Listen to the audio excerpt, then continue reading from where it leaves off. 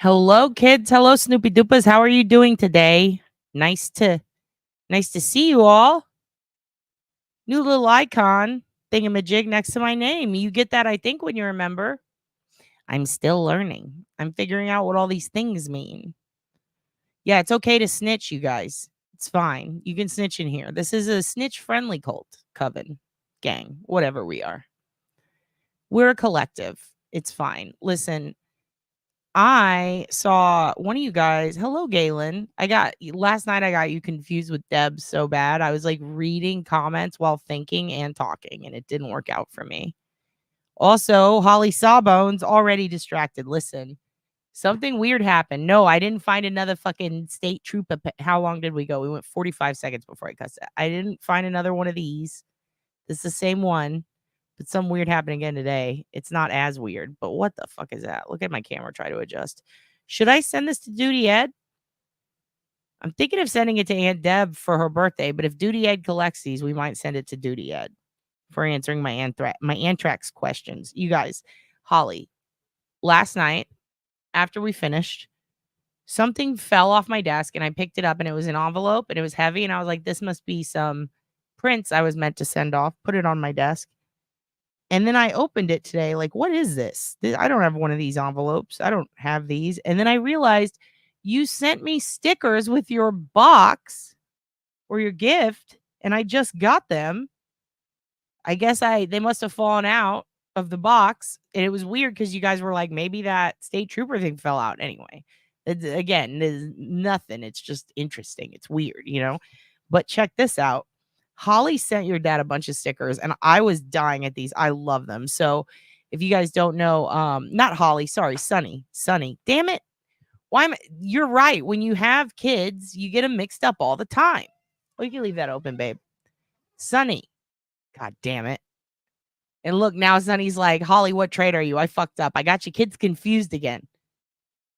Growing up, my mom used to say like the first part of my name and then the second part of my aunt's name because we were the same age. And it's like, she would say, Amber, I am Catherine. And with you guys, I'm like, Holly, Sunny, son, Holly. Listen, Sunny sent these. Sunny's an electrician, if you guys don't know. And she became a tradesman and a union worker. And she just decided, this is what I'm going to fucking do instead of being a lawyer. But we'll let her tell her story sometime. And she sent me a bunch of badass stickers. Check this out. Electricians local, proud to be union, 124 Kansas City, Missouri. This is going on my car. I want people to think I do that for a living. She made Snoopy Doopa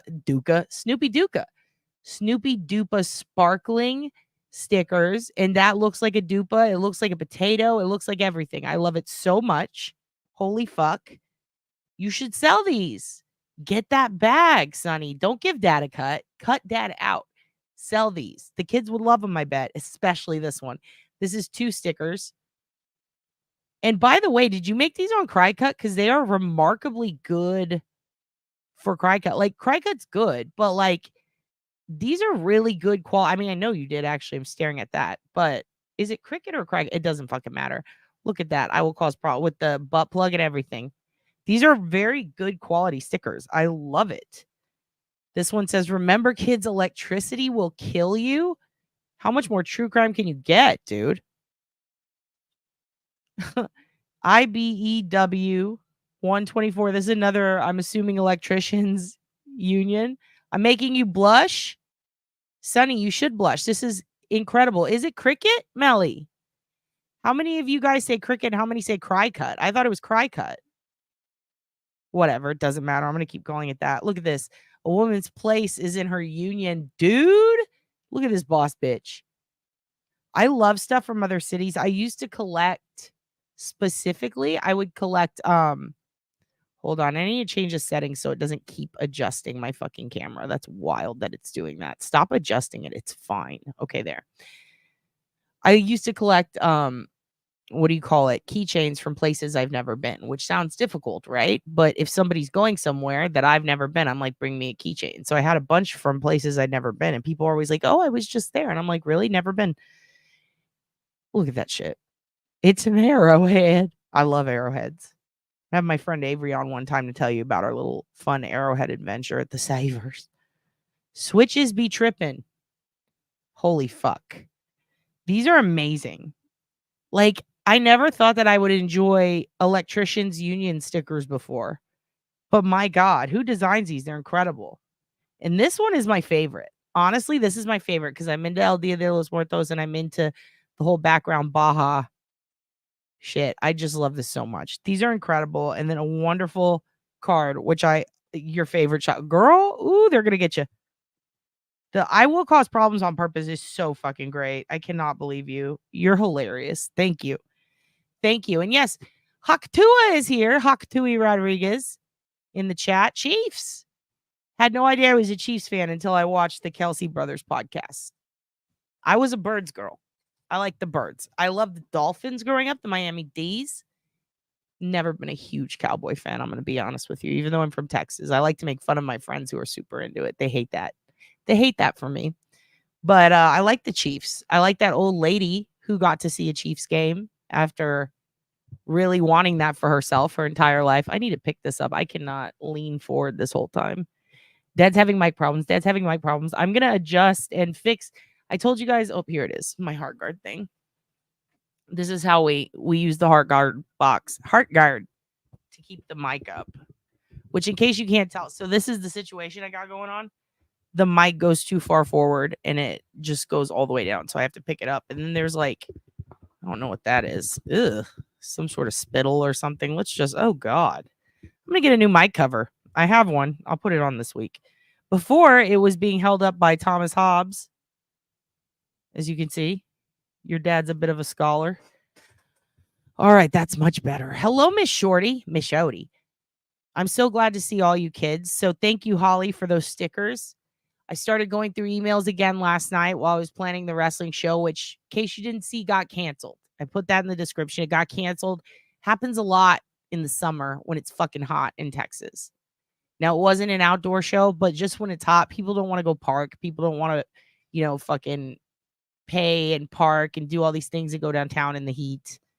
And, it was just a bad day. And we had, one wrestler cancel last minute and then another planned and then they couldn't do it. And then we end up with this guy and he comes into town. And he brings, his friends and family. And it's like, well, damn it. Like, we're not going to make him beat the shit out of himself. Like, we're not going to have him get the shit kicked out of him for like a couple of people. We didn't sell that many tickets yet. And then luckily that happened because another comic canceled. So like, this is how it is in entertainment. You get people that are always canceling. We could have scooped it together at the last minute and fixed it.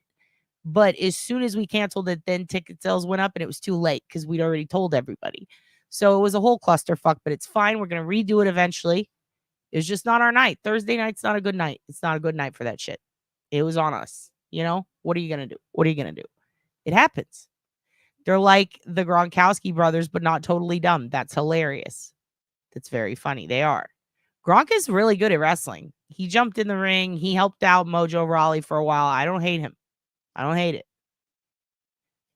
Thank you, Galen, says with Al. And so I want you guys to also know it is your Auntie Deb's birthday. Go tell your Auntie Deb happy birthday. Tell your Auntie, adorn Auntie Deb's chat with birthday greetings and comments. Galen, you're a big feckin' bird. Oh, Galen, you gave 10. Galen, CNAO, you guys. Let's get this party started. Pronounced. Oh, shit. Here we go. We're about to finally learn. Kia Ned. Wow.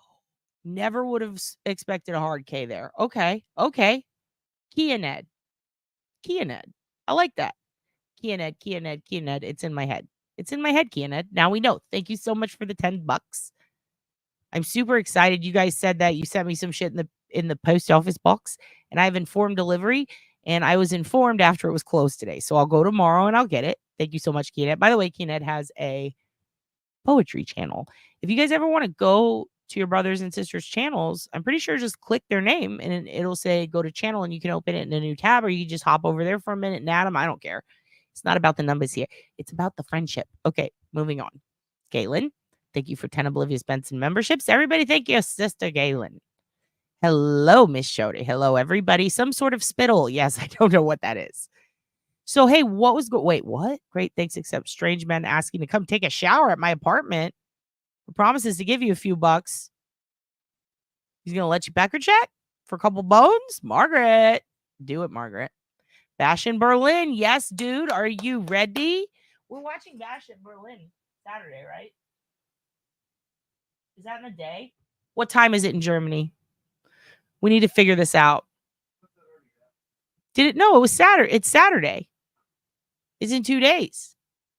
We just had AEW's live at Wembley, Bash at Berlin.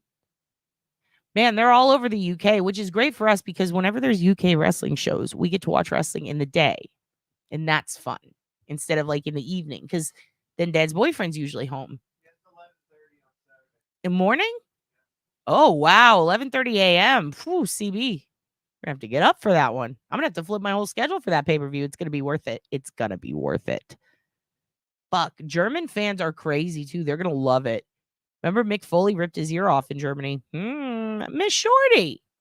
Miss Shorty. Run, don't walk to the family gathering with our dad. Yes, run. Grab the scissors and run. Dad's home.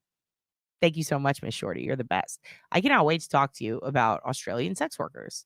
Which, by the way, hey, what one of you guys, someone said in here, who was it? Was it you, Margaret? Frosty Marks? Did you say that people were bullying or being mean to victims in the Wade Wilson chat somewhere? Where? Yeah, it does come up with some extreme shit. Good call, Pat. You know what's interesting? For being the home of the Hitler, that is the place where if you fucking do any sign, like anything whatsoever, like anything Hitler related, if you say anything positive about Nazis, anything like that, any hate speech involving swastikas, no. Go to jail. They will fuck you up, dude. They'll send you to jail. They'll, fine you a lot. And it's kind of interesting how like you could people do that. You could get away with that shit here, but not there. I think we should change it. I think it should be like there. I think if you pull that shit, you should fucking get your ass kicked and go to jail. Someone should be allowed to pop you in the mouth. If someone would drop a membership link, I will. And also, thank you, Car. It is here. I'm going to type it in here. It's youtube.com/@obliviousbenson/membership. Oops. I have a pen in my way. Sorry. Membership. That should work. Let me know. I don't know why Apple makes it so difficult. I don't get it. Yeah, no, I meant they coke up with all kinds of bizarre drugs, aka research chemicals. Oh, in Germany? Interesting. They still do raves and shit there? I watched a wild documentary once. I'm sure I've talked to you guys about it. I'm pretty sure I mentioned it. How it's about how in Germany, there's this whole wave of people who go to get apartments and there's no fucking kitchen. It didn't work, Car. God dang it. Oh, if you go in the description of this video, it should be there automatically, actually. It put one there. It gave me the option to do that. Auntie Deb made them rain the next day, I know. And Ernie Birdie, I went back through chat last night. Yes, they did. And I forgot about that. And I thought it was so they invented it. But then when it got trafficked to Mexico, Tom Arnold's sister is the one who got the bikers to bring it to the US. How fucked up is that? There's a really fantastic Playboy article about her being the Walt White of the US. It's fucking amazing. Auntie Deb did make it rain. And last night in the chat, I miss the chat sometimes because I get too far behind and I have to go skip. And I skipped over a whole part where Ernie Birdie, did someone take your bike? What the fuck happened? A weird guy was riding around town. The cops were going after him. Are you okay, Ernie Birdie? Fuck, I'm glad you're all right. I'm so sorry. It doesn't work. God damn it. Why does it do this? Let me see if, membership. Let me see if there's am I missing? I don't understand why it won't let you do that. Yeah, it's giving me the same link. Can anybody put in the chat if you have an iPhone especially or an Apple product? Yeah, I did copy paste it. See, look, check this out. How are you on an Apple phone? You have copy. Okay, if you are on an Apple phone, you have to copy the link and paste it into the Safari browser. Really? Why do they make it so? Pat Sanford says product. Hello, Justice Finder 210. Are you from the San Antonio? Is that why you got a 210? Represent. Orale, wey. What's up, Ray Twice? Oh, I'm seeing all these new names in here. Hello, Lyrer RCJH56. I'm just going to call you 56. You're my 56, okay? Tom Arnold's sister trafficked meth to the U.S. a couple of decades ago with a biker gang and had an underground lab and funneled all of the money, laundered it all through horse farms in the Midwest. Isn't that interesting? And it was a biker named like Big Red or some shit. It was he had a crazy name. He was like a well-known trafficking biker. That was her boyfriend at the time. And he was an abusive dude. Might have even been her husband. But yeah, she ended up getting busted because she ran this whole Walt White situation. Like Breaking Bad is mostly loosely based on her. And yeah, that's Tom Arnold's fucking sister. And it's amazing. And there's a crazy Playboy article about it. She's out of prison and stuff. It's like an 11-page article. And I was sitting on a toilet one day reading it, completely obsessed.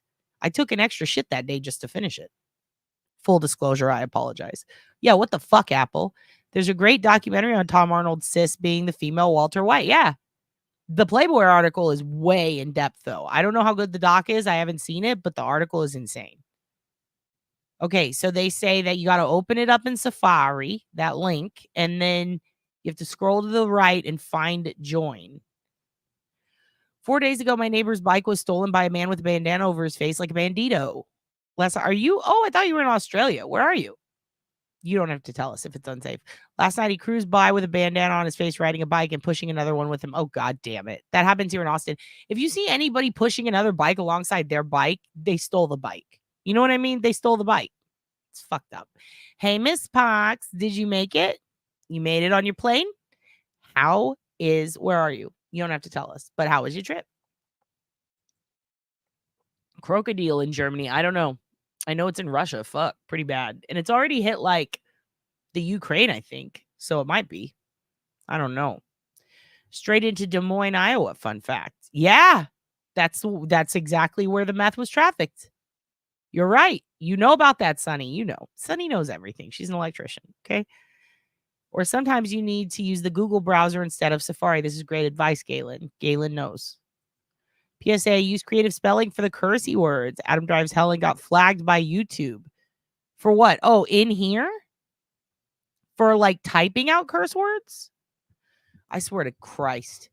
Just put a 3 for an E, I guess. And if it's fuck, then I don't know. Add an extra C or just do FUK or FUC. I don't know. I really hate that for YouTube. Like, just fucking let people say words. They're just words. Jesus Christ.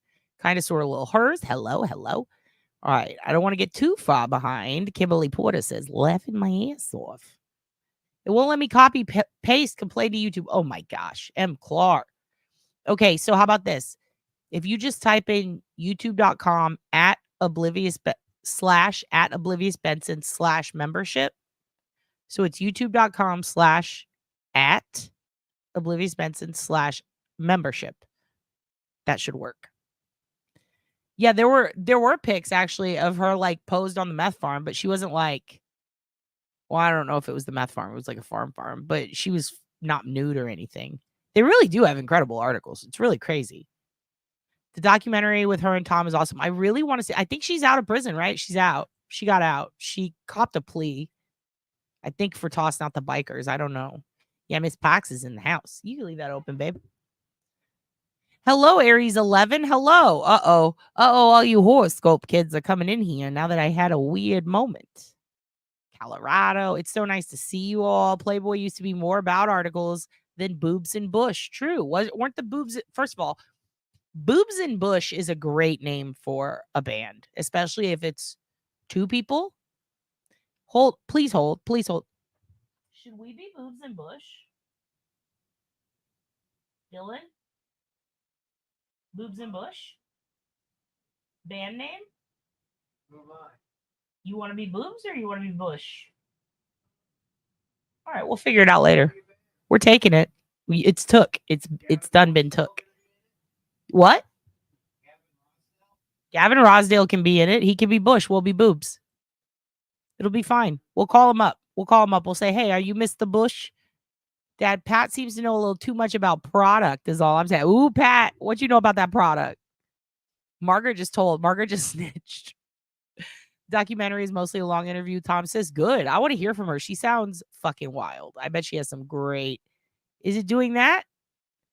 Lana and Amber, no. How's the quality? Is the quality okay? Put a 1 in the chat if it's good and a 2 if it fucking sucks. Lori Arnold was known as the queen of meth. Imagine that. We got the queen of ketamine, the queen of meth, all these queens. With all the drugs. You can't copy paste. You just gotta type it in. Clark. See, this is why I don't fuck with Apple. They piss me off. It's too simple. And then when you gotta do complicated shit, it doesn't let you. I'm home. I live between PA and MA, so I'm usually just flying home. It's so funny when people say I'm flying. I always just picture them going just through the air, even though I know you're in a plane. That's great. Pat, for the articles. Yes, sure. Hey, Haktui Rodriguez, don't you dare hate on them articles. They're good. Feck or feckin'. Yeah, we'll just do. How about this? We just insert the E on fucks. We'll just do that until you refresh. It worked. Excellent. Lana and Amber. Sherilyn, that was for a certain live chat. Uh-oh. Adam got busted. You got told on, bro. Hello, lovely folks. Fuck. That's the way around it with a V. Fascinating Martian planet art. Martian planet art. Ooh, I have to email you back. I love your ideas, and we're going to do that. Yes. See, I should get a CPE credit for this channel. I learned something new every day. You get your credit. You get a gold star. I'm so excited because we have a lot to talk about today. My crazy niece and her crazier hubs got into meth. I had to be done with them. Still done and over. Yeah. Meth is a hell of a drug. It'll make you dig a lot of holes. Let's just say that. Dinner time, everyone. Meth is bad. Okay. I love Mr. Mackey. That was so great back in the day. Was it Mackey? Yeah. Okay. Will you and Strategic Eyes ever collab? Who is Strategic Eyes? Let's look up. Strategic Eyes, Kimberly Porter. Let's see who this person is. Strategic Eyes. All right, let's see. What are they all about? My views are my own and don't represent any police agency. I do not work for the NYPD. Well, good to know. Okay. What do you do? What do you work for? I'm going to go read all the creators' bios for this live. That's all we're going to do. We're just going to go through and read them all. Oh, this guy. Yeah, I've seen him before. NY is the 4th largest state in the nation. We are a true crime community. My goal is to break down the latest news and get to the bottom of these cases using over a decade of law enforcement experience. Yay. Wait, I do not work. My view, I don't represent, but where the law enforcement experience come from? It's fine, whatever. Growing up with law enforcement, either way, I don't care. This guy, I've seen him before. He's great. I mean, unless he's not. If he said some crazy shit that's not true, then not great. But I've seen like 1 or 2 videos. He seems great. No real issues there. Yeah, I'd work with him. He kind of looks like, I feel like he did this one TikTok that sent me down a rabbit hole once. And if it is, I want to confront him. You sent me down an 8-day rabbit hole, sir. I learned a lot, though. I just want to tell him thank you. Okay, yeah, maybe. We'll see. I mean, if he asks. She's so weathered from those drugs. Who, me? Don't say that about your dad. They're not drugs. It was coffee and wrestling. Leave me alone. All right. You're talking about Tom Arnold's sister. Yeah. Yeah, dude. She fucking, I should? Okay. I mean, I guess right to him. I don't know. Yeah, she flipped on the bike. She didn't give a fuck, dude. She was like, man, It was like her ex-husband, and they were already after him, you know? I mean, I'm pretty sure she didn't snitch as long as she could. You're going to try Safari. I hope it works. Let me know. I'm not a Virgo. Not a Virgo. I'm a Leo apparently, but I'm on the cusp. All my best friends are Virgos and my boyfriend. That's interesting, right? Hello. Yeah, it's real bad. Meth is real bad. It makes you dig holes. It makes your teeth go bad. It makes you start cutting people's hair and trying to turn it into art. It's not a good thing. 1 million Russians are now addicted to crocodile, partly because it's easy and cheap to make. It comes from cooking coating with gasoline, paint that or lighter fluid, a few other easily, and eye drops. Remember, they put the eye drops in it. And that's horrible. And that's what I think collapses your veins. It's pretty bad. It's pretty bad. Yeah, I'm such a Leo, apparently, according to a lot of people. I'm bicuspus, remember? I don't even know what getting flagged means. I don't either. It's like a flag on the plate. I met Oblivious in Grizzly's chat. Oh, did you? Yes, probably. I love Grizzly's chat. Everybody's so nice over there. I was on a mission for a long time to find out what lipstick she was wearing. And then I was on a mission to basically like hear all of this one case that I don't remember which one it was, but it might have been the Corpus one because I had friends in common with that guy who ended up killing her. Yes, he did. And I remember talking to the people like my buddy Filler. I'm like, hey, how do you know this fucking guy? You think he could kill someone? And he's like, kind of. I think he could, but maybe not. He seemed pretty nice. I was like, well, that's good. Come on my channel and tell people he was kind of nice, but he probably could kill someone. That's going to be helpful. Fucking Filler. Anyway, yeah, I listened to her talk about that case, and there's another one a long ass time ago that I was just like, wow, I like how she's very Walter Cronkite. She just reads it, and then once in a while she goes, oh goodness, and then I laugh. I'm like, yeah, that's how I feel. She didn't flip, she took the hit. I thought she flipped and took the hit. I gotta go back and check. I feel like she flipped and took the hit. I feel like publicly in the Playboy article, she said she didn't flip, but I think she flipped. I had some court records a while back for it. I'll go double check, but I know that Tim Allen did. Ooh, if you guys don't know about Tim the Toolman Taylor, maybe we'll do an episode on him one day because I don't give a fuck. I'm one of those comics that's trying to stay low to the ground. I'm trying to stay under the radar. You know, the opposite of success. So let's fucking talk about that one day because, woo, Tim Allen's mugshot looks exactly like my buddy Andrew, and it's incredible. Could you say Buddha once in a while? Buddha, Buddha, Buddha, Buddha, Buddha, Buddha, Buddha, Buddha, Buddha, Buddha, Buddha, butt cheek, right? Isn't that a song? One? Okay, it sounds good. I'm chronically online and love learning about fucked up drugs. Oh, man. I do until I see like exposed bone. And then I'm like, I'm good. You know?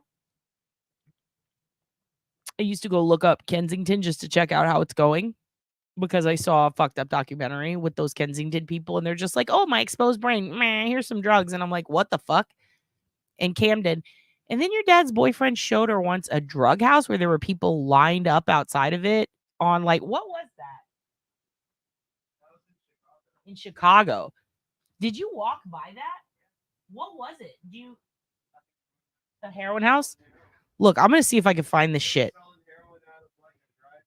So in Chicago, someone set up an old house. They set up in an old house, right? And they started selling heroin out of like a drive-through window. But it was at this house, right? Miss Shorty, I love meth. I miss it dearly. That's a problem. Anytime you do a drug, Miss Shorty, and you go, I love it, I feel like God, that means it's the worst thing you should be on. Like you shouldn't be doing it. And your dad knows because your dad has done drugs and gone, oh, this is amazing. I'll never do this again. And you have to be careful because sometimes you do it once and then you're just on it for a long time. God, thank God I'm too tired and old to do that shit. Too tired, too old. But yeah, that's the problem. That's the problem. Heroin feels really good until you can't shit. And then you're shitting inside yourself and dying. I'm sure opiates feel amazing because so many fucking people are on them. I mean, fucking, depending on what kind of pot you get, it can be a little wonky, and that's how you know that it's probably not like gonna kill you.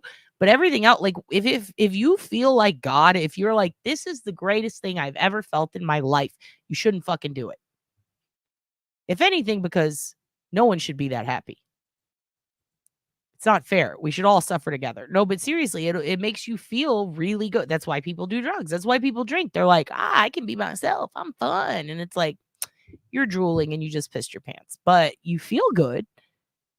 I had a dream about Aunt Deb that she opened a bar called Nuts and Butts. Is that kind of thing normal around here? I would go to a bar called Nuts and Butts. I would go to a bar called Nuts and Butts. I don't even drink. I would just go there and be like, let me see the butts. Can't do a membership today. Can everyone please pretend my name is green? Curious Wendy. I'm going to figure out how to get you one. I think I could can I just buy them for you guys? Is that allowed? How do we do this? It does. It makes you lose all your teeth. It kills your immune system. It'll give you a beard later in life because it'll like kill all your nerves and your receptors and shit, your immune system. And then like your hair gets really thin. And then like 20 years later, you've got like a beard. And it's like, what the fuck, dude? It's really just terrible. No, I know what she's saying. She's saying that it's great and she misses it. That's good that she misses it. It means she's off of it. But we can't be lying and saying like, yes, meth is bad, but we shouldn't be lying and acting like it's not addictive. It's addictive for a reason because people fucking love it. It's fucking great feeling. But then you feel bad. Like after you've done it a while, that it's like, oh, well, now you're going to now you look bad and you feel bad. Then it starts to slowly kill you or quickly kill you, or you just die immediately. Like it's all drugs that if it feels good to you, they all affect people differently. I hate, like, I can't do like painkillers or pills or anything like that. They make me itch. Thank Christ. Because when they injected them into me when I was knocked the fuck out at the hospital and I couldn't feel below my neck, I was like, this is nice. I feel good. This feels nice. Is that how people feel on pills? If so, don't ever give them to me. Because what the fuck? But part of the reason these things are hard to get off of is because people like them. They're so much fun. And then they're not until they're not, you know. Thank you so much, Sunny Lynn. Sunny Lynn gifted 5 memberships. I hope you get one, Wendy. I'm 16 years clean from meth in 2024. Law nerd Amber, I'm so proud of you. Difficult as fuck to do. You got a lot of you kids have written to me and we talked about this. I'm not going to out anyone. That's up to you. But like a lot of you have been clean for decades, for over a decade, for a couple of years, for a couple of months. It doesn't matter. As long as you got time, I'm happy for you. Even if it's a couple of days, get off of that shit. Take your time, get off of it. You know what I mean? And those of you who have, I love to hear that. I love to hear that. I would rather hear from people who have successfully gotten off and been clean for a long time. You know what I mean? Than to hear from someone who's like, you know, oh, I've never been addicted to anything and I feel great and it's easy to quit. Like, no, we need examples. It sucks that you had to go through that, but examples that it's possible. That's what you are. You're a living, walking example that you can fucking flip that shit. You can flip that house and you can turn it into something beautiful. And that's what you've done. Yeah, everybody's crawled for something in the carpet, you know. Let's hope in the future it's a contact that you lost and not like dope. Yeah, don't do it. People, that's the thing, is people love it so much they'll do that shit. That's why you shouldn't touch it to begin with. Right? Nothing good can come of it. Nothing. I've never heard a positive like, oh, thank goodness. Thank goodness I did all that meth. Otherwise, I wouldn't have fucking invented the Tesla. Like, what? No, nobody says that. Can I send you $4.99 to give me a membership? No, I can just gift it to you. I'll figure it out. I'll figure out how. We'll figure it out. Email me after this, Clark, and we'll figure it out. Because now I'm annoyed with Apple. I want to know why you can't get one, and this is pissing me off. They should let you have it. I usually have to watch you after the fact. Great to see you live. I'm so glad to see you, LEB. Look at your little Hoogan. What a cute little Hoogan. Congrats, Lana. I know it's so hard, dude. It's so hard. But you're never gonna hear me say like, oh, this drug doesn't feel good. Stop doing it. No, that's not why people do drugs. This drug, it probably feels amazing. You should quit.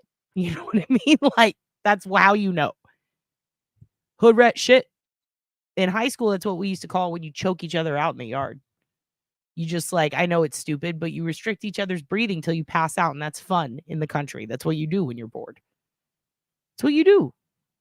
About as healthy as meth. You're live and I'm actually awake. Yay, Graham Michelle. Hello, Graham Michelle. Oh, like Michelle, that's fun.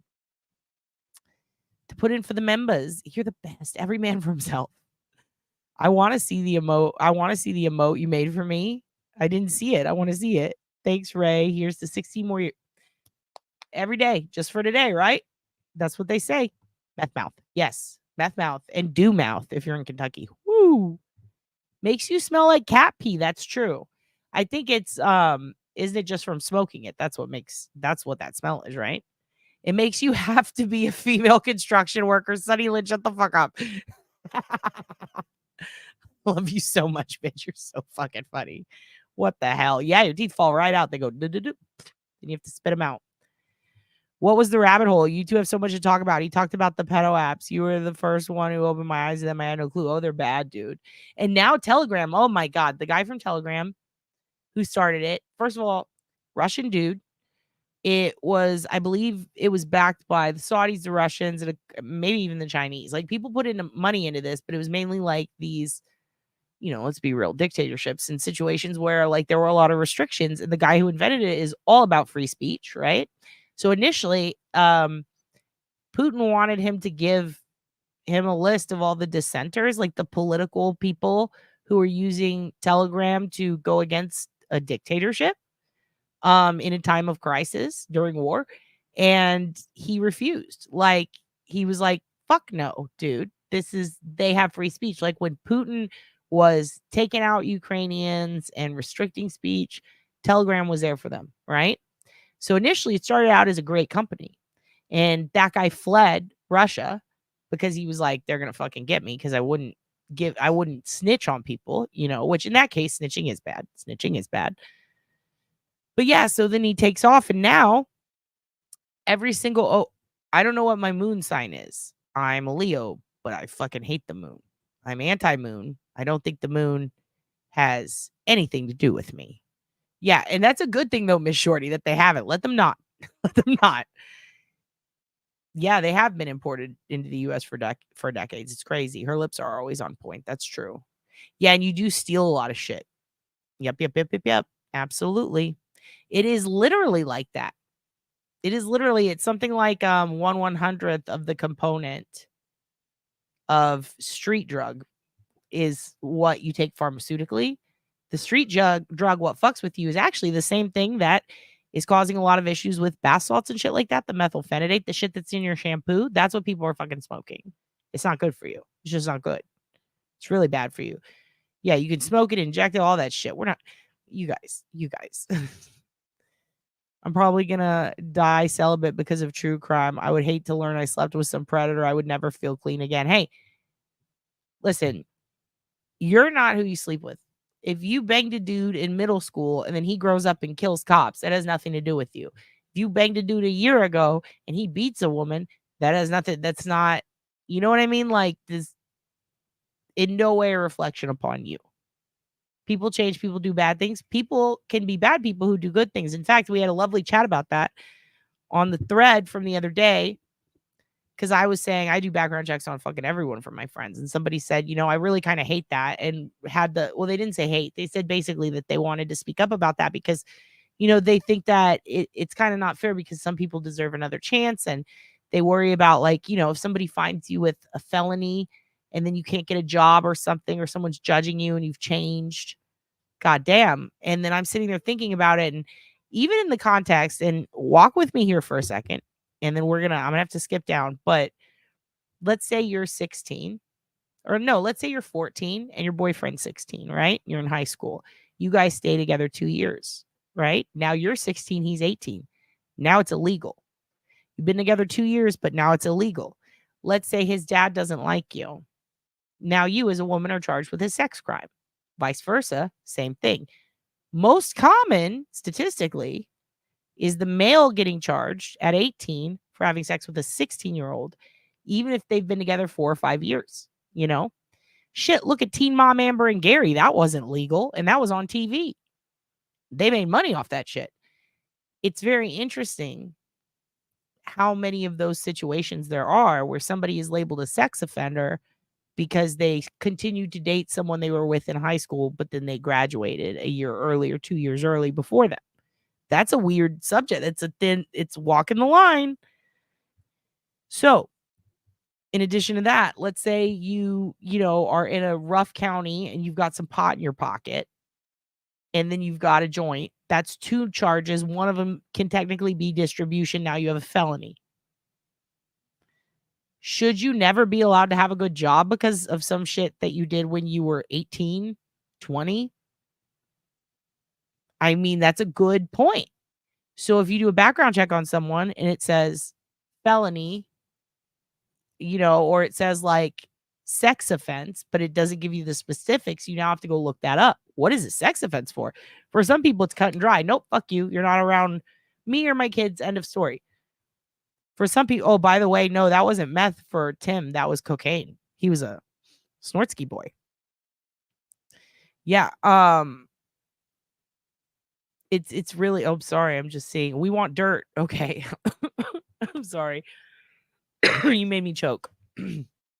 We want dirt. Dad's boyfriend under the desk like Nick Rakita. Any recent pics of Tim Allen? He looks bad. He looks really bad. That's all I'll say. Can't even get a vape in a drive-thru. Yep, facts, OB. When I did ecstasy in college, it's supposed to be fun. It's ecstasy. That's why it's called ecstasy. And then people are like, how do we get our kids off ecstasy? Don't give it to them to begin with. Like, don't let them near it. It's bad. It's just bad. But yeah, so Trainspotting fucking scared me. Trainspotting and Requiem for a Dream. That'll do it. That'll do it. It's okay that you're late, military mom. We still haven't gotten to the point. You know the deal here. We get about an hour in, and then we get to the point. So yeah. Oh, Sunny gifted 5 memberships. Thank you, Sunny. Thank you. You don't have to send me the money. We'll get you one. We'll make it happen. We will talk about it when we live chat. Absolutely. Nuts and butts. You love that shit. Okay. Drugs are bad. Okay. Absolutely. How dare you call me out exactly like that? Right. Like anyone who's been addicted to a drug but gave it up, of course you missed the good part. Yeah, exactly. But then you think about the parts where you're like shitting in a bush and then people are looking at you from a fancy restaurant. And they're like, what are you doing? And you're like, oh, I'm in public. Or you're climbing a tree or you're committing a crime. Destined to be the redheaded stepchild. Clark. Yep. Okay. Oh, look, your name is literally MK. He'll do gift memberships. I'm going to look up how to do that.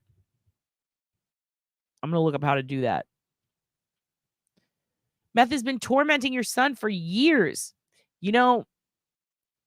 It's difficult to get people off of it when they're actively on it. You know what I mean? Because no matter what you say to them, their mind's going to be racing a million miles an hour. This is one of the reasons I'm glad I'm not a parent. But if I were, and I were in a situation, let me put it this way. I had a roommate named Cubby. Now, I understand how bad meth is. Okay. I'm from San Antonio. There are people who I've been friends with who could not kick that. One of them is one of my dearest friends, Cubby. Love him to death. Great kid. Absolutely fantastic. His parents are pastors at a church. They're sweet people. He actually had a really good life, kind of privileged, frankly.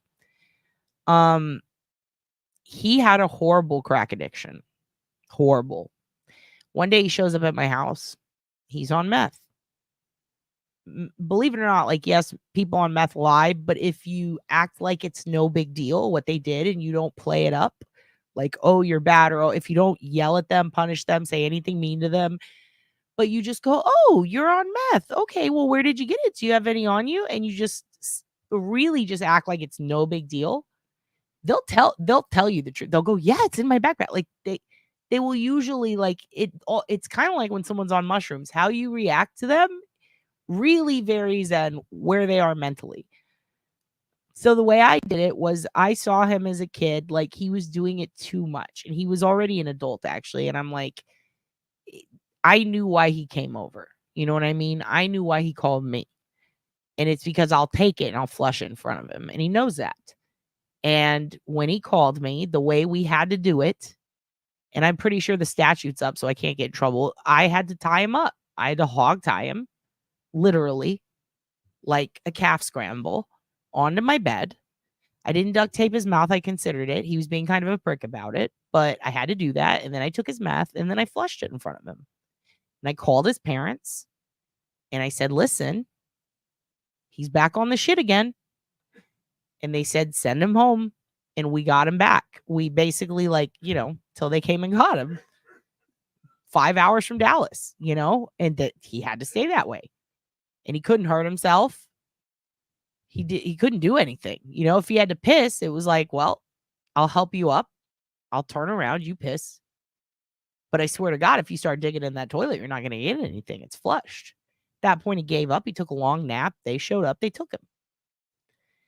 I really, truly think the only way to get someone off of meth who's on it actively is to let them get off once. You know what I mean? And I say but make them get off once. Like, they have to get off of it once. Once they are off of it, even if it's day 1, 2, or 3, even if they're withdrawing, they need to go through that.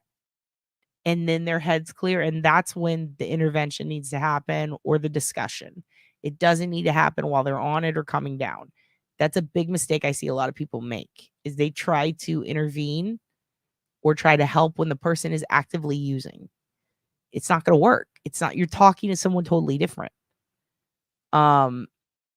It's very, very creepy, but I mean, honestly, I know it's not legal, but you got to fucking tie them up. It's the best thing you could do. Just tie them the fuck up, let them melt down. Don't hurt them. Don't make it so they can't breathe. Tie their ass the fuck to something. Give them food and drinks, soup, put a diaper on them if you have to. Fucking get through 3 days. They'll be fine. But they can't be confronted about it or talked to, really, until that part's over. And that still might not work. Really, it's a choice that they have to make themselves. But some of them fuck their brains up so bad they can't, They can't. This is so true. This is so true. Stay in the light, dude. And I'm one of those people, if I'm around people who are doing that shit, I fucking leave or I flush it. I'll be that guy. I'll be that guy everybody fucking hates. I'm that person who, no, you're not allowed to drink a road beer in my car. Throw it away. We're not driving. We're not moving until you throw it away. We just don't do that.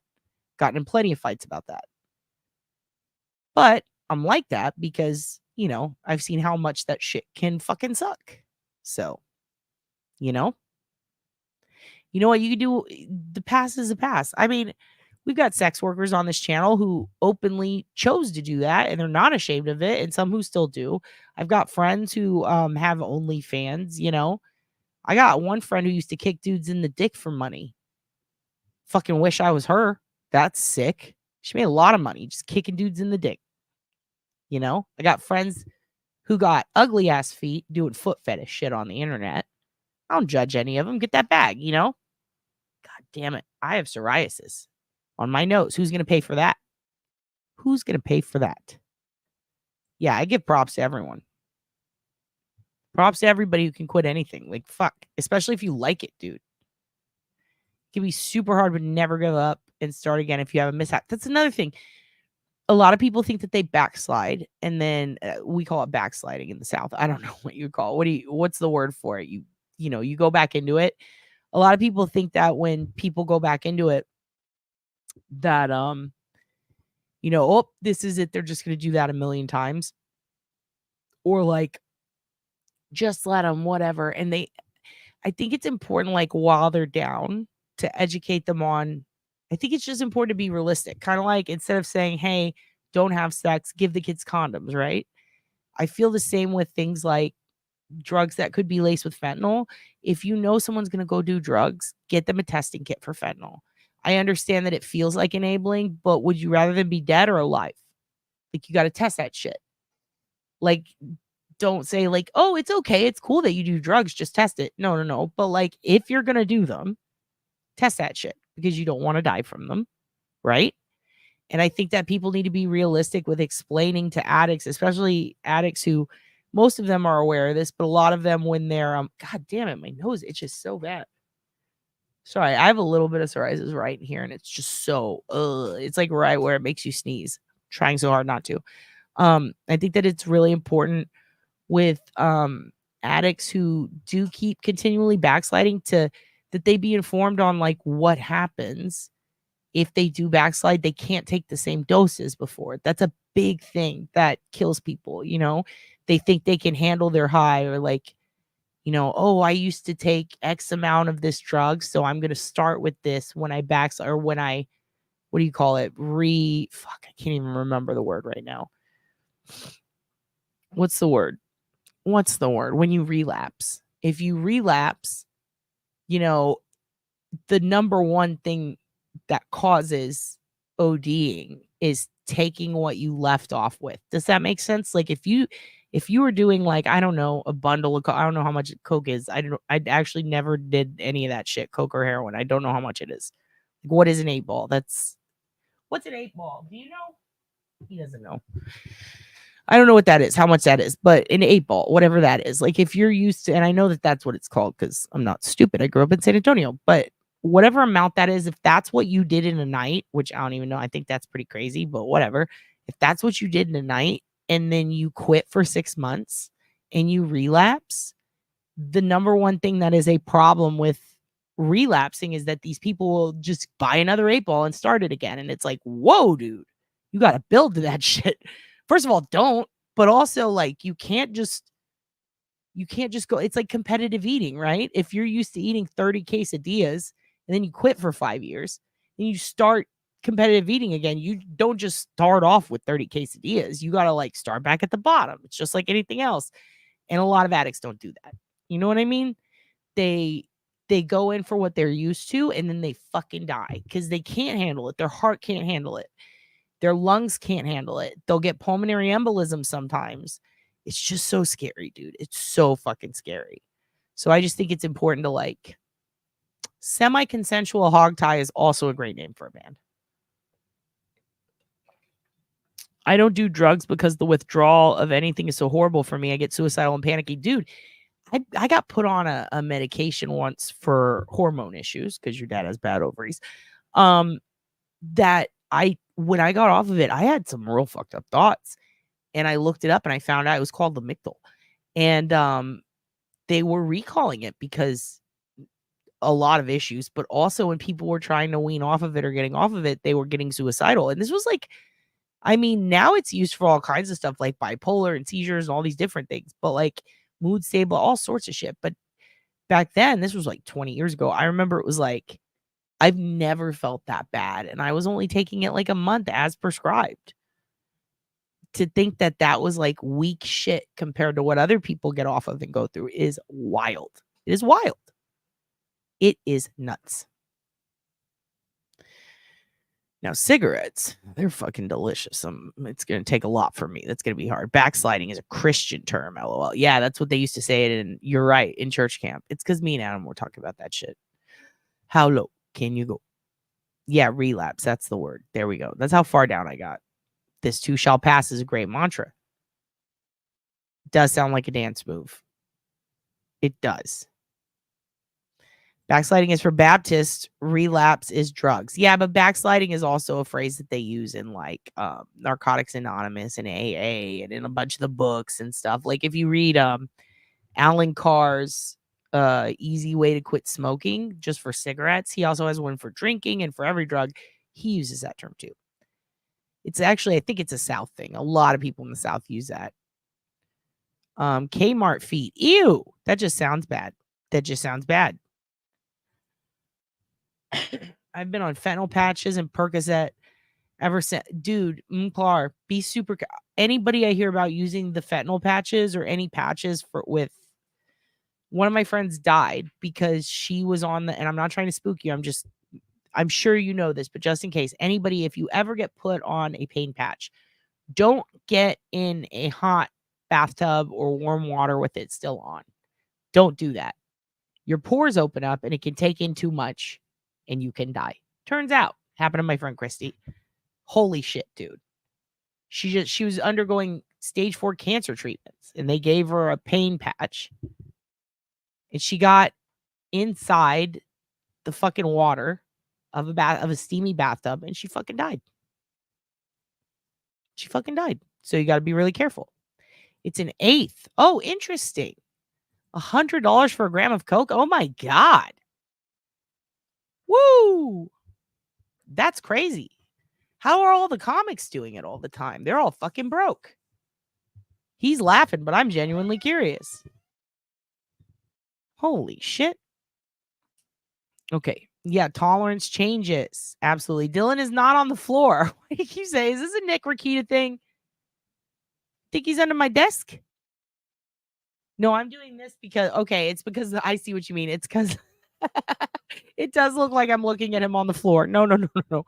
I have a huge I have a couple monitors up, and one of them's really high, and I have to look under it to see him, and he's just peeking over the couch in the other room. That's really funny. I just realized.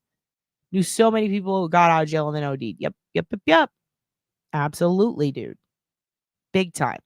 I'm an ex-addict, 15 years clean now, but when you are finding, you will do it without testing 100%. I know.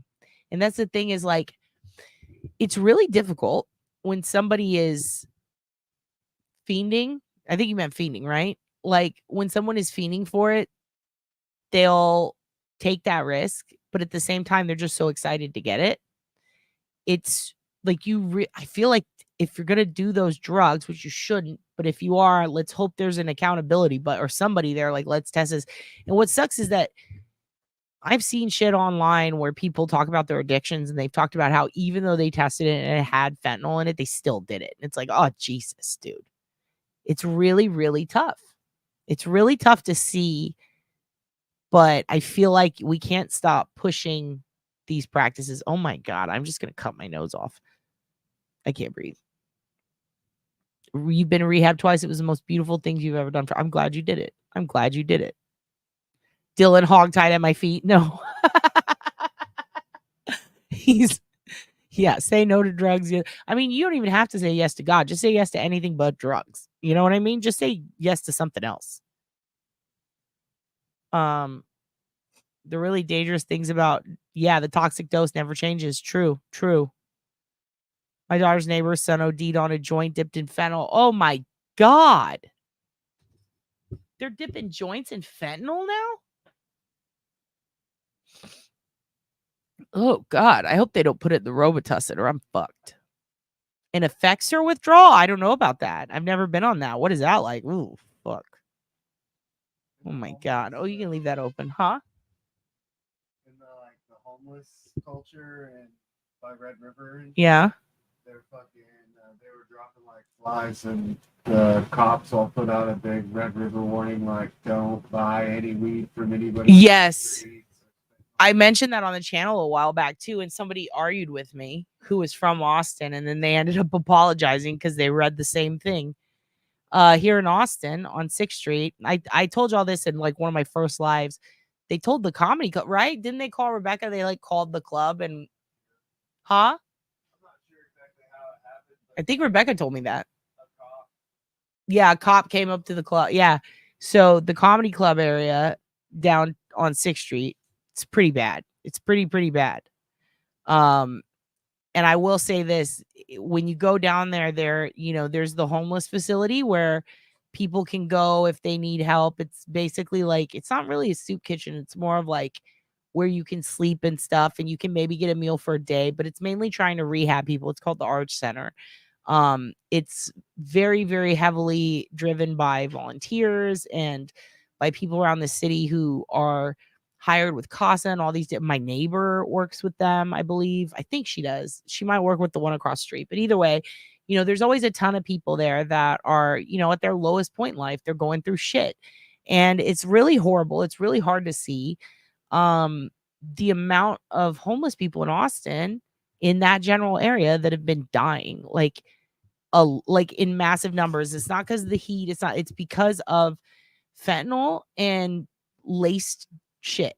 And it was so bad that the police went to the comedy club and even said, like, hey, tell anybody, don't do anything, don't smoke anything or buy anything from the people.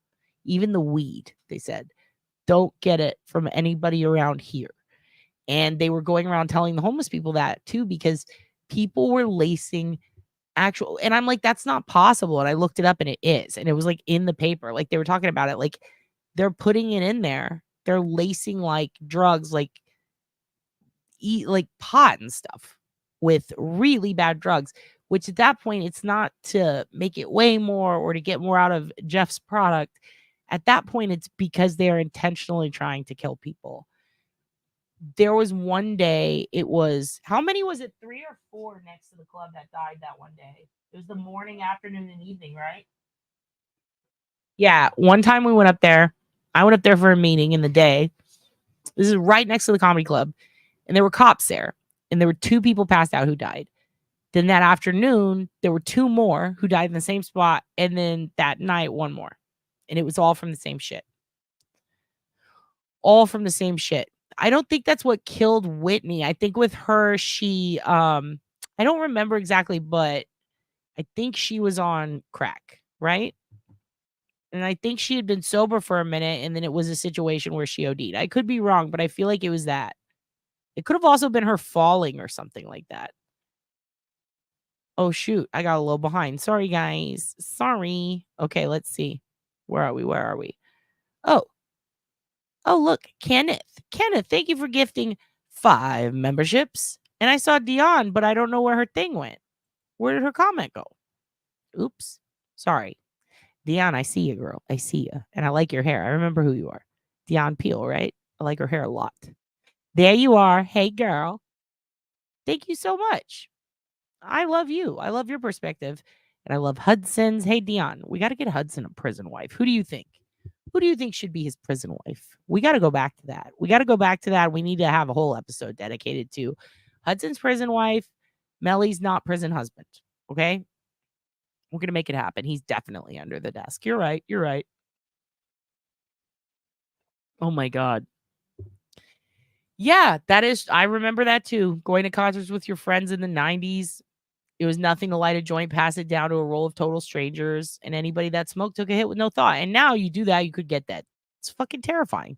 It's fucking terrifying. You didn't miss nothing. We're just talking about drug culture and how, like, it's really, it just, my point of all this rant was, if you have someone that you love, that you care about, and they're on drugs, you might have to do some extreme things to get them off. Some things that might seem unethical. You might have to hog tie someone and call their ultra conservative Christian parents to come pick them up and then take them back home so that they can go to a camp where they learn to not be on drugs, and instead they end up seducing the preacher's son as an adult and then running away with him in Oklahoma. That might be what you have to do. I asked to get off patches, but the doctor had me dosed down because the intense withdrawal is the hardest thing I've ever done. I gave birth to 4 kiddos with no pain relief. Absolutely no comparison. This is a fantastic comment. I've heard the same thing. I've heard the exact same thing from people who have, like, they put me on this, you know, and I thought childbirth was the worst and withdrawals are the worst. Holy fuck. It's a lot. I can't imagine what people are going through now who are seriously, like, because the opioid crisis is unlike anything we've seen. Like, I mean, yes, meth was bad, crack was bad, all that shit was bad, but like, those weren't drugs that your doctor was necessarily prescribing you, right? This is being prescribed to a massive amount of people. It's really it's really crazy. It's hard to see too, when you drive through cities and towns that used to be beautiful and now they're just fucked and everybody's just zombied out. It's like, what is going on here, dude? We could talk forever about that, but we need to move on. But yeah, I feel for you. And if you guys have somebody who's, you know, struggling with an addiction, and if we have any addiction counselors in here and you want to be put in touch with each other, we've had a couple of members do this already. I've told you, if you see a member in here in the chat and you don't know how to reach out to them, first of all, you can click their name and go find their email on their page. If you can't do that, or you can't find their email, you can send it to me and say, hey, can you give this to them? And I can facilitate that for you so that you can talk to each other, especially if maybe you want to talk to somebody who you see struggling in the chat, or maybe there's somebody in the chat who wants to talk to you because they see you as, like, maybe you've expressed that you're a counselor or something. I don't know. You know, you're probably all 40-year-old men just beating off at your computer, but it's fine. It's fine. I love you all. It took me going to jail for a long period of time to get my mental health meds situated, and I'm grateful for going to jail. It was overprescribed. See, you know, some of the worst times in my life I'm grateful for, because if I didn't have those, I wouldn't have these. You know what I mean? But yeah, also try not to judge people who are going through active addiction, because they're not themselves when they're on it. You know, I don't care what it is, whether it was prescribed or not. It's altering who you are. And that doesn't mean they can get away with anything. It doesn't mean they could kick your dog or beat you or anything like that. But it does mean that they're not thinking straight. So sometimes when you got to deal with people who aren't thinking straight, you can either A, get the fuck away from them. But if that's not a choice, that's not a possibility, sometimes you got to do things you don't want to do, like stun gun them or fucking tie them up and say, listen to me, you're being a prick. Now we're going to call the cops. Sometimes you got to call the cops, put them in jail. Bad boy. What you want? But I have a voice matchup question from the Micah Miller case. Okay. Tell me.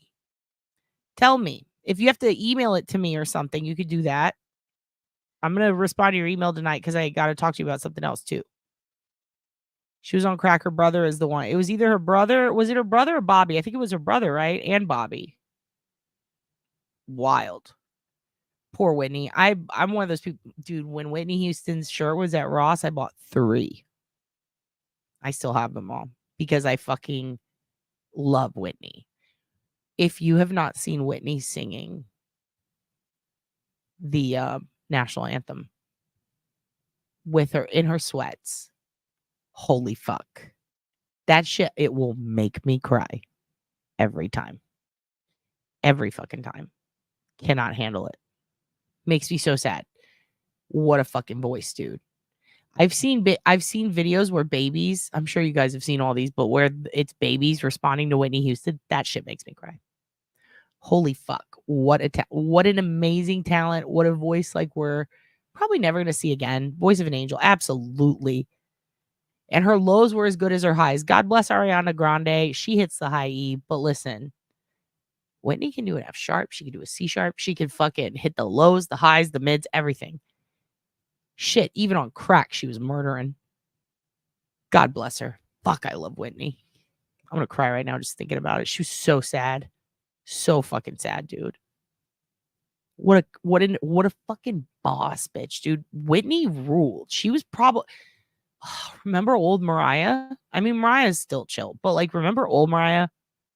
Remember when Fantasy, when that came out? Like, remember One Sweet Day with Boyz II Men? Fuck. I might start crying just talking about it.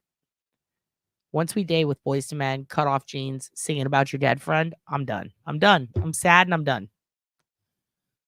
She had that talent from her mom and her grandma, and also singing in the gospel choir. Damn, dude. Because you'll always be my baby. I'll always be a part of you. You indefinitely. It's so good, dude. I have a Mariah painting. One of these days, I'm going to push the camera up so you guys can see what's up there. One Sweet Day was good. One Sweet Day was so good, dude. Glitter was my shit. Glitter came out the moment 9/11 happened. I'm not blaming Mariah. I'm not blaming her, but I am saying interesting. I don't know why there's not more conspiracy theories about that, but whatever. Babies on Whitney. What do you mean babies on Whitney? I'm gonna have to Google that. What the hell is going on today? I can't cry right now. Well, do you cry every day and it's not normal for you to not? Or what? I did go to the painkiller. I wound up in the ER. I thought I was losing my mind. I was at the lowest patch dose. He gave me morphine. He told me it was only to treat my withdrawals. Fuck. That, I'm seriously going to have to order like some sort of gel for my nose. I know you can't. I'm sorry. I'm not trying to be gross, but like I'm like flaking. I do look like a Nick Rakita right now. I look like I got coke coming out of my nose, but I swear to God, it's just skin, dude. Psoriasis sucks when it's in your fucking holes. Like when sorry, let me go back. When it's like in your nose, in your ears, and your eyes, fuck. Not much to do. I'm gonna have to Google that. Whitney was gifted as fuck, dude. Sorry, I can't yell at everyone. I love you all. You can yell at all of us. It's fine. My kids were conceived to some pretty cool music, and someday I'll embarrass them with that. Ooh, what? What music? You said babies listen to Whitney. Oh yeah, babies. Like when have you seen like parents show babies Whitney and then they're like they're just watching, and then the second she starts to sing, they're like, And some of them cry. Like, they love it, so they get happy, they're amazed, and then they cry. They're like, "This is beautiful." Like, even babies are like, "Oh my god. Oh my god, Whitney's the best." A Cleo collagen stick? Is that Miss Cleo? Because we're not doing that. We're not doing no more of that shit. Hit that thump, y'all. Hit that thump, says the Dion. I love this. Whitney's death was a tragedy. Yep, figure skating. Oh, I'm already way behind. Okay, what's the topic? You know what? Let's get to the point. Let's get to the point. No subject tonight, I don't think. No, we have subjects. We have subjects. Your dad's just enjoying talking to you guys. Okay. I did want to know who was victim shaming earlier, but it's fine. It's fine. Oh yeah, Richard Allen's jail shit. So here's what we have tonight. I kind of want to show you guys. I wanted to do some call-ins. We might still do that. I want to show you guys Richard Allen's situation in the jail. Okay. From Delphi. That's one thing I want to show you. The other thing, I want to talk to you about some rec stuff. It was something I noticed during when I was reading through Mary Murphy's reports. Remember, we went through, Dillhole has the best name and he poops every day. He poops every day.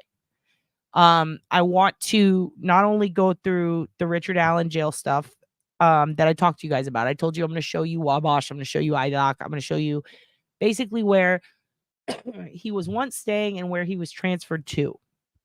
So I want to show you where he once was, where he was transferred to, and then I want to show you something I found in a Mary Murphy article that surprised me, and it has to do with Rex, and it's very fascinating.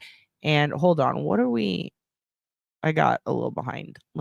I missed whatever that was. Okay, it's fine. It's fine. It just skipped me ahead. Wait, I got it in. Oh, figure skating?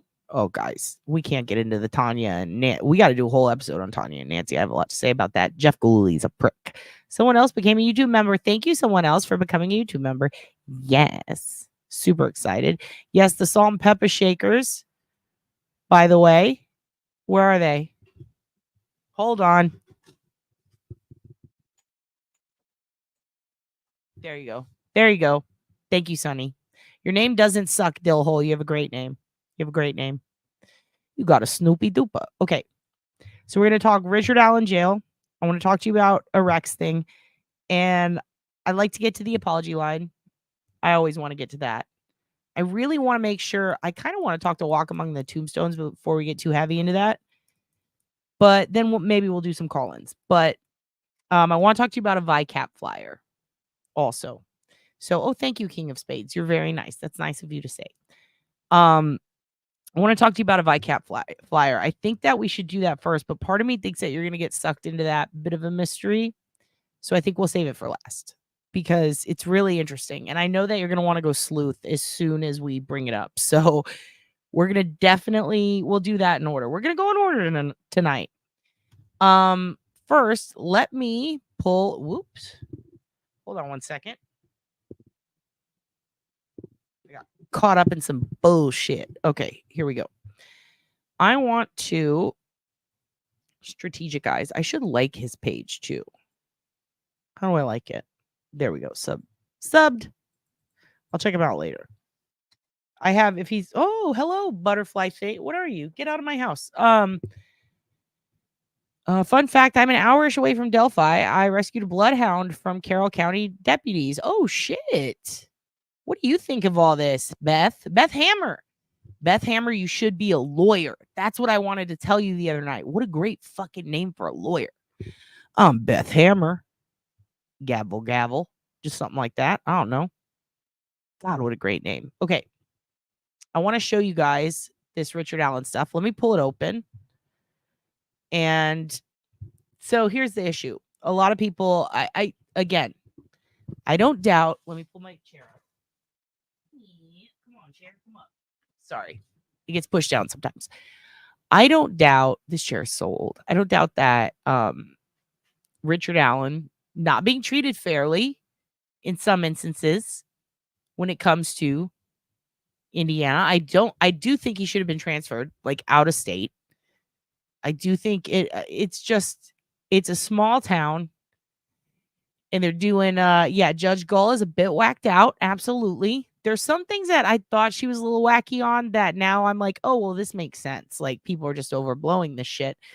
But I really wanted, hello True Grit Crime, I really wanted to get to the bottom of some of the biggest complaints that I've seen about his treatment.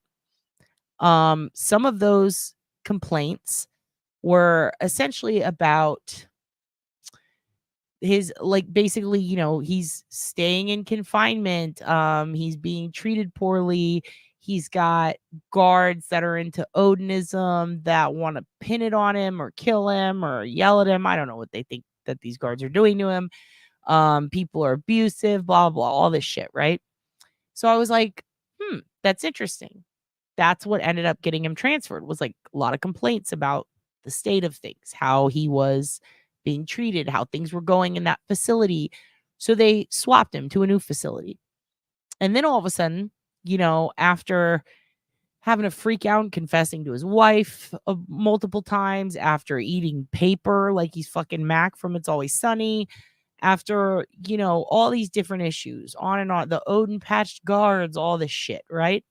After all that, he finally chills the fuck out. But what I found interesting is the place he was transferred to seems to have kind of a much worse reputation than the one that he was at. IDOC in general, which is the Department of Corrections in Indiana, not the best track record for being the best jails. However, their death row is pretty sick. Like, and I mean that both literally and figuratively. They're sick in the fucking head, but also it's a nice apartment setup. They've basically got, like, if you ever had Polly Pocket or you ever had like a fucking what do you call it, dollhouse growing up, anybody in there, you know how you could just see it and then you could put things in. That's kind of how it's just like any other jail, you open facing out, but it's like a nice little cubicle apartment almost. That's not that bad. And they have TVs, they have video game, like they have shit in there. And they're also never going to be put to death so far because they've already decided, like, we're going to ban this temporarily. We're not going to have death penalty, but they still have death row. People have been sentenced to death. So they're basically kind of just sitting there, chilling in these kind of shitty, like, concrete floor apartments. To be honest, it looks nicer than where I live. Our concrete is way more fucking busted than the concrete at the jail at IDOC. So I kind of don't feel bad for him on that level. But I do think that inhumane environments, I'm all about being humane. Some people do such horrific shit that it's like, nah, fuck them. But I get people have empathy. It's hard to see that. See, you're glad that he was moved out to a county jail, right? So when we compare the two jail, Polly Pocket, that's the one. When we compare the jails, I just want you to see, I realize that this isn't going to be like, we're not going to go in and see exactly where Richard Allen is kept, like his specific cell. But no one waiting for trial should be in solitary confinement. I would argue, if I were a defense attorney, now I'm one of those people, if I weren't arguing, if I were just giving my own opinion, I do think solitary is really fucked. I don't think anyone should be in it. I never thought anyone should be in it since Murder in the First came out. And I went, wow, that's fucked up what they did to Kevin Bacon. However, I do understand from my corrections classes why they do it. I still don't agree with it. It is considered cruel and unusual punishment. Absolutely. It's really fucked up. It's a rat in a cage, right? And not even a cage. They're in sometimes cement, sometimes mud. Sometimes they eat their own feces because they're just abandoned and left alone for so long. They're left alone. Yeah, there have been many complaints. So here's the situation. It's not cool to put anyone in that, in my opinion. However, if we're going by law, unfortunately, and what is okay and what is not okay, we have to consider that there was supposedly he's suicidal, right? Like, we're worried he's going to kill himself. Now, at that point, I think he should have been moved to like a mental health facility, right? But no, they chose solitary. Unfair, not cool. It does feel like torture. And also, it's not just, if I agree, if they are presumed innocent, until proven guilty, right? The worst of the worst, I just feel like, holy shit, that is really overreaching what should be humanely, ethically, and legally allowed. It's just fucked up. I don't know what to say about that. However, Beth, here's the thing. I'm not from Indiana, so that's kind of why we're doing this today. But if you're in Texas, you definitely want to be in a prison and not a jail. Absolutely. County jails here and jail in general, no fucking joke. Really spooky dooky. Really bad. Not a good situation, especially if you're north or south or pretty much anywhere. A prison, though, you basically have more. You have more space sometimes, depending again, north or south. You have access to more private facilities. Here in Texas, it's a little bit different. You know what I mean? All states are kind of different as far as how they function. I mean, I understand that there are guidelines here, federally and statewide, but here, a lot of people would argue, no, I'd rather be in prison because that's where you get good food, or that's where you get commissary. That's where you get these things, you get space, you get to go out and do stuff. In jail, it's like you're in a room with 7 other dudes that all are just staring at you and you have no idea what anybody did. You just know that they want to fucking rip your face off. So it really depends on where you are, on whether or not, jail or prison is preferable. Now, here's the thing. If they have strong enough evidence and they believe that he is a bail or flight risk, basically, totally makes sense why, he would be put in a jail. In a prison, well, depends. What's the difference between jail and prison there? Because it seems like one is the one he's complaining about, and then the other seems a lot nicer and he seems more chill there. It's just very confusing. You know what I mean? The things I heard in that courtroom, I wouldn't totally understandable, but you heard that. Is it true? Is my question. Because the people who are saying this are also the same people who believe that it's a bunch of Odinists.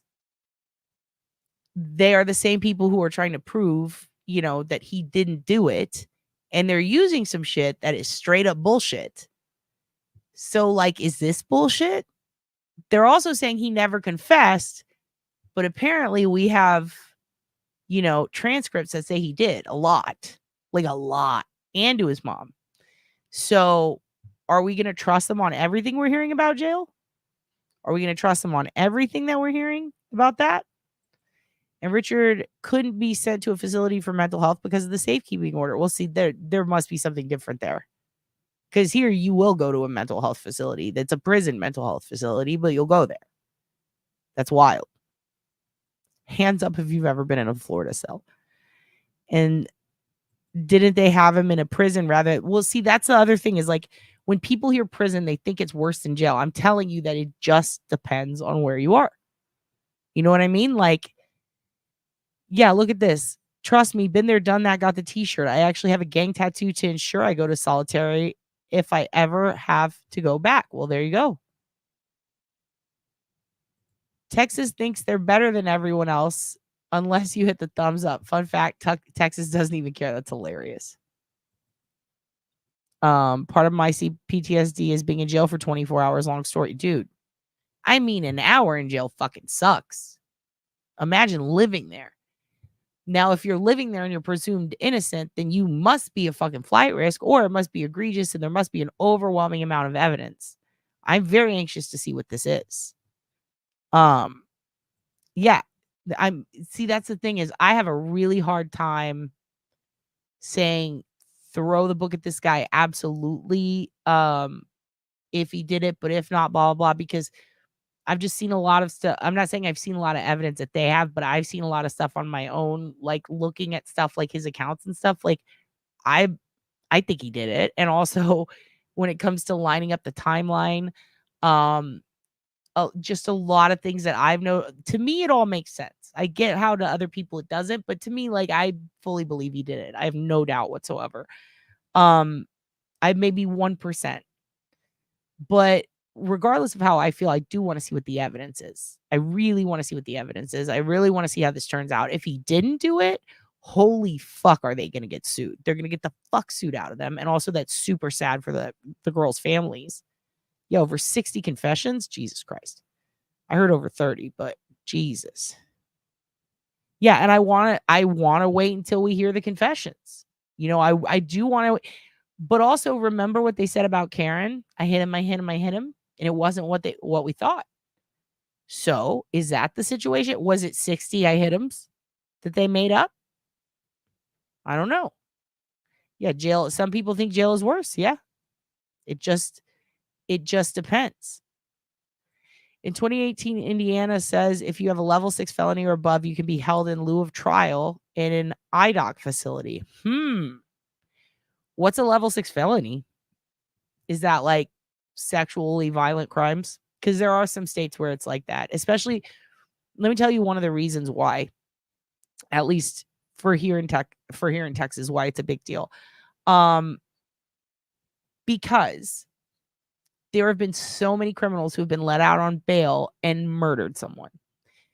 And like, we all know this has happened, but it's happened a lot recently, and a lot against women and children of a sexually violent nature. One happened here in Austin, up the road, to a girl who was in one of my true crime groups. She had an abusive ex. He comes out of nowhere. He's got like, his dad's a cop, his grandpa's a judge. It's like his whole family's fucking connected, right? He beats the shit out of her on a regular basis. She keeps quiet. Then one day he kills her. Or he tries to kill her. He doesn't kill her yet. He comes fucking close. He ends up going to prison. He's there barely at all, or going to jail, I guess. He's there barely at all. He's there like a week. The judge is like, put on this ankle monitor and you get bail. He gets bail. Now, the shit he did to this girl, I'm not going to go into details. It was egregious, right? He not only got bail, but he had been transferred way up northeast when he got busted because he was on the run. So when they got him, he was up there. That judge let him out on an ankle monitor and he had to return to Texas. Well, then he comes back. Guess what he does? He hunts her down, immediately finds her, and finishes the job. I was curious how many times this happens. That guy had no previous record whatsoever. Perfect inmate in that he had no right. Like, he was a perfect example of who you would give bail to. Not a flight risk, blah, blah, blah. But he did something fucked up, right? So when you have a case where it's, first of all, you have Lyric and Liz up the road. The guy who they thought did that had just killed himself. There's another guy picking up over 19 kids in pairs and molesting them, attempting to kill one. He had just been picked up around that time. We had another guy. There's the guy who killed himself, the guy who went to jail, and there was another guy who was kidnapping two girls at a time. He got busted a few months before that. He was in prison. He couldn't have done it. The documentary on Lyric and Liz said enough. Like, and it was, even their statistics were wrong. They said at this point it was something like less than 20 people had kidnapped groups of two girls in all of the US in 30 years. No, it was like more like 30 something. But regardless, it's still not a lot, especially when you have 5 or 6 all in Indiana. What was it? Indiana and Illinois and Iowa, like the eyes. Like, that's where most of them are focused. Like, that's wild. So Richard was basically the last remaining of those duo kidnapper possibilities, right? So when they found him, it's like, oh, fuck, not only could he be Delphi, but could he be responsible for Lyric and Liz? And then a couple of other crimes that they tried to see if he was connected to. But like, there was so much that had to be processed and done to see if he's potentially liable for other, crimes and stuff, that took a minute. So imagine if in the time to even figure out, is he a potential for Lyric and Liz? He's already out on bail. That's spooky dookie if he had been, right? So far, we don't know that. We don't know anything about that. Has he or has he not? So far, we've heard nothing about that. I find it really interesting that this guy was there. He told them I was there. He said, I was there and I was checking my stocks. And then he changes his story. He was looking at fish. He's doing whatever he's doing down there alone. He matches the profile. He somewhat matches. It kind of looks like Roddy Piper, to be honest, but he somewhat matches one of the sketches. It's really, really crazy to me that all of this shit lined up, including the vehicle. And then there's more, but we won't get into that. There's a lot that lined up that pointed to him. And they should have just really been super careful not to do anything to fuck up his constitutional rights, right? That should have been key if they are that sure he did it, all right? It feels like they did everything to fuck up his constitutional rights. However, I don't disagree that, or I should say, I do agree I don't think he should be out on bail. I'm sorry. I just think that he is a risk. If he did this, it seems overwhelmingly that he did. It just does. Especially when you consider that there really weren't anybody but these fake Facebook witnesses who never came out in any trial or court documents talking about these meth heads under the bridge, right? There's just a lot of stuff there that to me says it's just not worth letting him go if he is the guy, and it seems that he's the guy, and here's all this evidence that he's the guy, and we spent a long time figuring out he's the guy, and we fucked up for many years because we didn't realize he was the guy. Like, I get that. Does he need to be in solitary or beaten or treated the way he's been treated, supposedly, allegedly? No. Like, he didn't deserve that. But is that what's really going on? I find it really weird that there have been 3 cases where someone ate paper, and all of them were faking insanity. So if we're looking at patterns, I feel like that was kind of a show. I feel like also refusing to eat or sleep or talk is also kind of it's kind of a bitch move, right? Like, really, dude? It's not going to get you freed. Like, not taking a shit and eating, or we're supposed to like, yeah, Trump does eat paper. At the end of the day, we're all human beings, even him. He has been eating his feces and urine, but he doesn't have to. That's the point. He doesn't have to do that. That's my point. He's given food. Listen, if I sat here right now and I took a shit in my hand and I start eating it on camera, are you guys mistreating me? Are you? Am I being mistreated by Dylan? He doesn't have to. He doesn't have to eat his own shit or drink his own piss. He absolutely doesn't. He's given food. If he rejects it and chooses to eat his own shit and piss, I guess eat up. Enjoy the butt buffet, brother. Like, I don't know what to tell you. He should be psych eval'd immediately, which I believe they did. The old crunchy butt fay. The old crunchy buffet. The old cunty buffet. I think it's his kink. He does it for sexual. I don't think he's sitting there trying to beat off in solitary, but maybe. I mean, if I was a dude and I had to kill time, maybe. Here's another thing. He wasn't in there that long. Like, everybody's acting like he was in solitary for years. Like, he started doing this wacky behavior in April. Like, it was pretty quick after. Like, you don't go. I'm sorry. I've been stuck in a fucking, this is no comparison to prison, obviously, but it felt like it. When it froze over here, we were stuck in a house with no electric, no fucking water, freezing, alone, in a tiny box, like, for days. We didn't eat our own shit. We didn't eat paper. You know what I mean? Like, we didn't go crazy and start confessing to murders we didn't do. God damn it. The old brown bag special. God damn it. We didn't do that shit. He wasn't in there that long.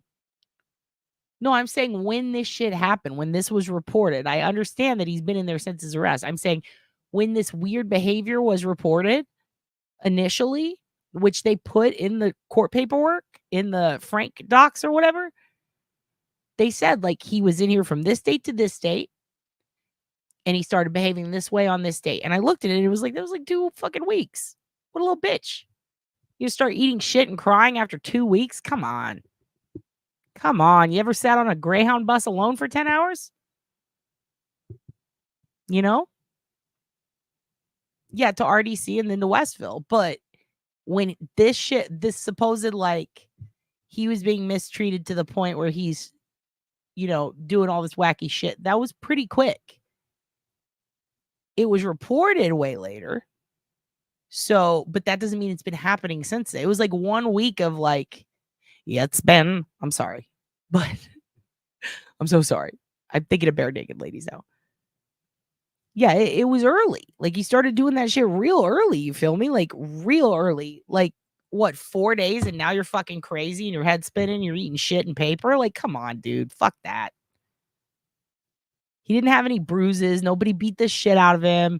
He was video monitored. According to his attorneys, they were being watched and he was constantly being watched, and that's what was so bad about it. Yet somehow he mysteriously is tortured in front of people? No. These attorneys are fucking kooks. They're being kooky as fuck, dude. They're stretching it. R. Kelly, dude. Wait. Was it R. Kelly who essayed Aaliyah? Essayed. No, sexually assaulted. We say the word here. What is it? Is it R. Kelly? Peed on her. He peed on her. Yes, it is. Yeah, see, Amy Thorpe. I've sat on a Greyhound bus for 10 hours. Never crossed my mind to eat shit. Exactly. Greyhound buses are pretty much solitary. They're the fucking worst. They're solitary, but you have people in there with you, and it's bad. Yeah, no, it was very good. Go back and read how long he was in there before this behavior started. Like, it's not that long. Like, he just started doing that shit. And here's the thing. When you're offering someone food and water and they're like, no, thank you. I had a big lunch. I ate my own shit and drank my own piss. What do you do? What do you do at that point? Well, Richard's full. Rick's full. He ate his own ass today. Like, what do you do? If you have a person who chews their thumb off to the bone, that's a quick trip to the mental health facility, right? He ate paper. I mean, I swear to Christ, I've seen some shit. You guys can look it up. I'm not going to look it up, but there have been some fucked up cases of people doing fucked up stuff because they're stuck in solitary for like a long time.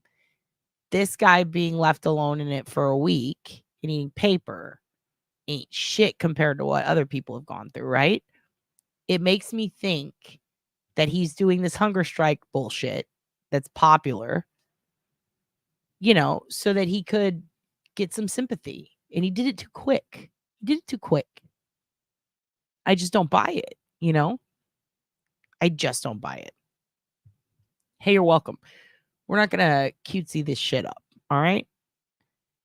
If someone gets molested, we're not going to be like, Loopy got touched. No, that's not what happened. You didn't get touched. You got molested. That's like way worse. We're not going to like pretend it's cutesy bootsy.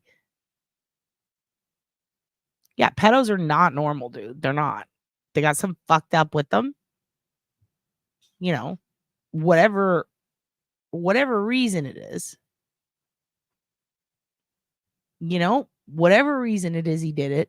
It could be calculated. It could be that he was going crazy. Maybe he's never experienced anything like jail. He was that terrified, and that's what happened to him. But they offered him food. They offered him water. They gave him a place to sleep. There have been no reported physical injuries inflicted upon him. He's just been isolated. But even then, he still gets visits. He still gets phone calls. It's difficult.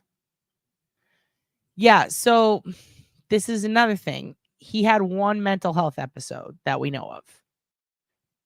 Remember Sandra Birchmore? They said, oh, she'd been suicidal before. What happened?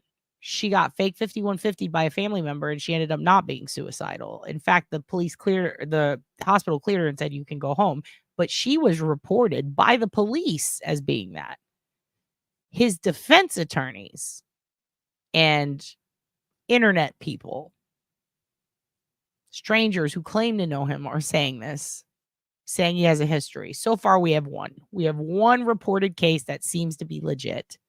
And it's because he got piss-ass drunk and had a domestic incident with his wife. You know what I mean? He could have been eating paper before he was arrested, sure. But you know what? I ate paper. I ate glue growing up. I'm fine. Shit, some paper's delicious. Yeah, he fucking just stuck his thumb up his ass and sniffed it. I can't stand Stefan Cerns. I'm glad it's fucking cold. All right. True. Strangers and people on the internet that don't know him are saying the opposite too. Absolutely. Absolutely. Absolutely. So how do you feel about the attorneys claiming we have no DNA, no cellular records to link to him? Well, I think the cellular records is a bit of a stretch because there are. I think the geofencing is up in question about the legality of it. And there have been a bunch of court cases recently that attest the legality of it and specifically how it was used in this case. So I don't think that there is no cell forensics. I think that whatever cell forensics there are possibly unusable or could end up getting the prosecution called into question and the case being thrown out due to the geofencing that they used. Cellbrite also takes a very long time, something like 11 months in some cases, for the analysis of certain phone records. He had a lot of phones. They have to go back and do that for each one. If he had 10 phones, you can either have 10 Cellbrite analysts working at once, or if you have 5, now you've got to double that. Now it's going to take 2 years. I do genuinely think that the defense is doing a pretty good job of stretching thin what little they have. Especially without his real cooperation. And then he became super cooperative once the judge threw them out, which I think is wild. I have to say, though, when it comes to the DNA, I don't know. I have no opinion on that. I don't know. If they have no DNA, that fucking sucks. Prosecution says they have DNA. I want to know who's lying. It's very Cantony. So I'm going to wait on that one because I don't know yet. They've said they have it, and then the others say they don't. So I don't know. But on the cell records, I do think it's been poorly explained by the media, but it's a geofencing issue. I don't think it has anything to do with him not having the records, like as in and also he admitted to them, like, I was there, this is what I was doing, I was on my phone. And that was before any of this happened. Like when he was telling them I was there, what were you doing there? I was checking my stocks, walking on the bridge. Done, you know? Whether or not the geofencing was legal, that's a state of Indiana thing. You know what I mean? So, with that said, half of your question I can answer. I think that they could be stretching it thin or misrepresenting that. But with the DNA, if they're right, it's going to be tough. It's going to be real fucking tough. Yeah, cupcake wrappers are really tasty. And also, if you ever get a hot dog with the thin paper in New York around it, I remember watching the movie Mannequin, and there's a part where she eats a hot dog and she bites the paper. And I'm like, what the fuck is she doing? And ever since then, I eat the paper. I don't know what's wrong with me. I don't know. She wants to tax me. It's not all about you. It's about the good of all Americans, isn't it? Who? What's going on? Who's trying to tax you? What's going on? Who's complaining? Who's the piggy in Lord of the Flies today? Who we got to boot? Who's being annoying? What's going on? Who? Tell me. Just tell. I'm gonna skip to the bottom. You guys tell immediately. All pedos are whiny victims, but he was like, my core temp went down. You checked. F you, don't question my intelligence. You're done, aren't you? Who? What's going on? Who are we? Fucking politic talk. Gag me. I send my tax papers to dad. Who's pissed off? Who pissed off who? Who pissed off who? Do you know what unreal? Nope, we're not. Listen, I like you, Clar. I like you, Witch. Why don't you kids get together in a private chat and yell at each other about politics?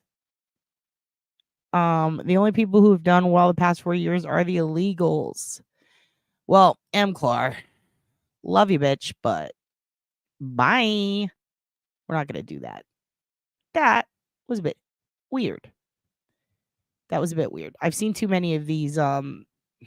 She's out. I'm done. I'm sorry. I love her, Clar, but I can only handle so many fucking 50 comments a week about how the illegals are ruining everything. You know what? I don't see the illegals up in here annoying me in chat. How about that? How about that? Sorry, you guys saw it. Take it outside. Which you won today? You won today. Yeah, she said it. You won. Yeah, I'm telling you. I'm telling you. No politics or Delphi. Okay. Yeah. Big fish, small pond. I like to agree to disagree, to have a debate. It seems like you can't do that anymore. Yeah. The problem is that there have been like 20 times in the past she's been screaming about illegals. And I'm like, no, we're not going to do that. First of all, I don't look it, but your dad's part Mexican. And I don't like that talk because a lot of my friends are illegal. So fuck that. But also, no, in all seriousness, we can agree to disagree, but it's like every fucking chat. Every fucking chat? Jesus Christ. Thanks, Bianca. I'm now. Cheers. Hello. Hello. Ever. Yeah, no politics in chat. I mean, if a politician does something illegal, like let's say sexually assault someone, and your dad chooses to talk about that, that's a true crime case. We're talking about it. But if you're going to come in here when we're talking about Delphi, and then yesterday when we're talking about the weird Massachusetts, and then the day before, and every single time, and you're going to mention that the illegals are taking your job when you don't even have a fucking job, get the fuck out of here. I'm not mad. I'm just like, it's so annoying. Yeah. Yeah, exactly. And here's the thing. I got a lot of people that I love that are Republican, but they don't talk like that or act like that. So what are you going to do? What are you going to do? Love you, Clara, but for fuck's sake, like, I can't handle this anymore. It's been days. It's been days and days of this. Can't even fucking figure out how to get a membership at this point. I mean, it's wild. It's wild when your legal mom gives you an English name and then you marry into a Caucasian last name and problem solved. Pretty much. Story of all of our lives. Yeah, people got kicked out. One person got kicked out. And here's the thing. I do like her. I like her a lot. I told her to email me. Like, I'll still answer her email. But goddamn, dude.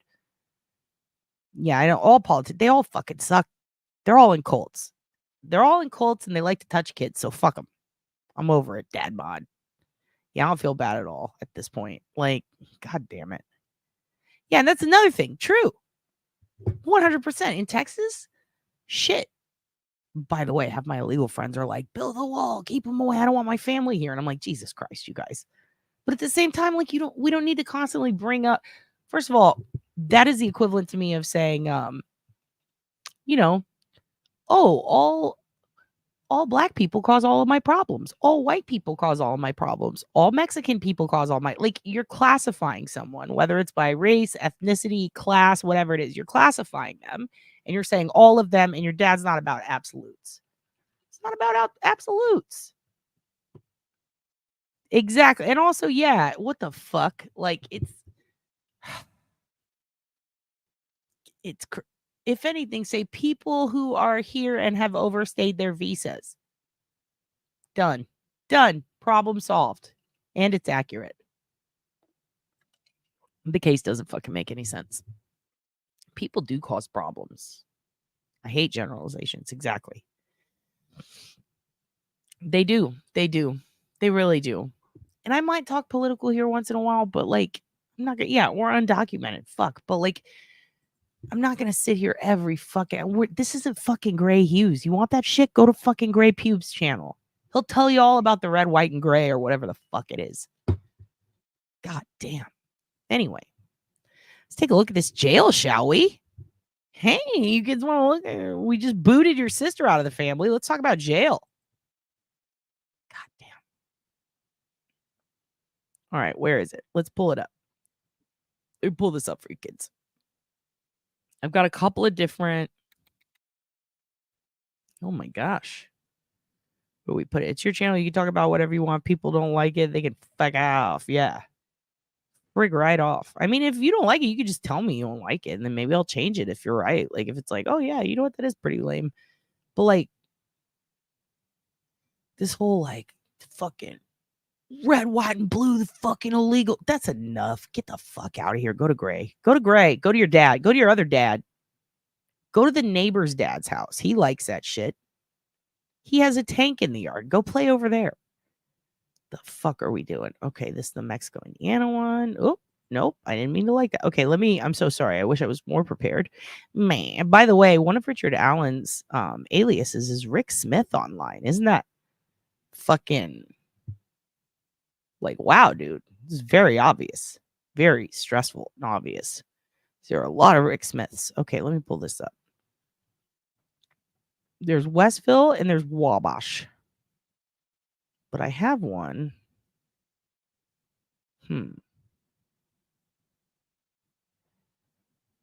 Okay, fuck it. Oh, it's saved in my. Here we go. I forgot I made you kids a playlist. We're going to jail. You kids want to go to jail? See your brother? See your sister?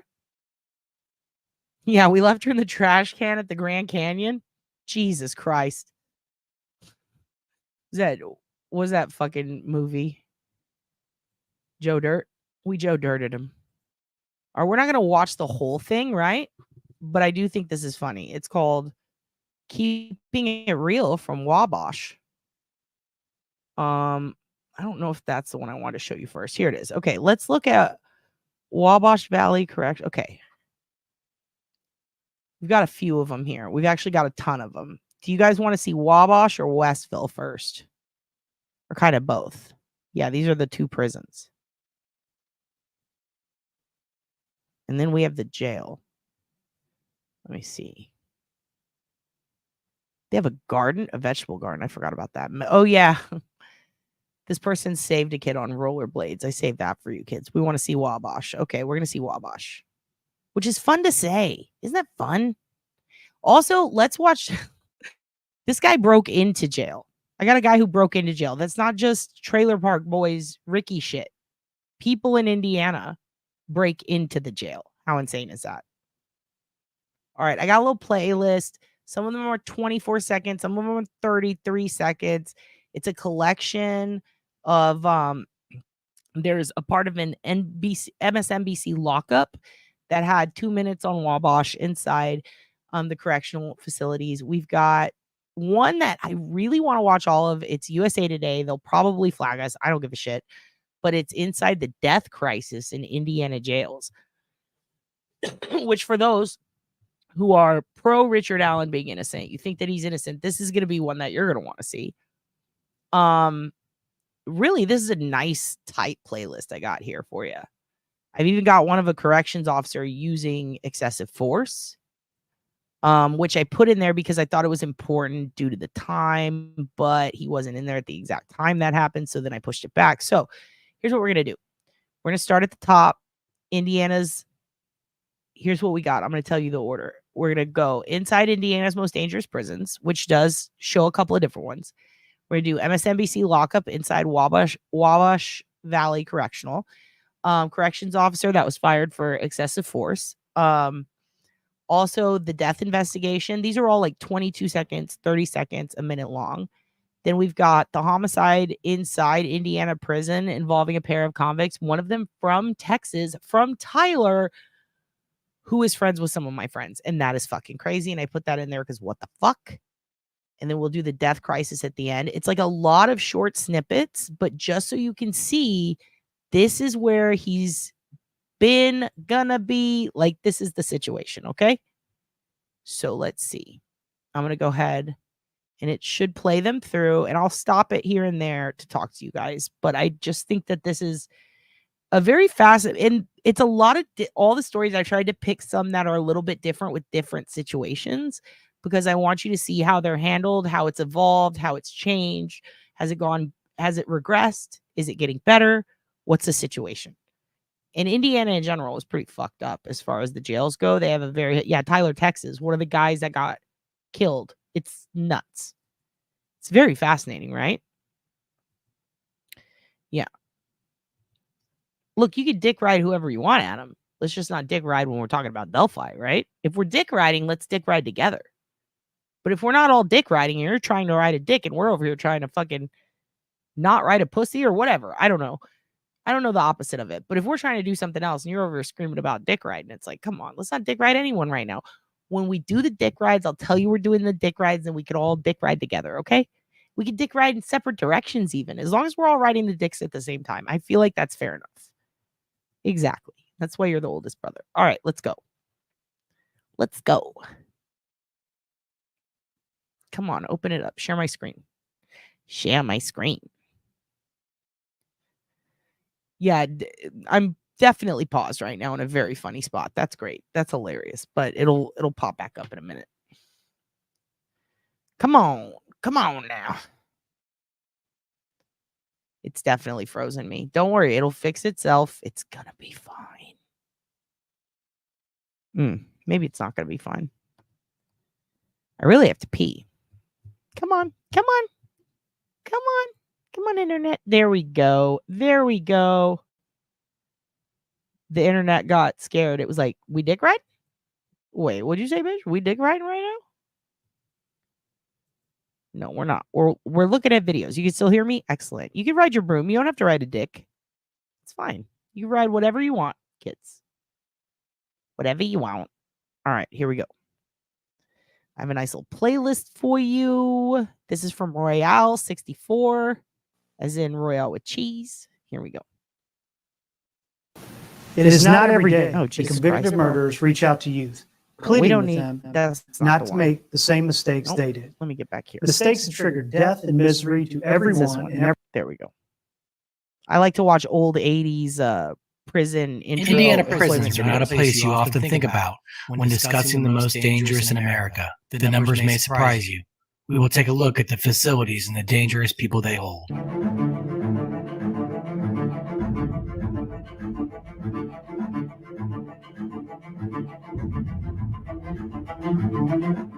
As of December 2019, Indiana housed 27,180 people across 18 different facilities. Indiana Department of Correction employs 5,937 state employees, along with additional contract staff. We'll be exploring some of the most dangerous facilities in the state. Indiana has 4 adult male maximum security facilities. The oldest active prison in the state, Indiana State Prison, was established in 1860. The prison houses over 2,400 prisoners. Located in northwestern Indiana near Lake Michigan, Indiana State Prison houses death row, where currently there are 8 inmates awaiting execution. The last execution at Indiana State Prison took place in 2008. Some current and former notable inmates include William Gibson, a serial killer convicted of killing 3 people, and Howard Allen, also a serial killer convicted of killing 3 people. In February 2021, a corrections lieutenant was killed by an inmate already serving time for murder. As you can see, Indiana State Prison is a very violent facility, holding some of the most dangerous people in the state. Also an older facility, Pendleton Correctional Facility, is an example of a radio prison, which cell blocks fan out from a central point. Pendleton can hold over 1,600 inmates and is located in the central part of the state. Pendleton is known for its violence. In 2019, an inmate stabbed another inmate in a dining hall, killing him. At that time, the suspect was already serving 2 life sentences for murder. In 1985, a riot took place. 7 correctional officers were stabbed, and inmates took hostages for 17 hours. Pendleton once housed a very infamous inmate, John Dillinger. He was housed there shortly after the facility was completed. Pendleton has gained a reputation as one of the most dangerous prisons in the state. Miami Correctional Facility, one of Indiana's newer facilities, opened in 1998. Located in north central Indiana on the site of the Grissom Joint Air Reserve Base, housing over 3,100 inmates, it is Indiana's largest prison.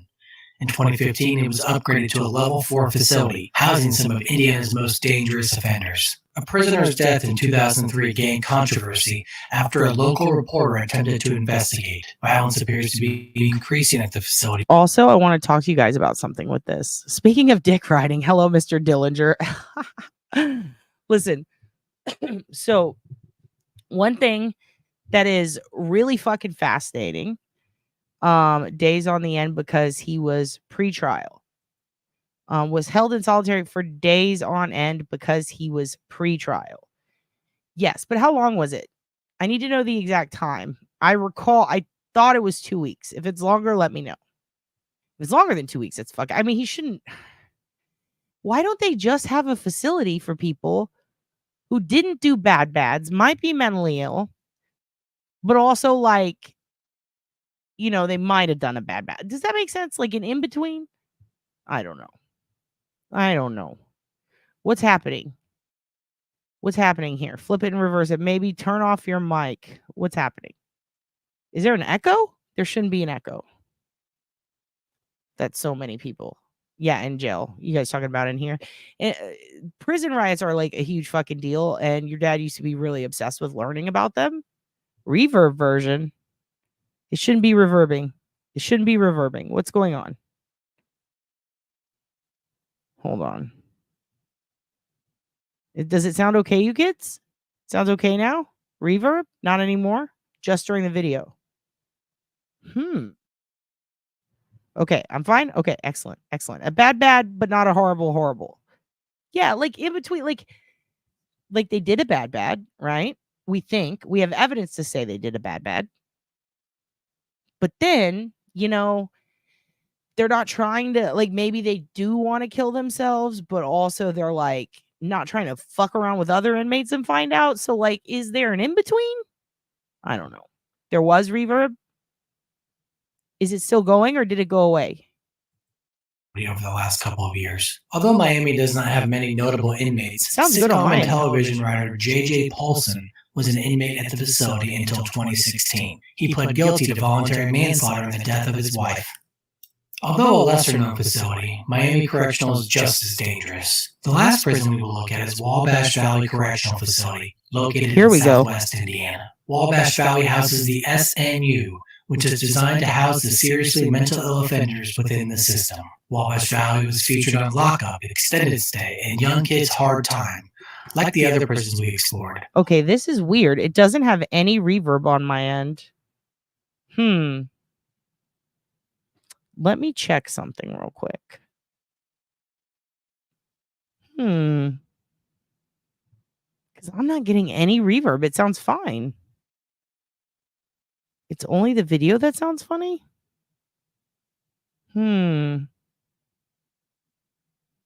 Of course, I killed them all while I'm in the toilet. Oh, Durst. Okay. In between means they have to hold a cell for those people. It means it's a room without roommates and less money. True. It's fine. It just adds drama. I just kind of hate it, though. If you guys are hearing reverb is super annoying. I mean, let me see if I can figure out what's going on here. Just bear with me. It's almost done. Yeah, it is. Wabash Valley also experiences violent attacks on staff and other inmates. In 2016, an officer was attacked, resulting in hospitalization. In 2020, an inmate attacked and killed another inmate. This is another prison with a reputation as a dangerous place. We have now taken a look at 4 of the most dangerous facilities in the Indiana prison system, each with a reputation of being dangerous for staff and inmates alike. If you enjoyed my content, please like, subscribe. Listen, motherfucker, I loved your content. What's your name? Chasing Crime? Sub. Boom. That's how you do it, kids. We'll even give them a like since I exploited your channel today, hun. Thanks, hun. Hey, hun, I showed your channel. You don't mind, do you? Okay, now let's go on to here. We are going through them because I want you to get a good idea. These are all different. I've been down 9.5 years ago. This motherfucker. This is someone's wacky uncle. Listen. We're going to go around. We're jumping around dates because I want you to see some of these videos are from 2016, 2017, which is around the time the crime happened. Some of them are from, 2020, 2021, 2023, when he got arrested. It's just a lot. It's a lot. And I think that it's good to have it's good to see, first of all, yes, these glasses, these sexy prison glasses. At the same time, it's good to see whether or not they have fixed these issues, whether or not these things being complained about are legit. And this is true. This is true. Imagine playing like you have mental issues and winding up being jailed with legit mentally ill inmates. And see, here's one of the things, Ray, that bothers me about Richard. There have been reports from inside the jail from people who got out and were in there, or the prison, I should say. No, this is not where I live, Tracy. I live in Texas. This is like very far away from where I live. This is the middle of the US and I live at the bottom. I live at the bottom center. This is top center, but a little shifted to the right. You feel me? Your dad also went to school in a state called Texas where we have very, very bad education. So her geography had to be learned in her 20s. And I apologize if I'm wrong. All right. So, you know, I can memorize a lot of things, but my fucking states are not one of them. CO told they can't wear them. Yeah. So that guy, by the way, let me tell you something. I know guys like this. In fact, I'm related to guys like this. I'll tell you this much. God, I hope he doesn't see that. I'm going to get so much shit from my family. My little brother, my half brother, he's obsessed with Vikings for some reason. He's also obsessed with the Renaissance Fair. He was obsessed with Pokemon growing up. You know, he's got a wife and kids now. I come from a family where they build guns, they love guns, they're all about guns, but they've also been in a mass shooting. So I'm not going to tell them how to feel, but like they have their feelings, right? In this town where I grew up, there are like people in everyone's family have died by guns, and some of them who used to hate them now love them, and some of them who used to love them now hate them. I'm not going to tell them how to feel. Once you've been through that, that's up to you. Some people get scared, they want more guns. Some get scared and they want less. Okay, fair enough. Whatever. That's politics. We're not even going to talk about that. But the reason I bring that up is because there is like a certain culture that comes with, you know, a lot of people are really like, I'm just going to say a lot of conservative dudes are really into Vikings now. I don't know why. It's kind of like how a lot of liberals got into Sons of Anarchy. I don't know why. It just happens, you know? People start walking around, what's your cut? You know, people start learning about all this shit. You know, they know all the different things that have to do with, you know, Vikingism, and all of a sudden they're experts in fucking, you know, runes, whatever the fuck that is. So Fat Ragnar is so fucking funny. I remember that in chat. You're hilarious, Adam. So essentially, you know, I got family who's into this shit. Like, not Odinism. Yes, Odinism, but they're not Odinists. Does that make sense? It's because they watched a show. And because of that, I learned that there is like a fuckload of dudes that, like, I got a buddy who's super liberal. He's into the Viking shit. It's because the show Vikings came out. Okay. And then there's all these bands like Amon Amarth, and then a couple of others that are like just all Viking shit, Viking band, like super love Vikings. And then there's this show called Forged in Fire, and all the dudes on it make knives and they're Vikings, right? So my little brother's like, yo, Vikings fucking rule. And I think I'm into forging fire. I think I'm going to be a knifesmith, a blacksmith now. So he fucking did that. He's a blacksmith now. Like, he literally he changed his whole fucking career because he wanted to be a poser Viking. Absolutely. Simultaneously, some people find it very fun. They just think it's cool. They like history, you know? And then there's others like my homie who is a fucking Team U Viking. Well, let's not make fun of them. Come on now. This is my little bro. He fucking rules. He's a little weird, but he's been through some shit. But he's like, yeah, he likes to cosplay as a Viking. The point is, they're into that shit. You know, survival shows are, yes, dude, big. There are black Vikings. I've met a few. They're not actual Vikings. They're just into it. You know what I mean? Cosplaying. And then this is the best. This is it. There's fun cosplaying Vikings. Then there's white supremacist, drug dealing, human trafficking, real nice fellas. There are multiple, but yes, there's people who want to cosplay and they fucking love Viking shit. And then there's people who are like, I'm into racism and I'm in a gang, and, you know, we're called the Vinlanders and we're a biker gang and we're into racist shit and we rumble with each other like it's the fucking 80s. There's the Nazi rune one. Yeah, the Nazis ruin runes ones. And then there's I saw a show and I really like it, and I bought this patch at Hot Topic one. There's the dads with kids who want to go out in the woods and learn about their ancestors that aren't really their ancestors because they got a 3% on a 23andMe. And then there's the ones who are like, I'm in a biker gang. I will kill you. Give me your meth. Okay. So there's lots of different ones. Then you've got the drug experimentational Vikings, which are fascinating. They're a weird group. All right. They are a mixture of goth and fairy witch kids, like they're really into fucking Final Fantasy and shit. But they also did a little too many salts or meth or whatever it is they're on. They quit the Taco Bell and they've decided they're into human sacrifice. So now there's those, okay?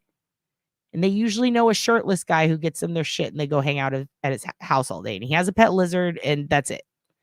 So, more often than not, we find that a lot of them are, what did we just learn earlier from one of you kids? One of you kids said it, Viking posers. Was it you, young black economist?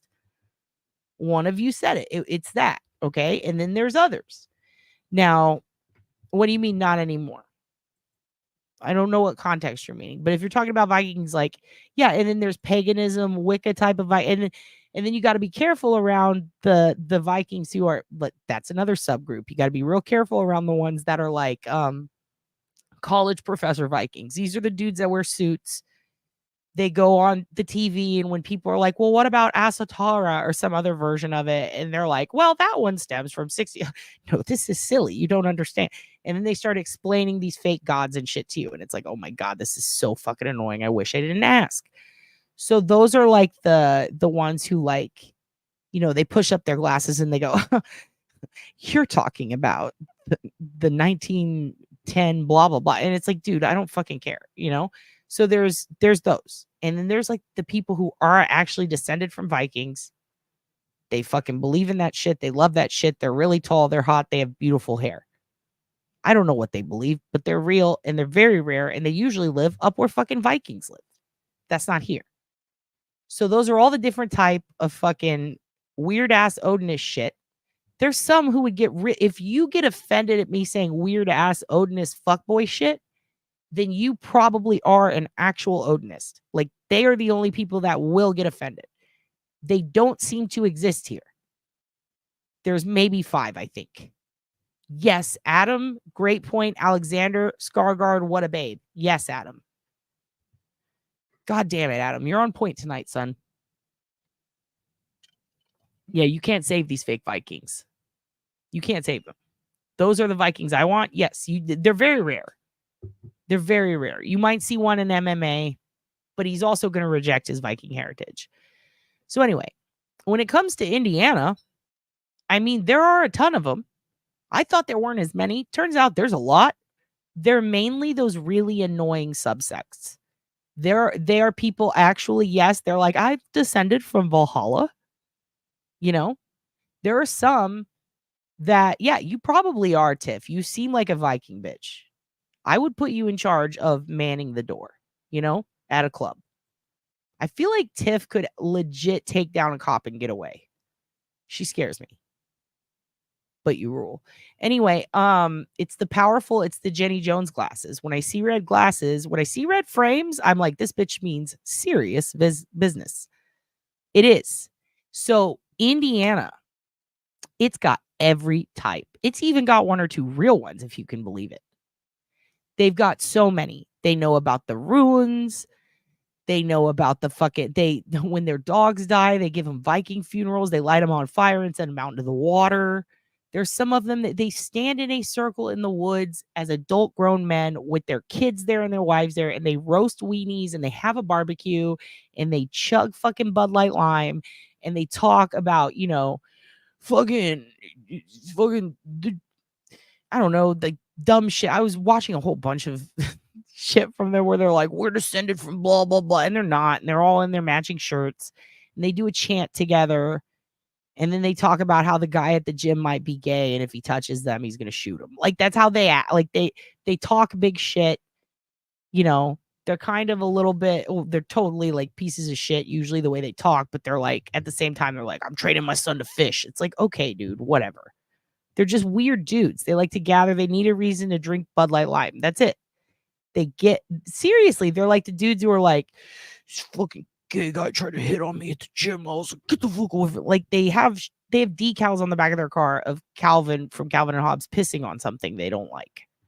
These are those guys. I do know your brother, apparently. No Bud Light Lime, to be fair. I've been found in circles in the woods. Really? Well, here in Texas, they do it in the woods so you don't know they're drinking the Bud Light Lime. What are they drinking there? Probably mead, right? It's Indiana. I'm sorry, I forgot. You're absolutely right. I take it back. They're drinking their own homemade mead. Okay? So yes, best way, I should have explained it this way. There are those who are serious about it and those that are not. Closet gay Vikings? I wish. Maybe. I don't know. Yeah, they make their own mead, and weed. Legit, they would get along great at the Ren Fair. They would fucking love it. But some of them are like, no, I'm too busy burning shit and punching the wall. So that's how they are. Usually their houses have a lot of fucking shit drawn on the walls with marker. They misspell things. They have runes books. They have a lot of weird paintings.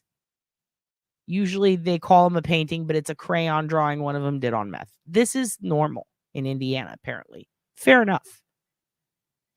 Yeah, there are they're more witchy. Yeah, there's witchy ones. They're all over the map, right? All over the map. Closet Gay Viking Corn. Absolutely. That is a great name for a band too. So with that said, this shit exists. It exists there, yes. But when we're talking about roving gangs of Vikings out to sacrifice children, not so much, not so much. It is nonsense. Absolutely. I agree with you, Kenneth, but I'm trying to be nice. I'm trying to be very nice in case we have any nonsense people in the group. In case you believe in this bullshit, I don't want to offend you. You feel me? Yeah. That I was like, yeah, I'm here. Okay.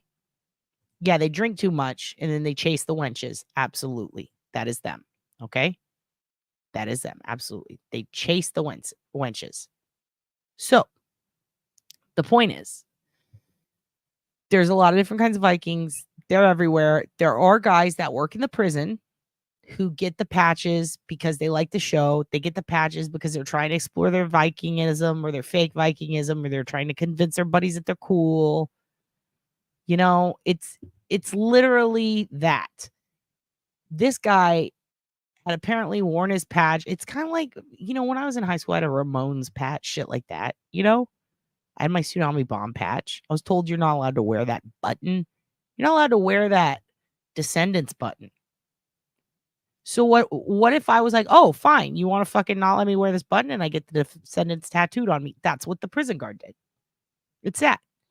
I don't think it was because he's like, yo, I'm getting this because I just want to intimidate Richard. No, I think it was more of a work thing. Like, oh, you make me wear all this shit all day. I put on one patch and now you put me on the fucking news. Okay, well, check this out.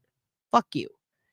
These are the types I know these people. These are the types of people, not literally, but like these are the types of people who go, hey, you're not going to let me you're not going to let me dye my hair you're not going to let me put a red streak in it? Okay, check this out. And then they shave their head or they dye the whole hair, all the hair red. You know what I mean? It's crazy. This is, and now that is being interpreted as this guy is fucking dead ass into Odin. No, he's going to regret that tattoo probably. I bet in 5 years he gets it taken off. He's like, that was a dumb work protest. It's a guy who was pissed off at his boss and he took it too far. He took it too fucking far.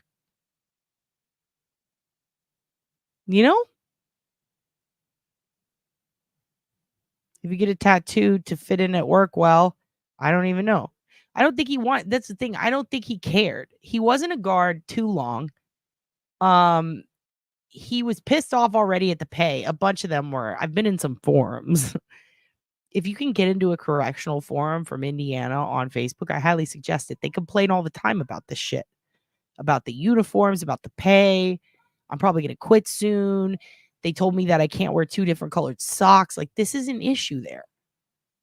I strongly feel that this guy here's the thing. One of them did wear the patch. Like, he wore it. He was all about it. He's like, yes, I fucking wore that patch. And then they made me take it off and I got pissed off because I had sewed it on and then I had to go buy a new shirt and that takes money out of my paycheck. Fuck them. I'm getting a tattoo. Fuck this. So let's keep going. 22 and a half more to go. I've been I'm so glad you asked. I don't know. What does mead taste like? What does mead taste like? Like kind of between wine and beer, maybe. Like a Ooh. yeasty- Oh, yeasty. Ugh. Dad's boyfriend used to work at a brewery. Are you recording him crying? Oh, He's making Mookie's talk so that he can record it. Yeah, he says it's between a beer and a wine and really yeasty. That sounds disgusting. All right, let's keep going. my crime is murder, and I cannibalized during the process. On Christmas night, 1996, Joseph thought his father was preventing the second. That's what I'm talking about, Kimmy. Kimberly. Kimmy. Listen, Kim. My dad made mead. My stepdad made mead. He made a lot of mead. I never tasted it. I can't. I'm allergic. But he made mead. Smelled very.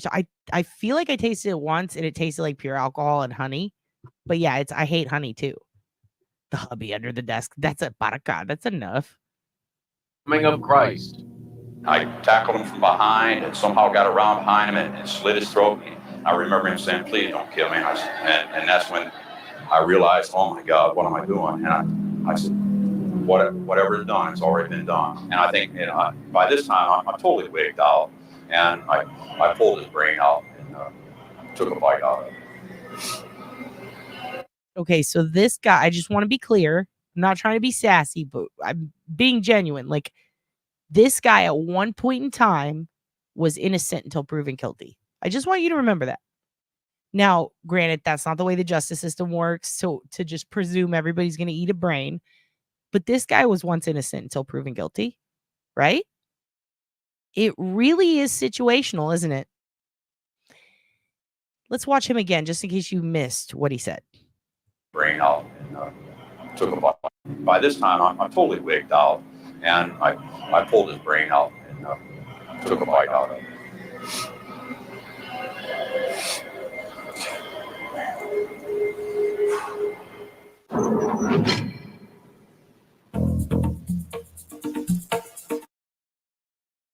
Well, tonight we're getting a closer look at the video just released by the Monroe County Sheriff's Office that shows the incident that led to a correctional officer getting fired. Our Rachel Krause breaks down what happens in this video and why it caused the sheriff taking swift action. Now, we do want to warn you that what you're about to see is graphic. Better take me back to Hayblock, or it's going down. Body cam video released by the Monroe County Sheriff's Office shows the moments that led up to a fight inside the jail between an inmate and correctional officers. I want the fork. The officers are trying to move the inmate to a medical observation cell. He doesn't want to go. By the way, before we continue this, because this is very disturbing, just so you know, heads up, this just to show you that, like, not all inmates are that bad. Like, there are situations where the corrections officers are fucking pieces of shit. So that's why I'm showing you both sides. Some inmates are mistreated and some eat brains and deserve to be in there. You feel me? I also noticed the sniff. I agree with you. And it's an echo from the mic. There is no. Oh, hold on. Let me check something in my settings. Give me one moment. Please hold.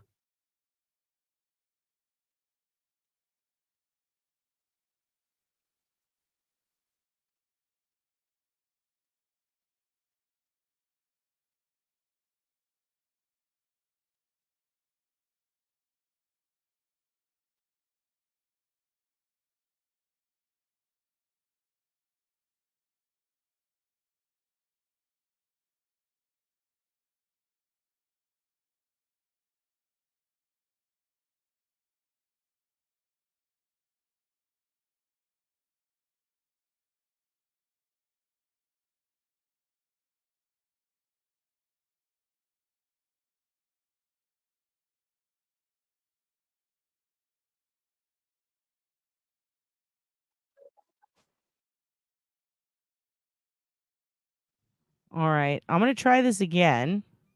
Let's see how it goes. That's when 4 officers move in. Come on.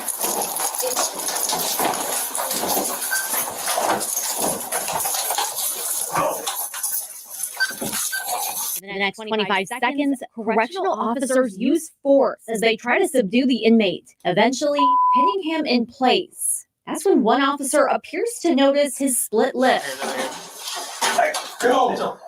hitting the inmate again, even after he's been subdued. Put your left hand behind your back. They beat me more. As officers lead the inmate out of his cell, his eye appears swollen shut, blood drips down his nose. Damn, y'all gonna break my arm? As they work to get him into a restrained chair, officers move forward. I'm not fighting. Mitchell, check your things. Oh, I'm not fighting. Stop all that. Stop. Here, I can't breathe. I can't breathe. I can't breathe. I can't breathe. This happened on January. Guys, I gotta skip forward on this. Really makes me I don't know. Do you guys want to see this? Ugh. This makes me really fucking sad. This is fucked up. This is very fucked up, right? I don't know. Yeah, and here's the other thing. Yeah, let's skip this one. We're gonna skip because this one gets really sad. We don't need to see all of it. Just, yeah, it goes very into. If you want to see it, I'll put a link below, but I hate doing that because I feel like, again, we shouldn't. I don't know. I want to give you guys the truth and be very transparent, but this is just fucking graphic and brutal, and we know what happens. Excessive force was used. It was bad. It was really, really bad. Yeah, but you get the idea. It can be bad in there. Okay, good. So we all have a consensus. Okay, great. We're going to skip this one, but I just wanted you to see this. Look at how many guards are on this one fucking guy. Look at how clean pressed their uniforms are. There's no patches or anything, but these guys don't have the patches. Look what they're fucking doing to this guy. You know what I mean?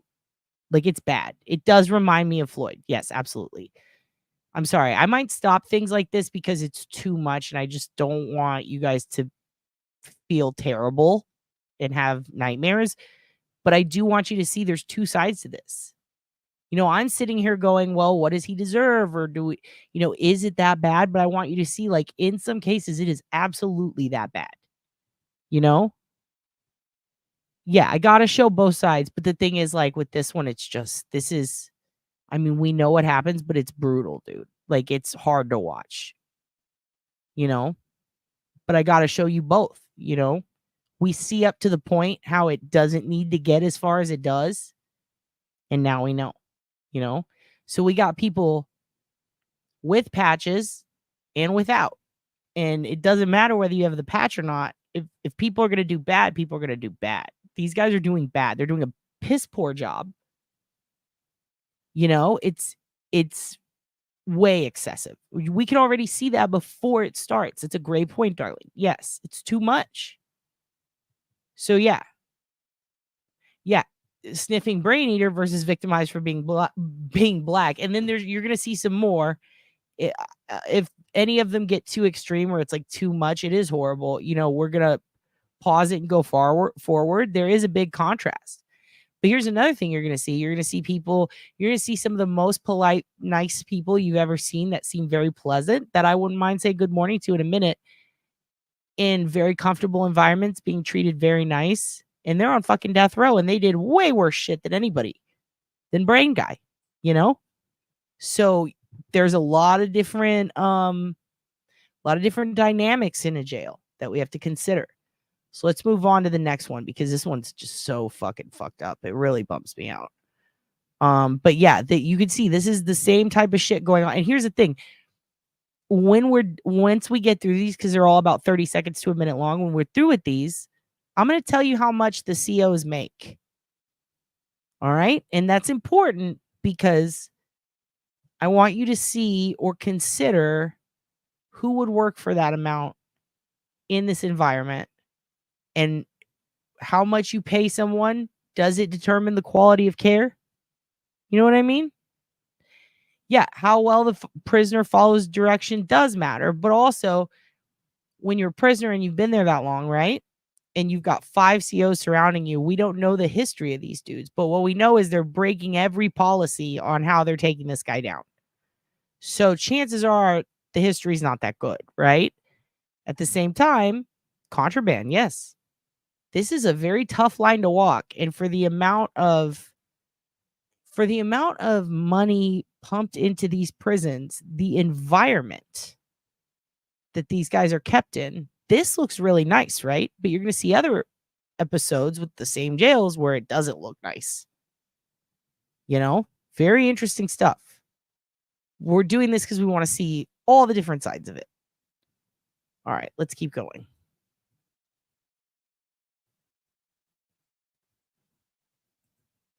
I'm Howard Franklin Street Jr. I'm 38 years old. Been down since 1993 for shooting my mom. I started having delusions that people were out to hurt me. And I came home and I loaded up my dad's 30-30 because I thought them people was coming after me, you know. And my mom was running up on her. She was, Frankie, what are you doing? What are you doing? And my mom charged up, reaching out for the gun. And I shot her right in the head with a 30-30. Inmate Frank Street was 26 years old when he killed his mother. But it's what he did after that that's most disturbing. I've become delusional, I say insane, and I already twisted. You gotta eat some of her brains for her to become part of you. I wasn't a sane person who did that back then. You don't eat brains from somebody's body for sane. Okay, so we got 2 different guys who eat brains in the same Indiana jail. One of them, and I'm so glad AJ said that right there. So one of them is a guy who happily ate brain, wanted to eat brain. He enjoyed it so much, you could tell his nose. He flicked his little nose. He was like, brain. This guy didn't want to eat the brain. He definitely having a psych episode. I agree with AJ. Especially with the rocking and the ticking, you know? 2 totally different circumstances, same crime. This one's in here playing pool. You know what I mean? Just interesting. Very interesting. Back then I was insane, and I went to prison, and I don't think I should have gone to prison. Sometimes my feeling is that many courts are having to deal with these people and don't know what to do with them and kind of throw up their hands and say, hey, I have nothing else I can do but send this person to prison, and we end up with it. Adam, you're fucking grounded. That's in the hilarious. residential treatment unit for advanced schizophrenia, regularly receiving medication for his illness. Prolixin and Haldol and Cogentin. I need medication. Until I die, I may need medication. Frank also receives counseling to deal with his horrific crime. You know what, Ken? This is a great point. And then remember, after being in prison for a long time, his second stay, he could have passed them too. He told them he wants to stay in because he knows he'll kill again. What the fuck? I'm not as bad as I used to be. I probably remember things or keeping track of mine, but, I'm not acting real crazy or anything. I'm not really crazy acting anymore, So we all do the best we can. I've gone through 15 gazillion psychiatrists now, and I can talk about it now. Years ago, I couldn't. I know this sounds weird. Think what you want of me. This is one of the ones, because I've seen the whole inside lockup. It's too long to play for you guys, but I'm telling you, this is one of those cases. Never thought I'd feel bad for a guy who ate brains, but I feel bad. I feel bad for this guy. Imagine having those type of visuals. Yeah, he's on major meds, YouTube bad actor. He's on advanced schizophrenia medication.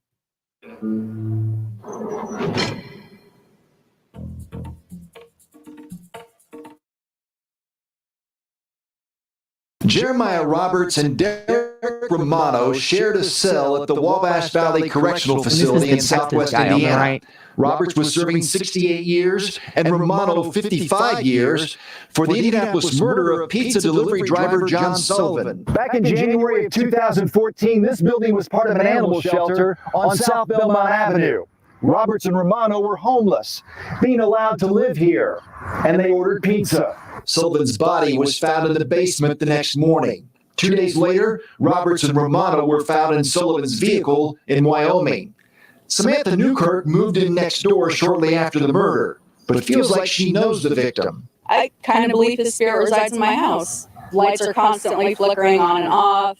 Things come up missing. My cats randomly go nuts when they see something out the corner of their eye. They'll be meowing at a corner of the room for hours on end. We see a light flicker or we see something at the corner of our eye. We're like, "Hi, John, how are you?" Even if it is in my imagination playing tricks with me, at least that man knows he's not forgotten. Another reminder of the case came this week when Romano, who was at the front of this line of inmates, was charged with killing Roberts in their prison cell. Romano told investigators they were drinking homemade wine and arguing over stupid stuff on May 2nd when he lost control, beating Roberts to death with his hands and feet.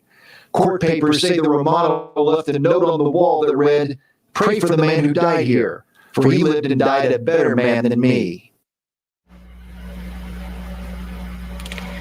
Romano and Roberts had shared that cell since last September, and they made the request to be cellmates. Romano now scheduled to make his first court appearance for a cellmate's murder next month. That will be in a court in Sullivan County. As of right now, he could get out of prison exactly 21 years from today.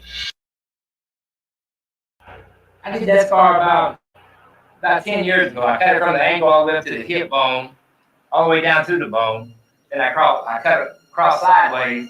So the surgeons have to take about 12 hours to sew me up. You got 7 layers of skin you got to go through before you get to the bone. You know, when you're going through one of them phases, you don't even feel the pain. You don't even know you're doing it. Joe Carr is serving an 8-year sentence for robbery. He is taking antipsychotic medication, and under staff supervision, he agreed to tell us his story. I was antisocial. I didn't want to be around nobody. I didn't want nobody around me. I wanted to be by myself. Everything made me angry, you know. And I would take a lot of it out on myself, then I would feel better. I was cutting myself up every day. So they ended up putting me in the shoe for hurting myself. And then my time was up in the shoe, and they put me back to the general population. And then I'm going right downhill all over again. Although Joe is involved in ongoing treatment, his most recent self-injury involved swallowing pens. Pens. So he did the opposite of Richard. He swallowed pens. Richard swallowed the paper. He swallowed the pens. Fascinating. Big difference between their personalities, it seems, from what we could tell. Also, hate to bring this up, but Melly, you wanted a husband. Would you be willing to go prison husband? Can we go prison husband? What are you? Melly? Where are you, Melly? Come out. Melly, come out and see your future hubby. What do you think? Nope. We're not into it? Melly? Oh, I see. She responded. Here we go. Laughing. Don't laugh at him. He's perfect. He's behind bars. You're good? Okay. Hudson? No, I'm just kidding. Here we go. Still trying to heal up on my belly here, but they took me to surgery and they cut me open. I had to go in there and take the meat pins out. And then they left one in, so they had to retake me to surgery for the second time to get the other stuff out. Remember the guy who they left a towel inside of him? This guy, they didn't take out all the pens. They left one in there. Had to go back in and get another. Listen, Melly, I'm just saying he can handle a lot. He's a sturdy guy. He's been through hell. He's got fun tattoos on his face. You could draw on him. It'll be cute. Young Black Economist, don't you think this guy, he could... Okay, fine. No tats on the face. Fair enough. All right. Ken says yikes. Bun Bun says no. All right, fair enough. Bun Bun said dead. Rachel said Nelly no. No, we're talking to Melly. Melly could make him her Nelly, put a little Band-Aid on his face. Just saying. Then hide the pen after said drawing is done. Exactly. Crystal gets it. And that's why it's taking so long to heal up. If Joe leaves prison from the RTU, an aftercare program will be set up at an outpatient treatment center. Something you think about it scares you sometimes. You know, you don't want to fail. You want to go out there and do right. But then again, you don't know if it's going to get away from you or not. This is all you know. You're used to a population of what? 1,200 people. Then they turn you back to society. And then Darlene comes in, wolfing like a motherfucker. We just got wolfed. You could play hide the pen, Melly. Jesus Christ. Millions of people. Are you ready for it? You know, that's something I don't know right now.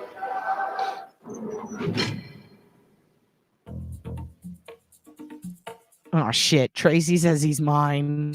Oh, 75 no. grams of meth found behind prison walls. Wabash Valley Correctional Facility staff found the drugs during a search of an offender's property. Due to the ongoing investigation, names of those involved are not being released at this time. However, we can tell you the offender has been placed in segregation during the criminal investigation. Investigators do have a person of interest, a contract employee with the prison. That individual is currently banned from the facility with the case to be turned over to the Sullivan County Prosecutor's Office. You know, Rachel, I've wondered that. I feel like we've got some nurses or someone in the chat who could tell us. Because here's the thing is, it's not just like paper and pens, but like, again, Austin Haroof. We had somebody in Duty Ron's chat, his neighbors or her neighbors, whoever it was, the neighbors were the ones that Austin ate their face, okay? They knew the victims. And they were commenting on, because I brought them up in Duty Ron's. And what was interesting is, you know, Austin, he chugged cooking oil. And the test that they did on Austin, they said, oh, we couldn't find any drugs in his system, but they didn't test him for bath salts because they didn't have that test. He had openly been discussing taking things like Flaka and bath salts on his social media and with friends. Every symptom he experienced, including chugging oil, i.e. imbibing in things you wouldn't normally imbibe in, seemed to be consistent patterns among people who flip out on synthetic, I mean, I'm not even going to say medicine or opioids or medications. They're really just intended to be bath salts in water or incense. So these synthetic things created that people are using as drugs tend to cause a lot of that. It's wild to me that some people apparently can, whether they're born with a mental health condition or it's due to some sort of head injury, whatever it is, even if it's like adapted psychosis from drugs, it's wild that there are people who will imbibe random shit under stress or during mental health fits in a similar way in excess, like we see with drugs like bath salts, PCP, and Flaka and shit like that. It's fucking nuts. And I do wonder if there is a correlation. That's a great question. Out of Wabash County, the sheriff's office there says all inmates have been brought back to the jail after a gas leak.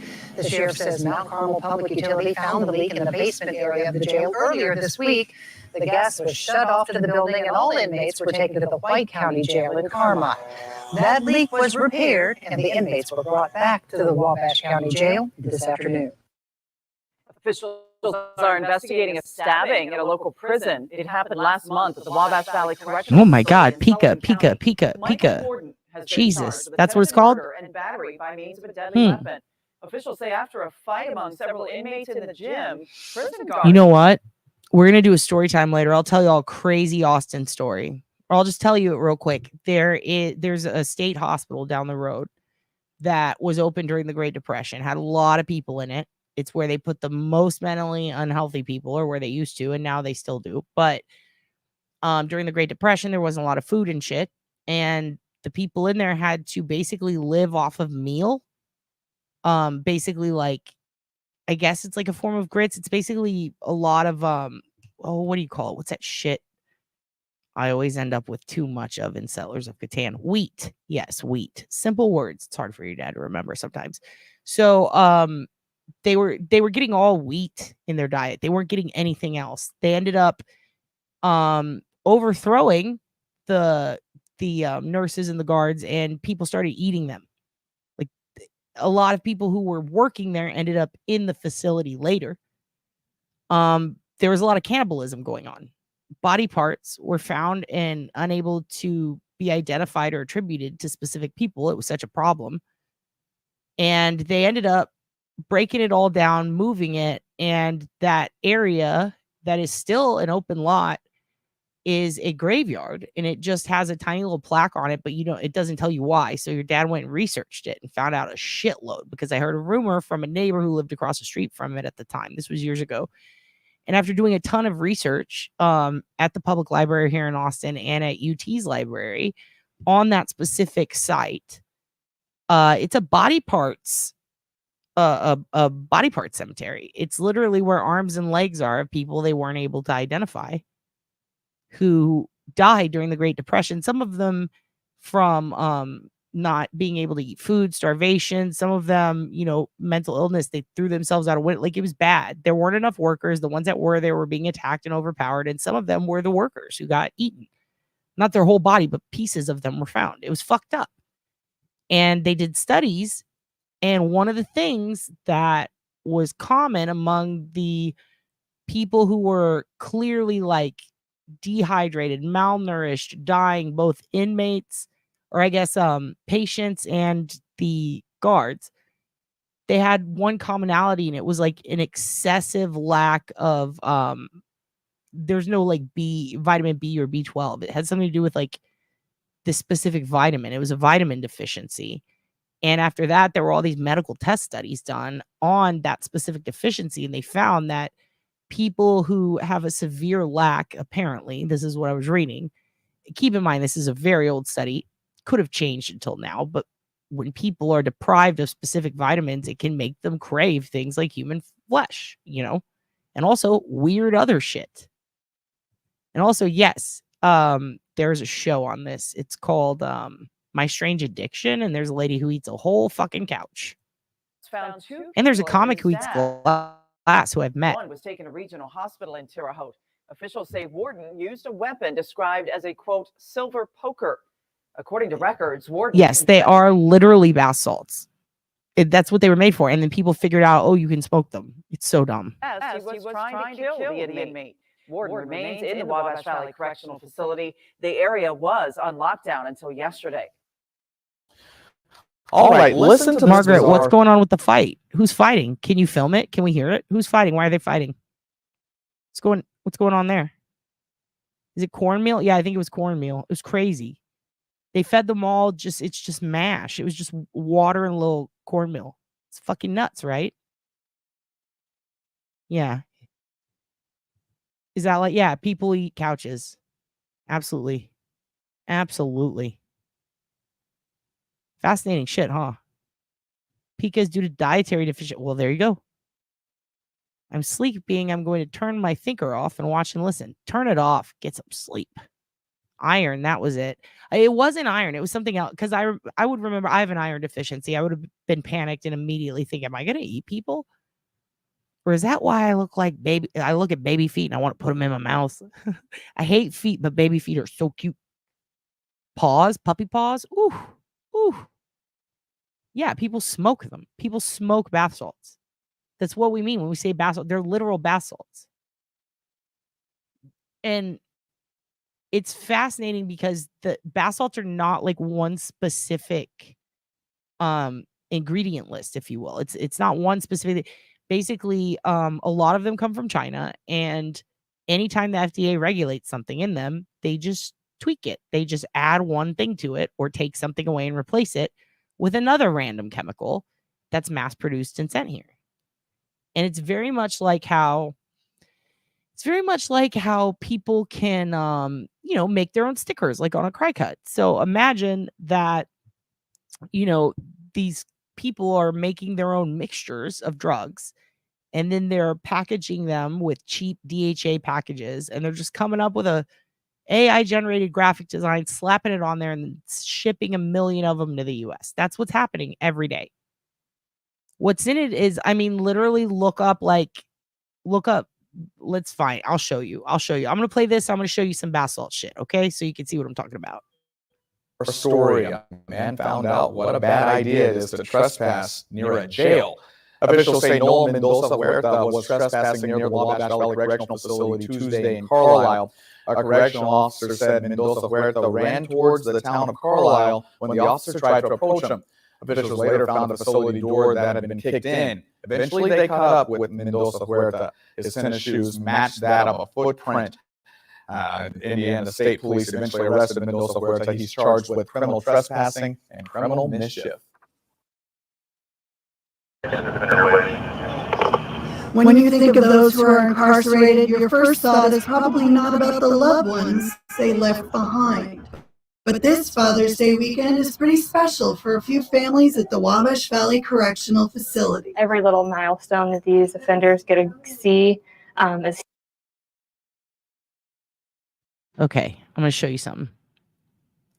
Let me put this over here. This is an example of the bath salts that I'm talking about. And you might recognize them. Let me pull this down real quick. Give Pop your hair. Sorry. I saw when you said the hair thing. All right, let's see. So let me show you. Okay, so this packaging is how they would be sold in China, Korea, parts of Germany still allow you to ship these. Afghanistan, like there's all these different places, believe it or not, you can ship these totally legally.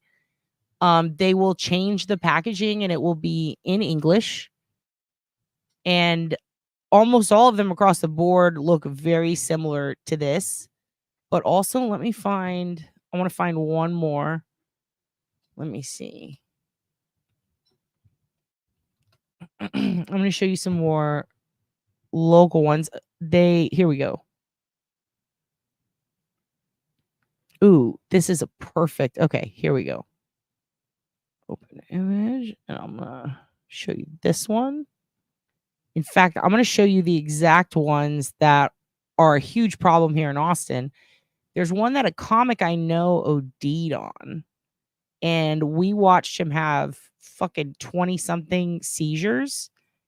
And I remember as I was reaching down his mouth to pull his tongue out because he was choking on it in a parking lot in San Antonio, everybody was like, don't do that. And I was like, why? And then he bit the shit out of me. It pissed me off so bad. But he ended up surviving. He's fine.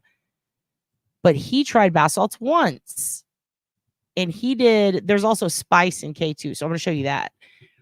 So if you know anybody who ends up getting blasted off this weird shit, I'll even show you these. If you find these in your kid's room, here we go. Perfect. I want you to know what they look like so that you can know, like, hey, is my kid fucking tweaking on salts?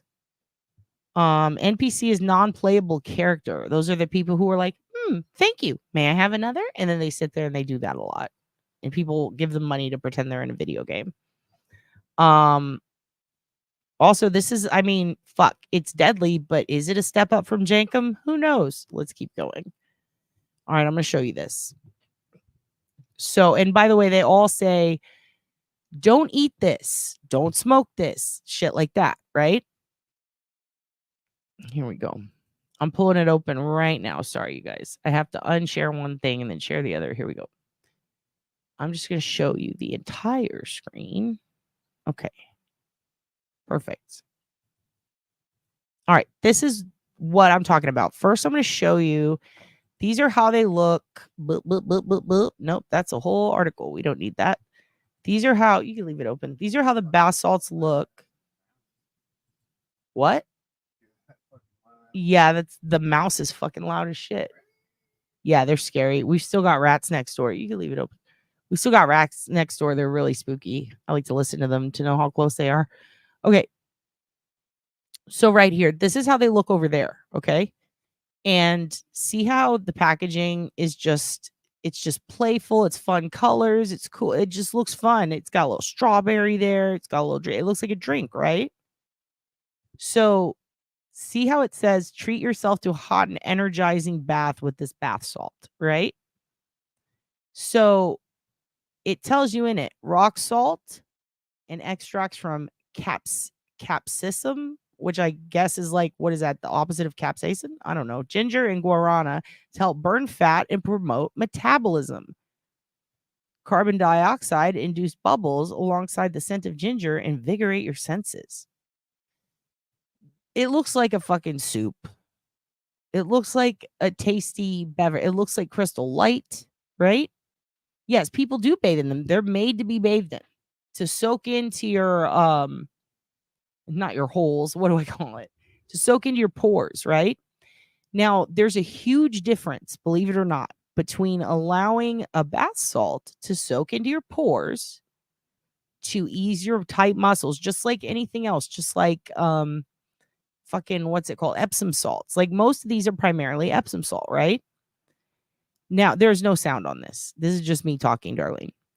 So these are mainly like, it's meant to soak in, and you're not going to OD on it, because even though like fentanyl is one thing, the tiniest bit can kill you. With this stuff, having, I know, saying holes. With this stuff, having yourself in a hot bath and allowing it to soak into your pores, it doesn't affect you like if you smoke it or snort it. It doesn't go straight to your brain. It doesn't get in your bloodstream the same way. It's taking smaller amounts. It's literally meant to go in a bath, right? You can go in a bath. You soak in stuff like, yeah, I said holes a lot. Sorry. You're soaking in, what do you call it? Like the mentholatum. It really is really great for your muscles, right? They promote this as giving you energy, because if you use it properly and you're laying there in the bathtub and you're soaking in it, you know, it might work. It might make you feel really good, but also it might give you energy. But you're not consuming it in the way that directly psychoactively affects your brain. All right. Exactly. This was going to be my next point, and you said it first, and I appreciate you. You're very smart. This is exactly what I'm talking about. Kind of like how with vitamin E, it's good to soak in or take as a capsule, right? But if you inhale it from a black market vape, it will kill you. Absolutely. Because vitamin E, sure, works great, you know, for all kinds of different things, but it doesn't belong in your fucking lungs, right? That's different. Now, if you smoke these, some people some people snort them, and that also causes serious problems. With these, take a bath in them, fine. You smoke them, you snort them, seizure town, baby. Or psychosis. So, exactly, Adam. And this is what Dad recommends. If you're going to do drugs, smoke weed every day. Fuck. At least then you're chill or fun to be around or kind of goofy or not hurting anyone. Very rarely do people like smoke weed and go beat the shit out of their whole family. It makes you tired. That's what's great about it. All right. So this is what the fun, playful bath salts look like, but imagine American writing, okay? So these immediately, you see them and you're just like, yeah, some people, well, dude, remember, and I don't know if you did this, but when you're little, everybody wanted to snort the fucking sugar at Pizza Hut. That was a big thing in my school. All right, so over here. Yeah, or you just get hungry. Like, what the fuck? Oh, the internet knocked out for a second. It's back. Can you guys hear me okay? Oh, no. One's in the chat if you can hear me okay. It busts up once in a while. Boof it, AJ. Goddamn, bitch. You're hilarious. Yes, boof it. By all means, stick this up your ass. Okay, it's fine. All right, excellent. So let's keep going. So these, they're easy to track. They also have, you know, writing in another language. Yes, pixie sticks. Everyone tried to snort those too. That's true. This is one of those situations where it's like, okay, you know, don't think that we're going to let this slip through customs and not notice this shit, right? So they started packaging them after the first time they were banned, which was almost 10 years ago, believe it or not. They started packaging them a little differently. See this one? See how it says, I wish I could make it bigger. It says B2P free and piperazine free, or whatever that word is. So when I was looking into these a while back, especially Ivory Wave, this was the big one in Florida. I believe this is the one that was causing a lot of people to eat faces. This one, Ivory specific wave. So this one, the kamikaze, was really big in Louisiana. The reason it says 100% free of these substances is because after they were banned the first time in those pretty packages, the government said, fuck, you know, what's in these? Well, I shouldn't say the government, the specific state the first time, because it was statewide and then federal. So they said, what is it that's causing people to go nuts? It must be B2P and whatever this shit is, right? So they ban it. They said, no, you can't. Now that's no longer FDA approved, right? You're welcome, Susan Catmom. So they said, that's not FDA approved. We can't have that anymore. So now they started putting that on the packages. So now it's okay, right? But they replaced it with a weaker version that's called something else from a compounding pharmacy in China. And now it's even more deadly. So now they put that out. Then they put this one out. They put the feet in it and they tell the government, hey, listen, we put feet in it. It's obviously a bath salt for baths, right? See how it says 500 milligram concentrated? This one, these 3 were marketed in New Jersey, according to this. So this is what people were doing there. So then after that happens, Ivory Wave becomes really popular. This is where there was one case in New Jersey specifically where a cop goes in to this house and there were a bunch of women on bath salts in the house and a guy, and the guy jumped forward because he thought the cop was trying to attack the woman, and he started eating the cop's fucking face like a psycho, took him down, had all this strength. That's what he was on. All right. Yeah, the feet. I fucking hate feet. But they put feet on there thinking, oh, this is going to make it look like a spa or a massage situation, right? So now we're going to move on to these. This is how many different iterations of packaging Spice and K2 had. Look at all the different, they have different names, they have different designs, they have different packaging, but they're all the same shit. And what's crazy is a lot of them, they'll either look like crystallized bath salts or they'll look like pot. Spice looks a lot like, it's just pot. It looks just like pot. But one of the things that's a big problem with Spice, K2, all these others is it's not just pot. Do you guys remember, oh fuck, what is that stuff called? What's that purple stuff people used to smoke in college? Fuck, I can't remember what it's called. It's got a word. It's really bad. It's just really bad. It was a big thing when I was in college the first time. It's like 15X, 10X. I don't remember what they're called, but it's basically a mix of like lavender and ashwagandha and all this shit. And then it's got the weird chemicals in it. It's like Spice, but it's called something else. And it used to be like, for some reason, okay. And it looks like pencil shit. It looks like salvia. That is it. This is basically salvia mixed with lavender and a bunch of other shit, like a bunch of plant substances. And it's not the plant substances that fuck you up. It's the salvia that fucks you up. Then, yes, it's called Salvia divinorum. You can buy it at the gas station. You can buy them at head shops. Head shops are big. That's where most people get them. So you pass out. Some people run through a glass window and fall down a whole story. Not going to say who, but some people do that because they think they're in the show Dragnet. It is a quick trip to Toontown. That's the best way to, if you've ever seen Who Framed Roger Rabbit, that's what it's like being on that shit. All right.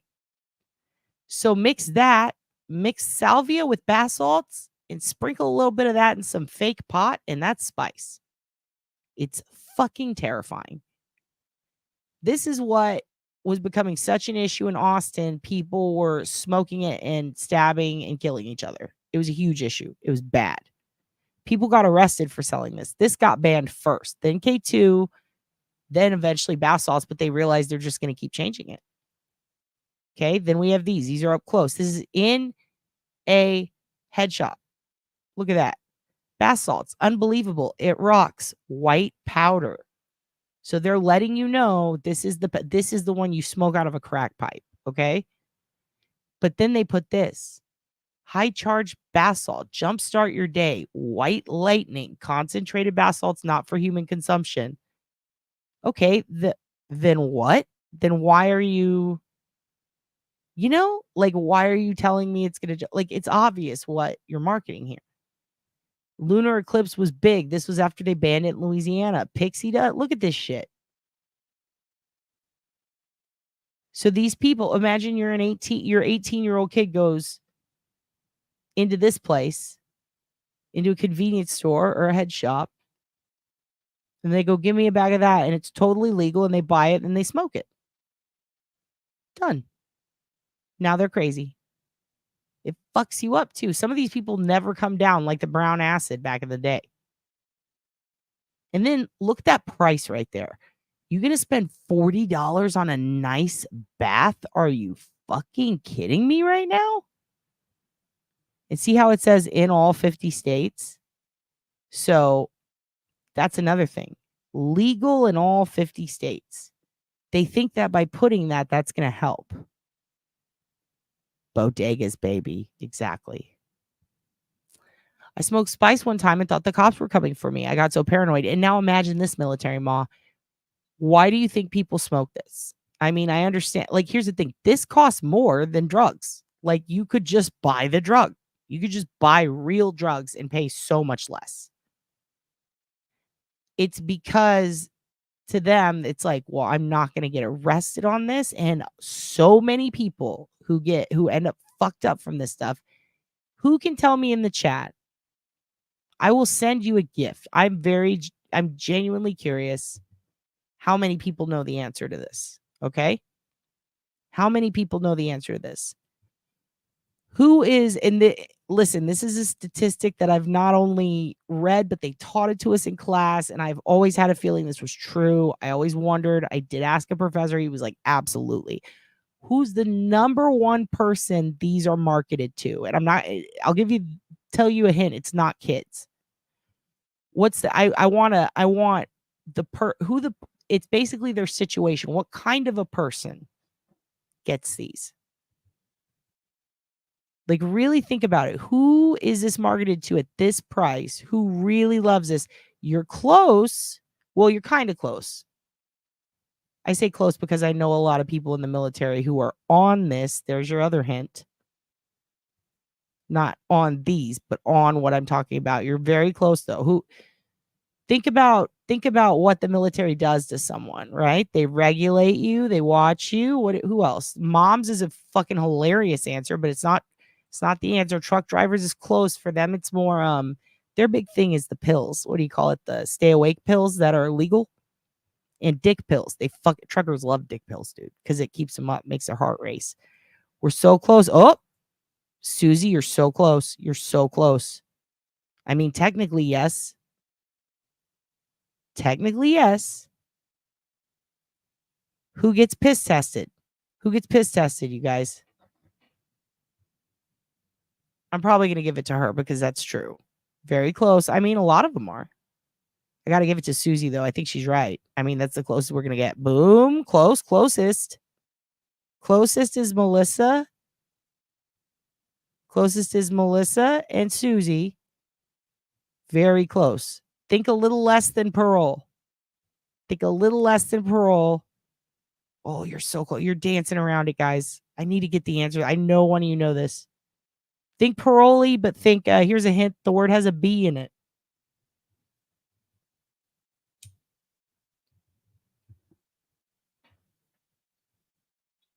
What are you on? Oh, Ken got it. Ken, probation. People on probation fucking love this shit. That's who it's marketed to. That's who it's marketed to. Probation. Ken, you win. I'm sending you something, Ken. Probation. Because it doesn't show up in drug tests, right? You're out of jail. You don't want to go back. You're willing to spend that money, but you got to get high. Probation. And here's the thing. If you're on probation, it's not illegal to have a seizure and go to the hospital, right? So if they OD on this, it doesn't even matter if they show it to the person in the ambulance. It's not illegal. It is disturbing, isn't it? Tiff, god damn it. Ballerinas. Really? You're fucking hilarious. Jesus Christ.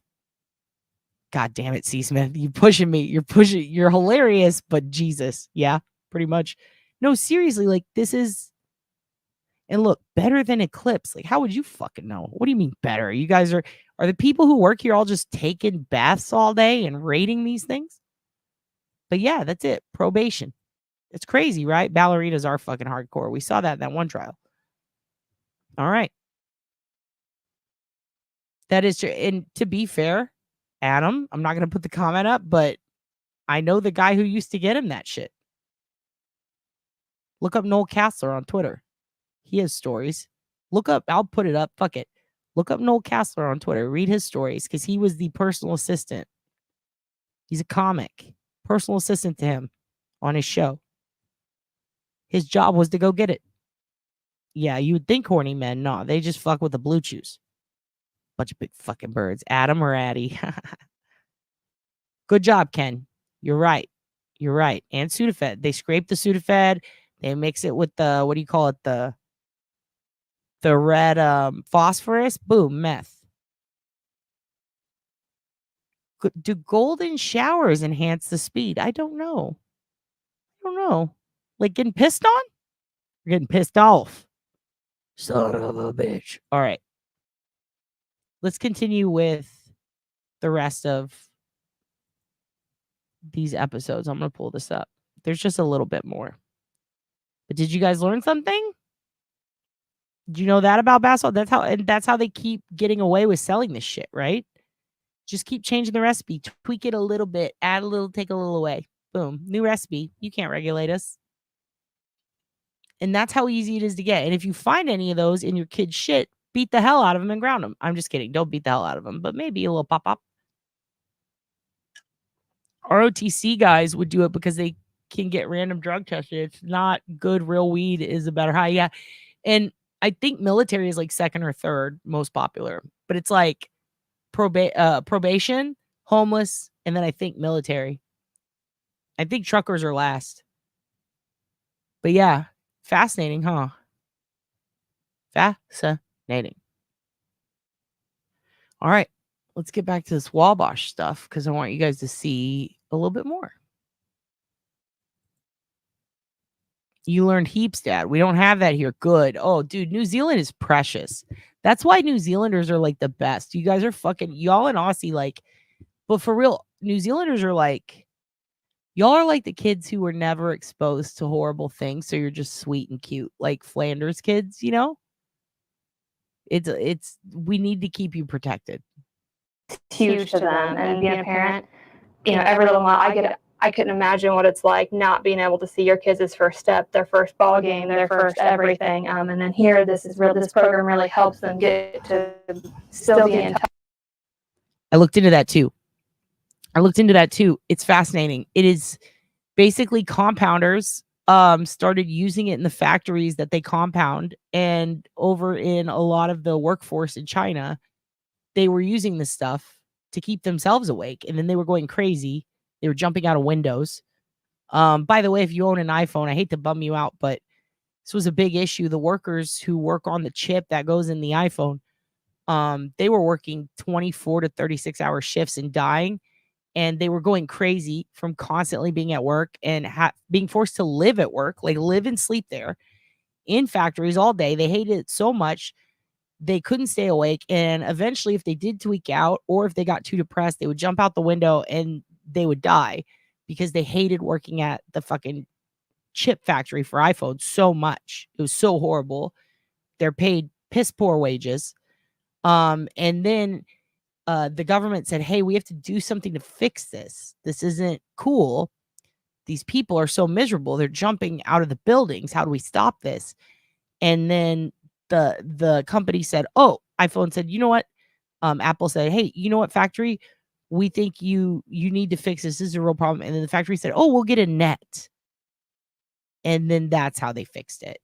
So no, they didn't raise the wage. They didn't give them better hours. They didn't really fix anything. They just put out a net so they're not allowed to kill themselves. So a lot of them were really hopped up on that for a while. And then it started bleeding over, into other countries. Now in America, speaking of military, we got a lot of military who travel overseas. There are places where people do this stuff beyond the US, and then it kind of got brought here. Some people think it's military. Some people think that it is the labeling, because the labels had methylphenidate, methyl whatever, like methamphetamine, amphetamine, like there's all these different things inside shampoos and different skincare products that in small doses don't affect you, especially because they're going in through your pores and it's just not a lot. But if you ingest or smoke it, you fucking freak out and you think that you're a fucking bird and you want to fly, or, you think a demon's after you and it's not. And it kind of spread like that. And then it became a thing for people on probation. And it's fucking wild. But yeah, it's basically because they read the back and said, this has meth in it. Let's do it. Fucking America, dude. Fatherhood was started in 2007, and since then has helped countless families reconnect. Not every prisoner qualifies for this program. They must maintain good conduct behind bars. For Joshua Brazel, who's serving his long sentence on drug-related charges, it helps him feel that he's still there for his family and helps his boys know how much he cares. When they do write me back, I mean, that's one of the greatest moments too, is, knowing that they have taken the time to make a card for me or to sit down and help write a letter. I mean, it's really good. Gabriel and Ezra get to exchange letters with their dad every week. Their dad can even read them books via videotape. The best part for the Brazel family is having the family support they need.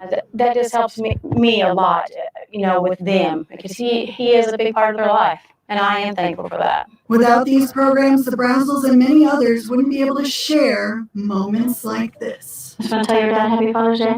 Yeah. Give him a big hug kiss? Okay. In Carlisle, Lee Shania, NBC2 News. Fatherhood's funding is based mainly on volunteers. If you'd like to volunteer or donate books, please visit our website, mywashvalley.com, for more details.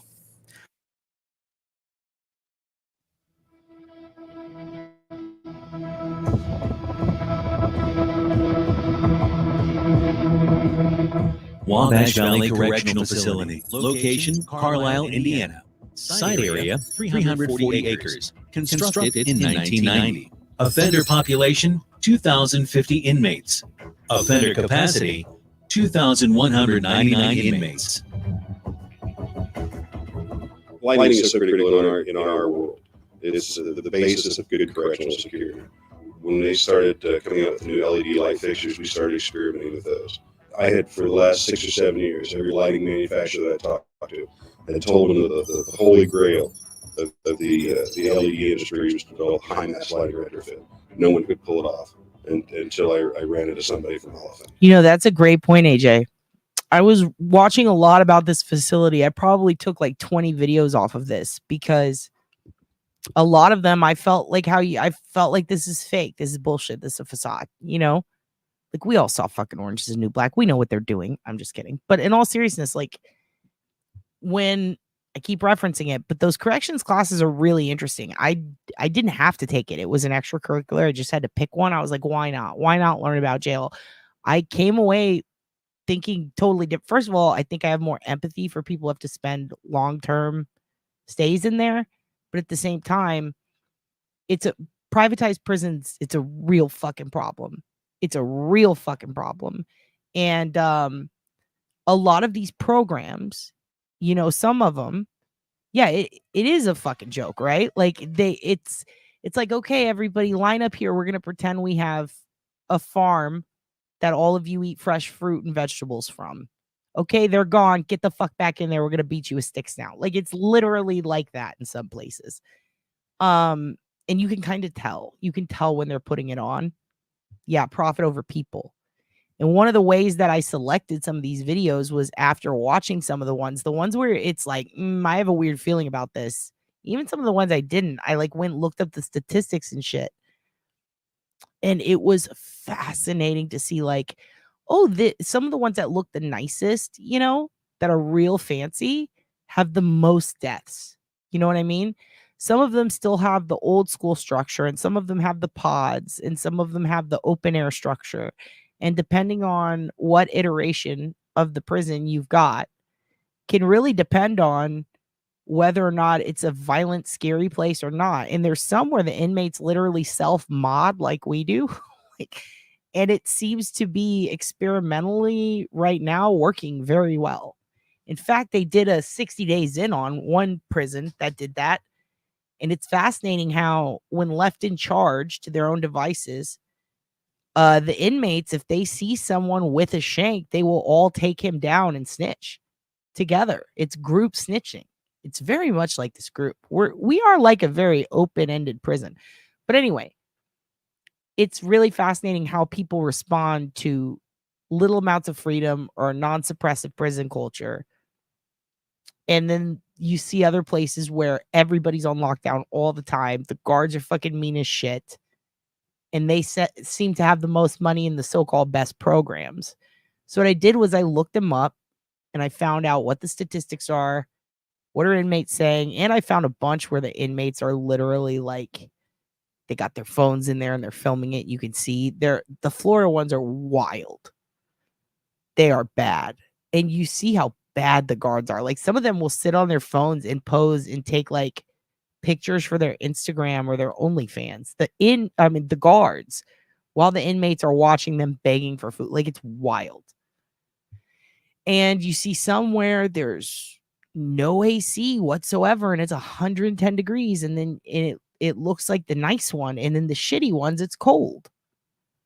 So I did a lot of research. I tried to like stick with videos of places that I feel like are relevant in Indiana and seem to project what is going on. Because at the same time, if they're trying to restructure it, turn it around and be better, I'm not going to leave that out to form fit a narrative. Like if money's being invested, it's used properly and the prisoners are happy, who am I to hold that back? But really it takes you gotta look up the specific prison. All the statistics are provided annually, just like the uniform crime statistics for the police. You could go to each website and you could also see who owns the prison. You can look up the LLC, who the shareholders are.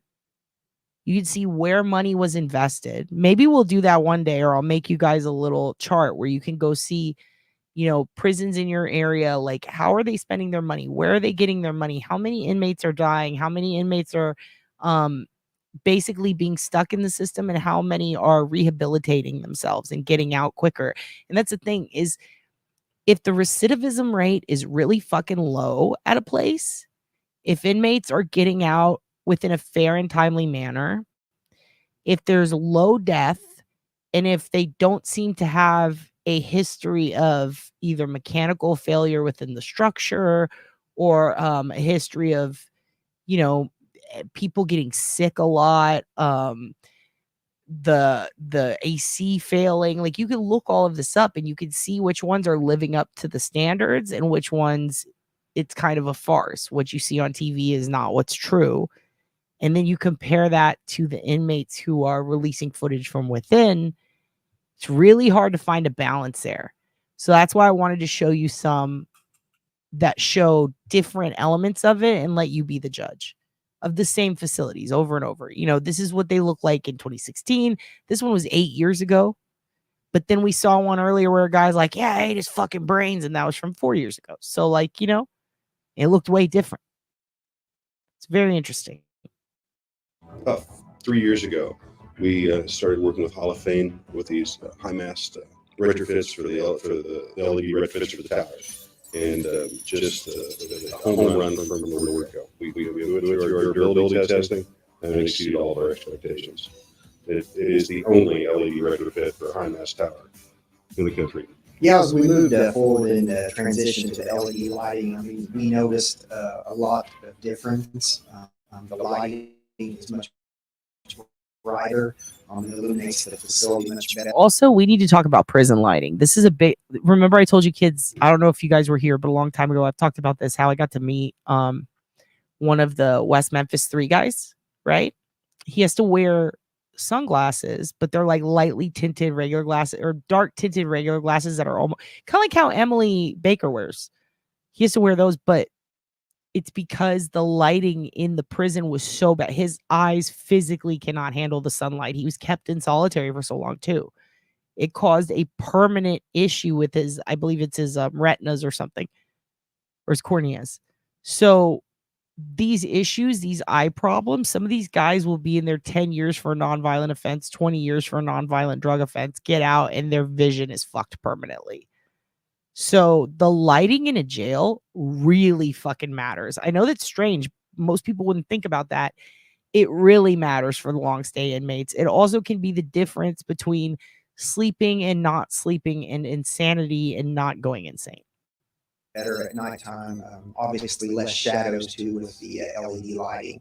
We've noticed a big difference. The staff that works the yard at nighttime have noticed a big difference. It's much easier to see at nighttime. Also, the perimeter patrol vehicles. We have two that constantly patrol 24 hours a day, and at nighttime, they've noticed a big difference on the illumination, not only inside the facility, but also to the exterior part of the facility where the light actually shines out into the fields around the area. The feedback that I've gotten from everybody that I've talked to has been all positive. You know, the visual acuity, the color rendering, improvements from a security standpoint, the visual recognition, facial recognition, all of that has been phenomenal. Security, being able to actually see who the offenders are, who's on a lot, who's not on a lot, that type of stuff has been very big. The lighting acuity, it's better lighting for our prisons. It makes our security cameras work much better. You talking about West Memphis 3, Crystal? It's called Paradise Lost. It's fucking wild. You put them up, you never have to bring them down. If you deploy the Roam kit, you can actually do the diagnostics right from your laptop. It removes all the manpower, all the labor, which is dramatic inside a working correctional facility to raise and lower these high mast towers, to change the light bulbs. And sometimes you do that at least once a year. Generally, you do it more than once a year. Once you put the LED retrofits on, you don't ever have to lower them again if everything works right. So it reduces that operational disruption inside a working correctional facility. Yo, Military Mon, anybody else in the chat who's ever spent time in jail, prison, whatever, we need to have you guys on. I really want to hear about, if it's something PTSD related, you can't talk about it. I totally get it. But I just want to hear about what's really going on in these prisons from your perspective, because I reference my classes a lot, but I mean, again, these Texas education is really poor, but also so is education in general. In some, I don't want to shit on the major, but in some specific majors, they're written by cops, they're written by rangers, they're written by people who have a different experience, and it's not the inmate experience. They do show you a lot of stuff with inmates educating and giving speeches, but these are inmates that are in that position to try to get out early. I'm genuinely curious. People who've gotten out on their own accord, weren't promised anything. I would love to hear some of your experiences. I really am curious, like, especially extended stay. I know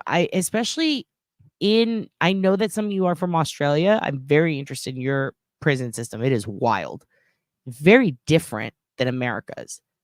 I really want to talk about those differences and about what can be done to fix private. I mean, obviously, here's the thing. Also, public. How do we say that? How do you make how do you go backwards from private prison to public, if you will? What can be done to fix the problems that are in there? Is there even a viable way to run a private prison without it being fucked? Because it really is all about the money. The second you do that, just like if a company ends up on the stock market trading openly, like WWE, the second it hit the stock market, that's when Vince started getting busted, because now he's being held accountable for shit, right? Well, when you look at prisons, the second they go private, they're now in the pocket of the stockholders. Are stockholders being mean and regulating and restricting and trying to harm these prisoners or trying to exploit them for slave labor? Absolutely, 100%. It's openly admitted to. And are the people who own a lot of stake in these prisons Mitch McConnell? Yes, absolutely, it is Mitch McConnell. And I'm not trying to be political, but it's true. But simultaneously, are people like him and him who happens to own a lot of stock in those, are they profiting off of these? And is it okay that our governor in Texas, who also profits off of them, had one of those private prisons installed along the border to hold children and is making a shitload more money off of them? Is that okay? Are politics allowed to be in? Actually, are politicians, should they be allowed to have their hands in the private prison industry? because it's not a lobby. It's a fully functioning situation that relies on people breaking the law to fund it, to run it, to keep it going so that it can be exploited. And the people making the law are the people who are profiting off of it. Is that okay? That is a loaded question. I recognize that. But how is that allowed? Why is it allowed? Is it a problem? How do we fix it? That was a big issue this semester or last semester in my class, and nobody had a correct answer. Our professor shot them all down because they've all been tried. How do you unfuck yourself when you've been fucked so badly? You know, how do you fix a car and make it perfect when you just totaled it? 12 hours was enough for you? I can't imagine. Cloudy days, more glare. Absolutely. Happy to share. Get there. I would love to hear it. Seriously, like, how do we not make it political when that is exactly what's happening? You know? And I don't care whose side you're on. Both of them, by the way, do. A lot of Democrats fucking own private prisons. They own stock in them. A lot. A shitload. But, you know, we've got politicians like this fella who not only profits off private prisons, but also off of the coal mines that make people sick. So it's really crazy. Like, where does judges get their pension from? And it might motivate some. That is a great point. There was also a judge who got a kickback for all the teens she was putting in adult prison in Georgia. That fucking psycho. She was nuts, dude. Why is this allowed? They do make money from war. Oh my God. We can't handle war right now. We're going to start at the baby steps. We'll get to war later. Your dad loves talking about war. How to stop it, what it's like, all sorts of stuff. It's a very interesting thing, war. What is it good for, indeed? Your sister did a year and she actually liked it. That is so funny, Adam, because I actually know someone who did like it too. And I'm like, what the fuck is wrong with you? But they liked it because they were saving money, because they were still getting money while they were in jail. And it was just being collected for them. They didn't spend any money. And they had a pretty pleasant stay and they got a girlfriend. So this was a lady who was a friend of mine, or was. She's not around anymore. She moved away, but she enjoyed herself. It is so bad. It is so bad. My state wants to jail 50% women to men. And what is it? 1% of women commit, out of 100% of violent crimes, 1% are women, or violent sex offenses or something. It's fucking crazy.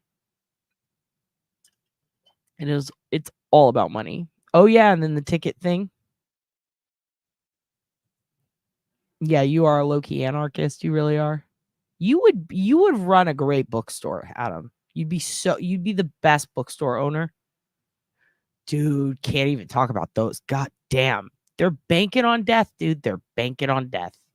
Really, all of these industries end up profiteering on our death. Pharmaceutical companies, the FDA, prison systems. I mean, all of it. They bank on us dying. The more we die, the more money they make. So we have to live despite them. Do you understand?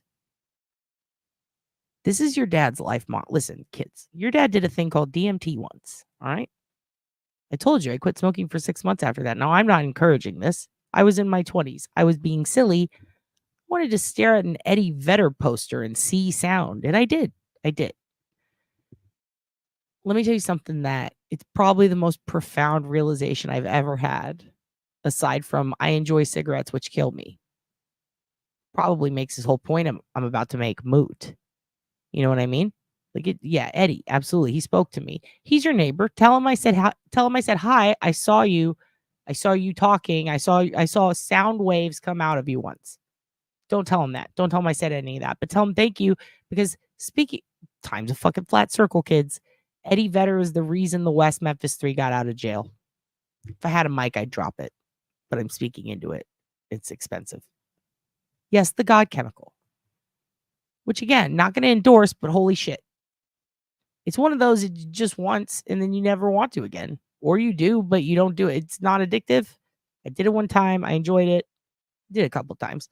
It was a long time ago. I was in my 20s. But the point is, one of the things that really hit me like hard was I was thinking about, because here's the thing about it is you could just think about things. Even flow. Okay. A butterfly. So one of the things that hit me like like a ton of bricks is I was thinking about the meaning of life, because that's what you should ask yourself when you're experiencing the God chemical, right? What's the meaning? What's the meaning of all this? It's like you walk in on somebody and they're eating your fucking leftover taco cabana. You're like, what is the meaning of this shit? But for me, it was life. What is it? What is it? What are we intended to do? What's the fucking point? What's going on here?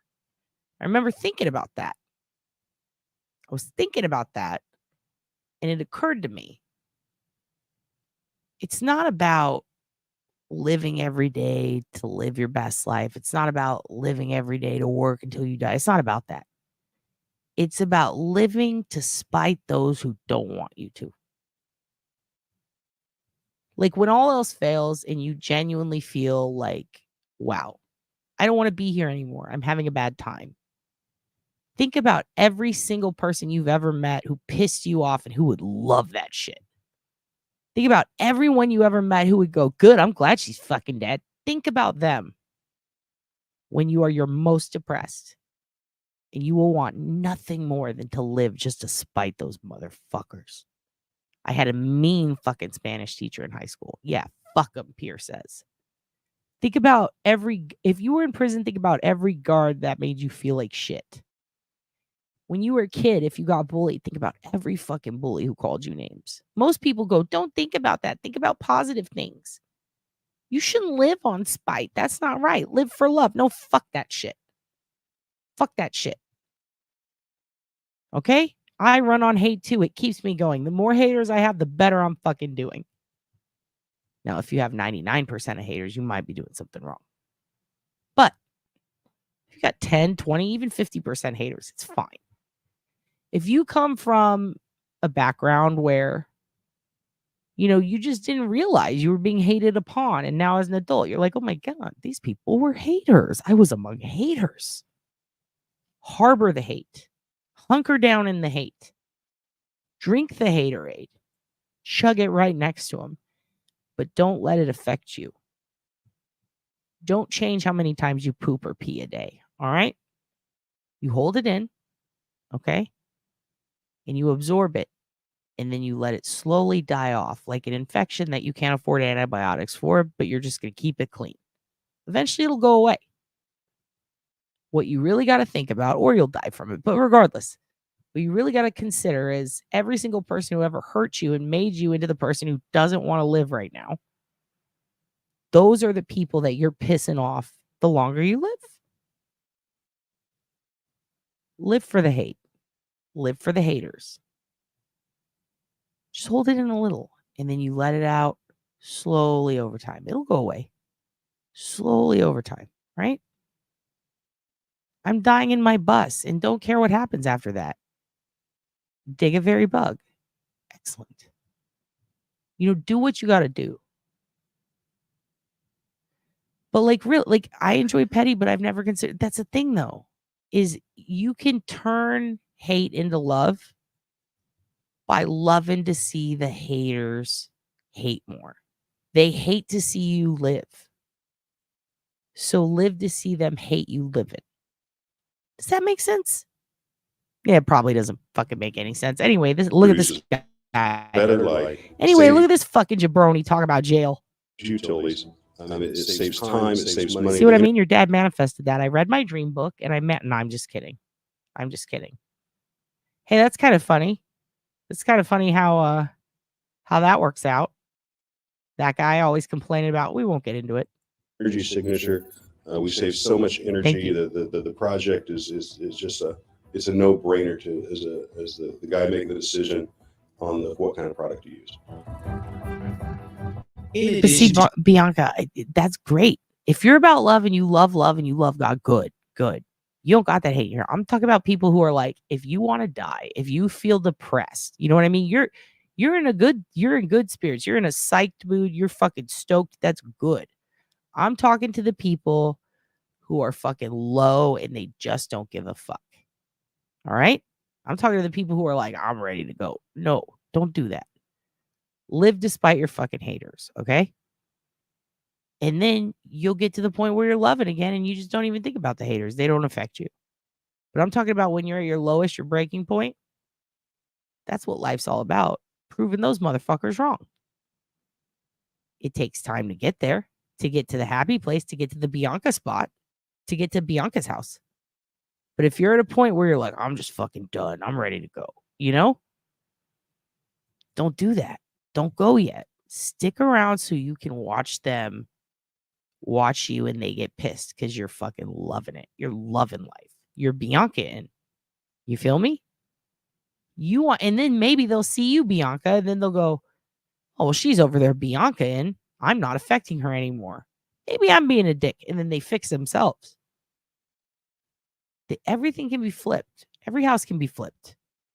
Now, whether or not people want to buy that house after, that's up to them. It's a whole market metaphor. I'm not going to get into it. But the point is, if you're at your lowest, if you're not feeling love, if you're not having fun, if you're not living life like Bianca 365, you know what I mean? Just remember, dude, live so that the people who put you that way, who made you feel those things, they don't feel strong. Live so that they don't feel like their hate fucking matters. Live despite them. That's all I'm trying to say. You know what I mean? Yeah, but that doesn't always work, Bianca. We saw that guy earlier. He ate a fucking bitch's brains. He just ate brains. He was like, I ate her brains. I had a great time. I slit her throat. Like, there are people like that. If you got someone in your life that's trying to eat your brains, they're being that guy. I mean, someone who molests you, I'm not going to fucking pray for them. Fuck that. You know, you got to live life 365. You got to show them, fuck you, you didn't hurt me. So when you're at your lowest, think about how you don't want them to be right. All right? I think you have to have a certain personality type to really drive fuel from that. That's just what I thought about. I don't know. Keeps me going. To HMAO LED 2, Wabash Valley Correctional Facility has an array of other acuity products in various applications. Wabash Valley has 120 Hall of Fame Fusion LED high bay luminaires in the housing units, which provide crisp, white, energy-efficient light to the cell blocks. Exterior building lighting has been upgraded to wall-pack LED luminaires, which feature prismatic glass optics that will not haze or fade with age.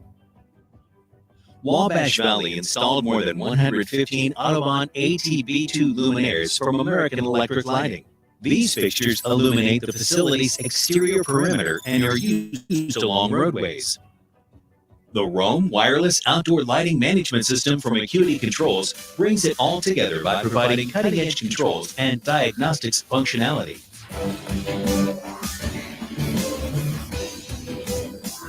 I actually had a conversation here recently with another superintendent that was asking me about our lighting, and I recommended to her to take full advantage of the opportunity that was coming up for her and her facility because of the lighting. Like I said, it's very bright. It illuminates the entire facility. For safety and security, it drastically improves. So I highly recommend the LED lighting.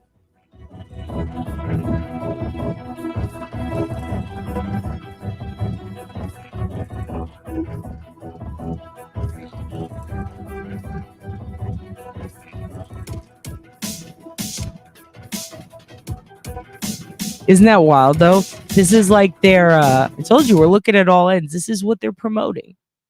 This is how, imagine we're going to buy into this prison. This is literally the fucking presentation they gave to the board. You feel me? This is the presentation. This is how we sold the prison. It's wild, right? Yes, prison contracts are huge money. I was VP of a company that cuts lawns for, I bet y'all I bet the markup on lawn cutting was insane. Oh, dude, so many of them, Galen. So many. That's the thing is this video, a lot of the videos that are like this, but this video is literally doing what LEB said, selling to shareholders. So what they do is they take videos like this, So what they did was they got a contract with a lighting company, right? And this LED lighting company was like, we want to eventually have our lights in every prison in the country. Okay. So what we need to do is we're going to give you a bunch of free to start out for a year. And we want you to make this video and show how great it looks. Right. And so they go, okay. And they make this video for them in exchange for that free lighting. Right. And they pimp it. They pimp they look at this fucking badass lighting. Our fucking prisoners work harder so that they can make, license plates or plants or whatever it is that we can eventually sell to blah, blah, blah. They're getting so much more done. The livestock are so happy here. Exactly. And then they make these videos, right? And then what do? They take them to, boom, Vegas prison. They take them to places and to other shareholders for other prisons. And here's the thing. A lot of the people who own shit in the private prisons, the shareholders, they own multiple ones, like not just one state, in multiple states. So they'll show it to a guy who they'll say, do you want to invest in my prison? You know what I mean? So take it to your guy and ask him if he'll invest in it and show him what we did for your prison. And then they'll say, well, I also own stock in this other prison. Let me go show it to them too. And now this video is going around, and then all the prisons are like, maybe we should get this. And they go and they use this so that when there's cases or anything that has to do with like, this prison has had 20 people die in it this year. And that's a problem. Those numbers are too high. And you're going to court. Then they'll take an expert, AKA the guy who installed the lights, and they'll show him up and they'll be like, hey, come here. Tell him how you fixed all the mad prisoners. Tell him how Brains Guy loves the lighting. And he'll go, look, ever since we did this, we have been down to 15 murders a year. See, we're doing the work. See, look, it's really good that we stay private and that we, you know what I mean? This is really, really good that we have this situation, that we have this lighting company. In fact, the government, maybe you guys could pitch in more. And if you pitch in more, then every prison could have this. And now the private prisons are charging the government triple the price for a light bulb that they initially got free, that now they're paying about a third for. And the more that markup is, the more money they get from our own government, from taxpayers. So in a way, we're investing in a private prison without knowing it, and we don't get to be a shareholder. But politicians are, and then they get to, and other people, rich people, and then they make that money. And then they take that and they go, okay, let's take this video and we're going to show it off, show people how badass our prison is. All right. And now instead of the lights, we're going to focus on the structure. Let's sell the structure. Oh, Arizona, you really like this? Well, look, we have 0 escapes in 8 years. You want us to build you one of these? We could build you one of these. And then they go, yes, please, dude, please. And one of the reasons these videos look so nice and pretty and it's like a fucking movie is because they got that kind of money. They want to invest in it. They want to make it look badass so that other people will buy into it. And that is my prison timeshare. How many of you guys want to buy into death row? You're going to love it. You're going to love it. We got bunk beds. Listen, I was fucking around earlier with the speech about living to spite people, but also I was kind of deep down inside bearing my soul and telling you the truth. But really, it was all a big joke, but serious. I'm dead ass serious, but also I was kidding. So fucking calm down about that. It's fine. We can all be miserable or happy. You can love God or hate God. I don't care. Look at this prison. Look how snazzy it is. You guys want to buy into it? What part do you want to live in? You want to live in this one or you want to live in this one? We got baseball over here. You guys like baseball? You guys like baseball? We got bunk beds and hard bed mats. Listen, we eat this thing called loaf. It's delicious. Martha developed it when she was staying at our facility. Remember Martha? Remember the organic cotton sheets from when you were free on the outside? Listen, don't diss my prison peer. I bought a peer. I fucking spent $120,000 I bought into this shit here. I'm fucking dying, man. Make this sale. Make this fucking sale. government are making everything out. See, it's fucking wild, dude. This is legit. It looks like the Ritz. It's not the Ritz. Just kidding. It is. You want to buy some? You want to buy in? It is just like camp. It's just like camp. You have a personal bath. Listen, it's going to be fine, guys. This is over here. This is the toilet water. This is the reclamation facility. This is where all the inmates take their fucking prison wine for loco shits and we turn it into drinking water. Isn't that fun? Don't you love that? It's good for the environment. You worked in the kitchen? Oh, fuck. You know what? That shows that, you know, you were trusted around knives and shit, so that's pretty cool. But also, like, hairnets and also being in a kid. Also, the attitude sometimes. God damn, you probably had to put up with a lot, AJ. Let's just say I made some serious changes to our investments after that discovery and had a not nice conversation with our money managers. Man, there are so. That's the thing, though. It's like they're selling a video. They're selling a dream of a prison from the outside that looks, oh, this is snazzy as fuck. So that they can open more of them. And so that they can close old ones and absorb them like an angry twin. It's almost over. Let's keep watching.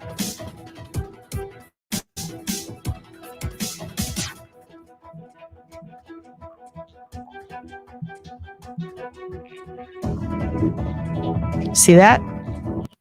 AcuityBrands.com. See, it was an ad. Fascinating. Prisons are now ads. Love that for us. Jesus.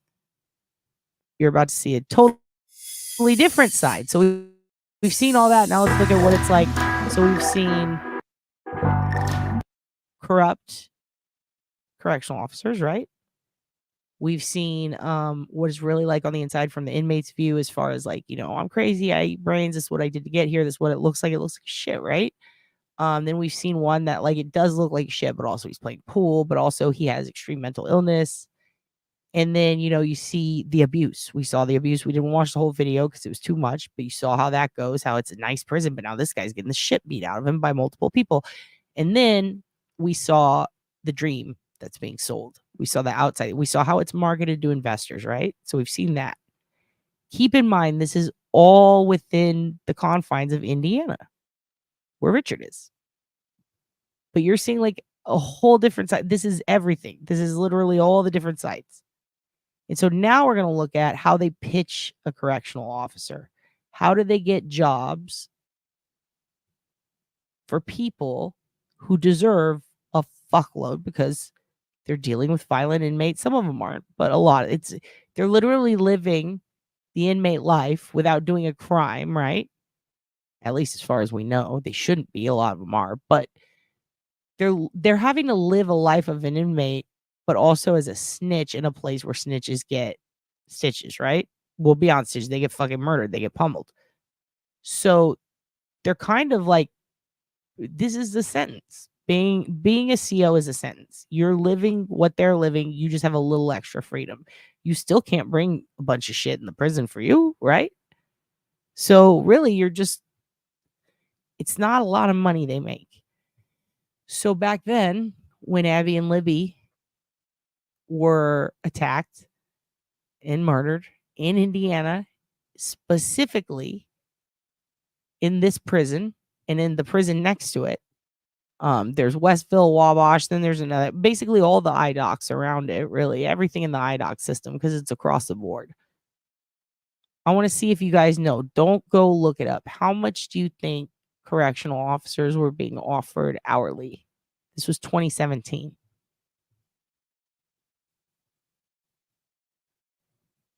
Like, really try not to look it up. I just take a guess. 2017. How much do you think they were making?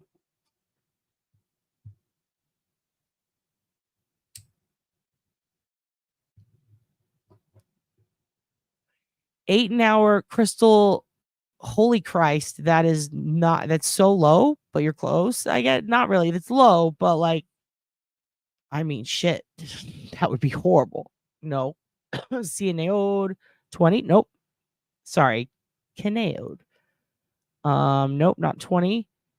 I can't think of anything I'll do for $5 an hour. 15 is, yeah, kind of close. They get a little higher than 12, lower than 15, higher than boom. Susie. It was on average 14 an hour. Now, here's the thing. They would push 17 an hour in ads, right?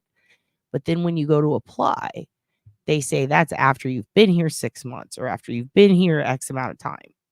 That's after an evaluation. Okay? So you're making $14 an hour, right? Susie, of course, random. Yeah, that's terrible. 14 an hour. Okay? So 14 an hour is what is fucking given to you. 17 an hour is what was advertised. But they literally tell you, they go, you can work to 17. You can work up to that. After 2 years, you'll get bumped up. After 6 months, depending on what facility. That's nothing. My husband made more than that working for Sprint. Guess how much the Dairy Queen pays in Austin? The Dairy Queen in Austin pays $15 an hour. You can work at fucking Dairy Queen. Unlimited blizzards. Unlimited blizzards, bitch. Unlimited fucking blizzards for you. You can eat all the blizzards you want. Okay? For $15 an hour. In an AC at a Dairy Queen. And these motherfuckers are making 14 to deal with violent inmates. Fucking crazy. Now let me tell you something else. Yeah, your life is worth more than that. So here's the other thing. Now, Tracy pre-answered the question. Now they pimp it at 22 an hour. 22 an hour. That's how much they offer for the same prison now. They just recently went up to that. You can go to the IDOC site on Facebook and you see it was bumped up to 18 an hour. Okay, 20 an hour. Nobody wants to fucking work there. Nobody. So now in 2024, 22 an hour. That's what they promote. Out of curiosity, I decided, I was like, I'm going to inquire about this job and pretend I'm moving there. I emailed them. Told them I just took a corrections class. Like, I legit did this the other day. And I was like, they got me. Let me tell you, it would ding. And I thought, oh shit, it kicked back my email. No, they immediately responded. Because they're so desperate. They're so short on COs. Straight up, dude. They told me that it is imperative that I understand that what is advertised is what can be achieved. Like literally what they said on the old, people were complaining on their page on the old Facebook posts, advertising 17 and saying you actually pay 14. What the fuck? People were complaining. Well, I applied there and I worked for 14. I don't know what this is about, right? And they said, I remember when I walked in there, y'all told me it would be 2 years. Well, I've been here 3 years. And it's a whole thing. There's like entire Reddit threads about it. And I'm sitting there going, wow, this is exactly, wow. That's what they're doing right now. They were telling me straight up, like, you need to understand, this is on a basis. This is on a evaluation basis. So like, you're going to be evaluated and you have to be here X amount of time. And you have to work a specific schedule. And you have to work in this part of the prison, this one, and then you get that amount. Like, that's fucking crazy. For 22? Well, what do you get until you make it to the 22? 18 and 20.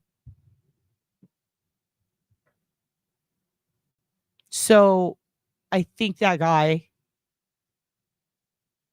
getting the face tattoo does not surprise me, is the whole point of that. Doesn't surprise me. Of course he got a fucking Odin tattoo on his cheek. Did you hear what I just told you? 14 an hour in 2017. It's nothing, dude. Nothing. So nobody wants to work there now. So now we're going to see what that place is like for them. Let's look at this wonderful IDOC video made to entice CEOs. Let's take a look inside Rockville Correctional Facility. You'll see the point of view of Officer Earls. Today, he's training a new officer. Morning. Your main duty as a correctional officer will be to maintain safety and security inside our facilities. Good to go.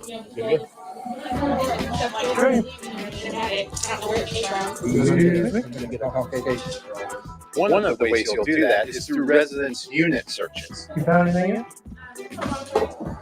This assures that the incarcerated population is complying with their facility's rules. On the right side, it's J through R, and this is our 1120 count.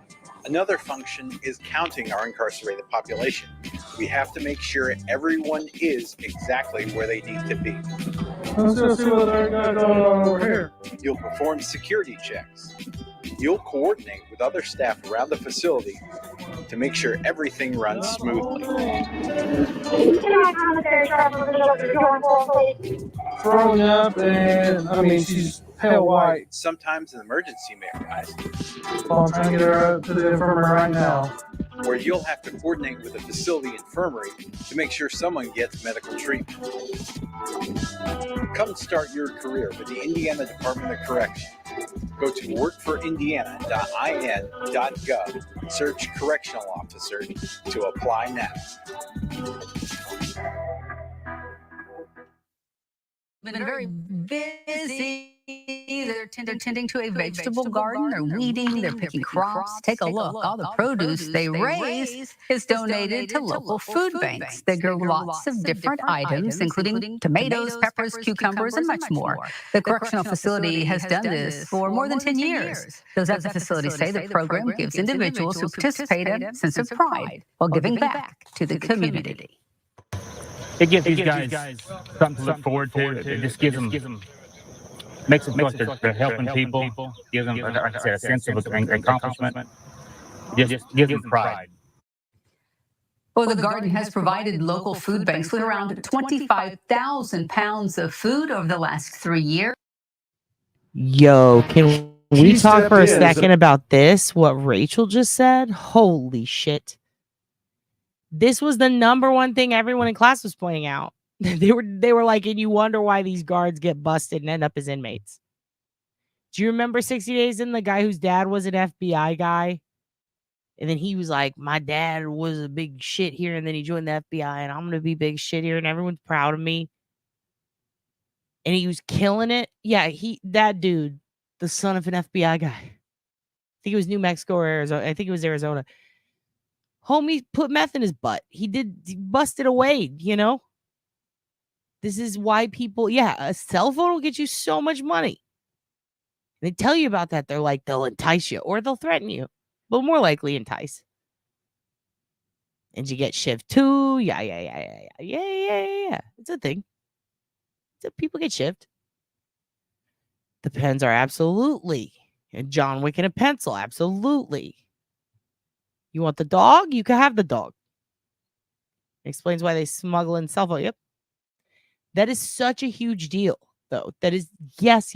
Rachel gets it. Yes. I'm sure you all get this. This is why you pay a guard $13 an hour and an inmate is offering them $1,300. First of all, keep in mind, in prison, really, cash is worthless. It's worthless. People forget that. Like, I mean, unless you have someone who wants it, but that's not how you get commissary. It's got to be put on your books. That's worth money. Cash is just paper there. You know what I mean? But the guards like it. Think about that. Think about that. The man tried to run off with her 7-year-old Okay, niece. this is just really crazy.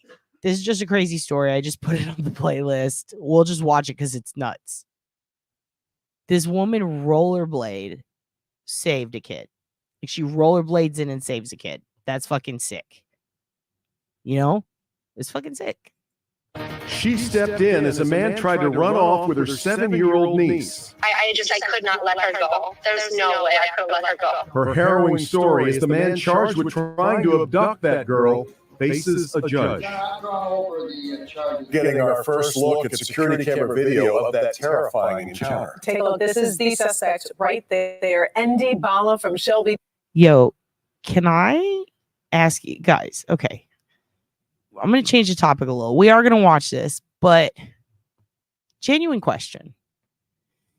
Do you ever get like obsessed with, or maybe not obsessed, do you ever just like always for your entire life, every time you watch the news, wonder what's their deal? It doesn't matter who they are. You can replace, this could be Potato Face, this could be she's a cat. Just fucking replace them with any other human. It doesn't fucking matter. Literally anyone. Do you ever look at the dynamic between these fuckers? Like every news state, like be honest. You ever like sit there and you click through? I click through news from all over the place. I like watching Seattle news. Some of my favorite is, okay, like Seattle, Hawaii. I've told you this before. West Virginia, anything in Appalachia, that news is good.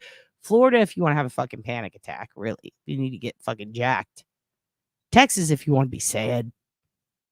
Wisconsin, if you want some good accents. If you want the drop dead, go Amber Atkins, like the Midwest, like a happy Wisconsin news anchor.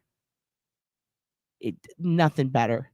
The chick was it Alaska? The chick who quit her job, she's like, fuck this, I'm gonna go smoke weed. Like, I just love the dynamics between whoever the chosen two are. Yes. Like Ron Burgundy and Veronica. That's one of my favorite movies, by the way, ever. Like, I'm obsessed with it. Like, one of them. John Beard. You loved him? Strong words. I loved Steve Brown. Steve Brown saved my dog. He's a San Antonio guy. Oh, I loved Mary Walker growing up. I loved Tangi Patton. Even though I served her a latte once, she was kind of a C unit, but it's fine. She's Tangi. She's got shit to do. She's allowed to be a C unit. She's got to go tan. I'm obsessed with, I mean, yes, SNL. That's a great dynamic, but that's intentionally funny. I love Lamp. I do. Walter Cronkite. Dude, seeing Walter react to anyone is just fun because he's just kind of like, like that man could take all the money in poker. Patty Ann Brown. Is this why, C. Smith? Is this why your dad? Is it not even about the news? Is it about the anchors? I think that's what's going on here. Because I immediately look at them and I'm like, well, they're not fucking. Like, that's my first thought. Babe, look at these two. Look at these news anchors. You think they're fucking? You do? Sugar daddy? I mean, her suit looks fancier than... Oh, you leave that open. Her suit looks fancier than his. It's not a Mika Joe situation, I'll tell you that much. I'm obsessed with Mika and Joe. For true crime reasons. Her because of her father. There's a lot there. Her family. She's a character. She's like Nancy Grace. I hate watch her. But are you guys noping? Now they cannot stand each other. Who? Mika and Joe? Wait, who's unfucking? Hold on. No, she isn't getting anything with that look she's got going on. She looks so unhappy. Okay. Oh, you guys are reading them. Okay, I'm into it. One of our huge anchors just got done for CSA. Oh, God. They're deleting his voice from the Queen's funeral and shit. Oh, shit. That's crazy. I'm trying to think of any other time that's happened. See, here in America, it's female news anchors getting murdered. Just disappearing. That's a big thing. Yeah. I always look at you guys don't think they're fucking. They did about 15 years ago. You think they fucked? Oh, shit. That's a good point. He's pissed that he didn't make, what do you call it? Production director. He wanted to be the production director. He wanted to produce. But he's stuck here. She's pissed as fuck. She knows a lot. She knows all the secrets in the office. She's also mean to her assistant. This is just in my head. That's I think what's going on. But I think she's projecting because he doesn't want to fuck anymore. He's got a new wife. He belongs in production. He's mad at it. It has been a 4-hour live, yeah. Well, I would have been in a 4-hour wrestling show, but shit happens. People aren't into it. People aren't into two men telling a story with their bodies in the form of fighting. It's fine. Mika rocks. I love her. So here's the thing. Mika annoys the fuck out of me, but in a fun way. Like, I like how if she's disgusted, you're going to see it on her face. She can't hide anything. And it kind of makes me giggly when she found out about furries and she's like, what? And like, she was losing her fucking mind at furries. That woman, she'll react. Like, I remember there was one where she met someone came on the show and she said something like, what's wrong with your face? Like, it was just it was like, Mika, Jesus fucking Christ. She's so Eastern European. It's insane. Joe is who plays in a jazz band? Who just does that? I went to a school for jazz, believe it or not. My first university it was a big jazz school. Nobody there even listened to jazz. Nobody gave a fuck about it. And he plays in one. And he looks like my friend's boyfriend. It trips me out. And also, he has a crazy true crime story we'll talk about that ties into an episode of Storage Wars Gone Wrong and a guy who harvests organs. It's a whole thing. Could have been a hate fuck. True. They all look like strippers. Do you live in Mexico, Noel? All the news anchors there look like really attractive strippers, like at a fancy club in like a movie. They're both about to age out. Oh, don't say that, YouTube. They've got another 8 years. She could fucking... I mean, they could both stretch their gullets back and maybe make it to weather. Always imagine they have miserable home lives. Oh, shit. She's like Annette Bening in American Beauty. She's just fucking flipping out in the curtains. Yes, dude. Yes. Like that. Jesus Christ, AJ. You learn that mouth in jail? I fucking love this. This is hilarious. I'm screenshotting this forever. You're funny. I might frame this and send this to Aunt Deb. Jesus Christ. I can't even laugh. That's how funny it is. Fucking, she looks real dry and tight. That's what one of them said. Oh my God, you're the best. What the fuck? Want a news anchor murder rabbit hole? Check out Jill. Oh, Jill Dando. Oh my God. They made a YouTube series out of it and it's insane. Jill Dando, the way they say her name, Jill Dando. You'd think she was like Princess D. She's Princess D of the news. Here it's Jody Huizenfruit. That's a big one here.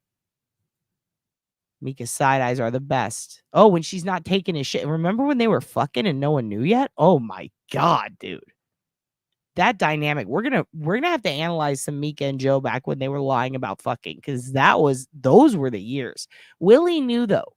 Willie fucking knew, because Willie, he would say things that were it was euphemism central. He was essentially somewhat accusing them of swinging in a way. I think between the lines, you feel me?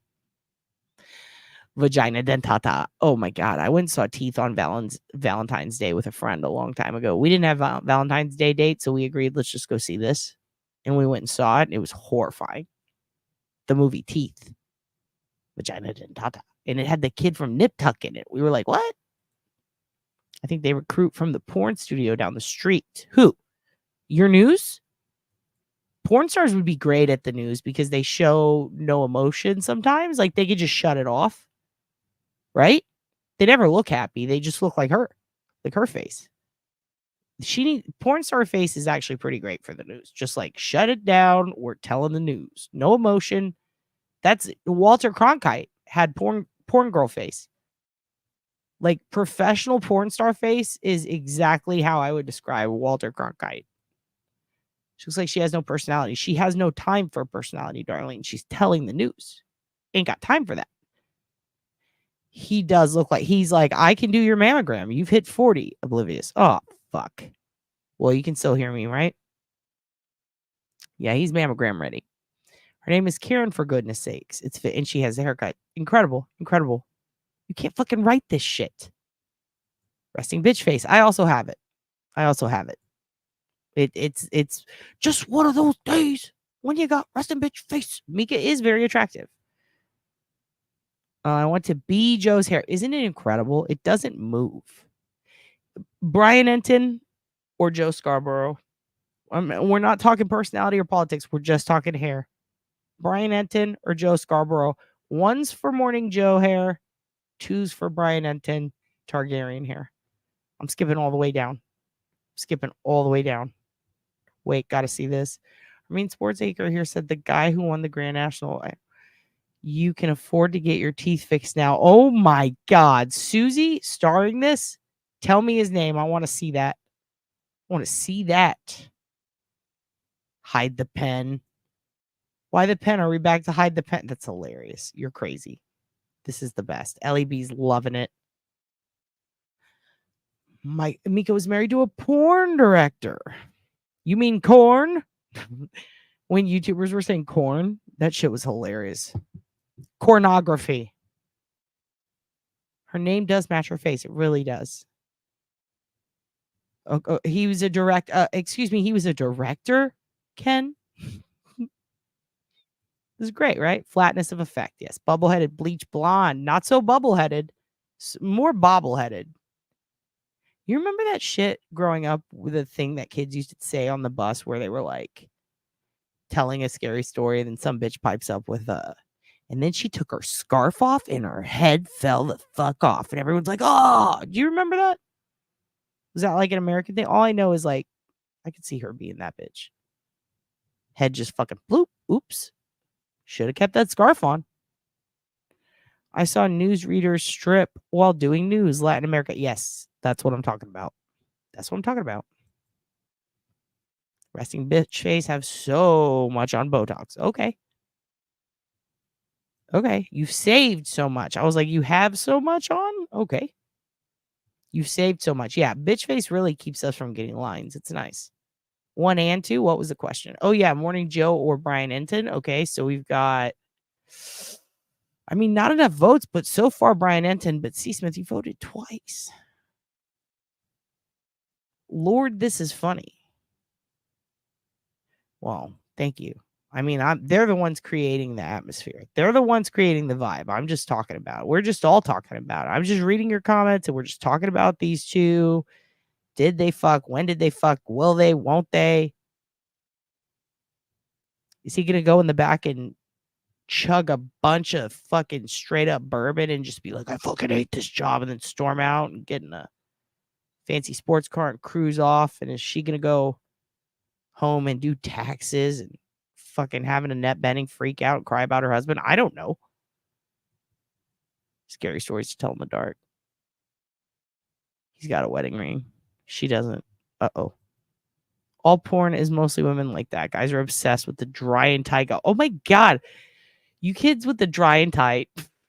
Fuck, dude. I'm about to say holes again. Oh, Brian Enton. Okay. I don't know. They look like aliens to me. This is true. They could be AI. We don't know. I'm live. I can't believe it. First time I had a real life. Hey, Steph sells stuff by the seashore. Thanks for being here. Steph, let me ask you. Think they fucked? How many years ago do you think they fucked? Was it in a car? Was it at work? I want to hear your thoughts. Also, Steph, welcome. Glad this is your first live. We're not putting a moratorium on holes. We're not, because you guys keep saying dry and tight. So now I'm going to say holes. Also, Tiff, you're grounded.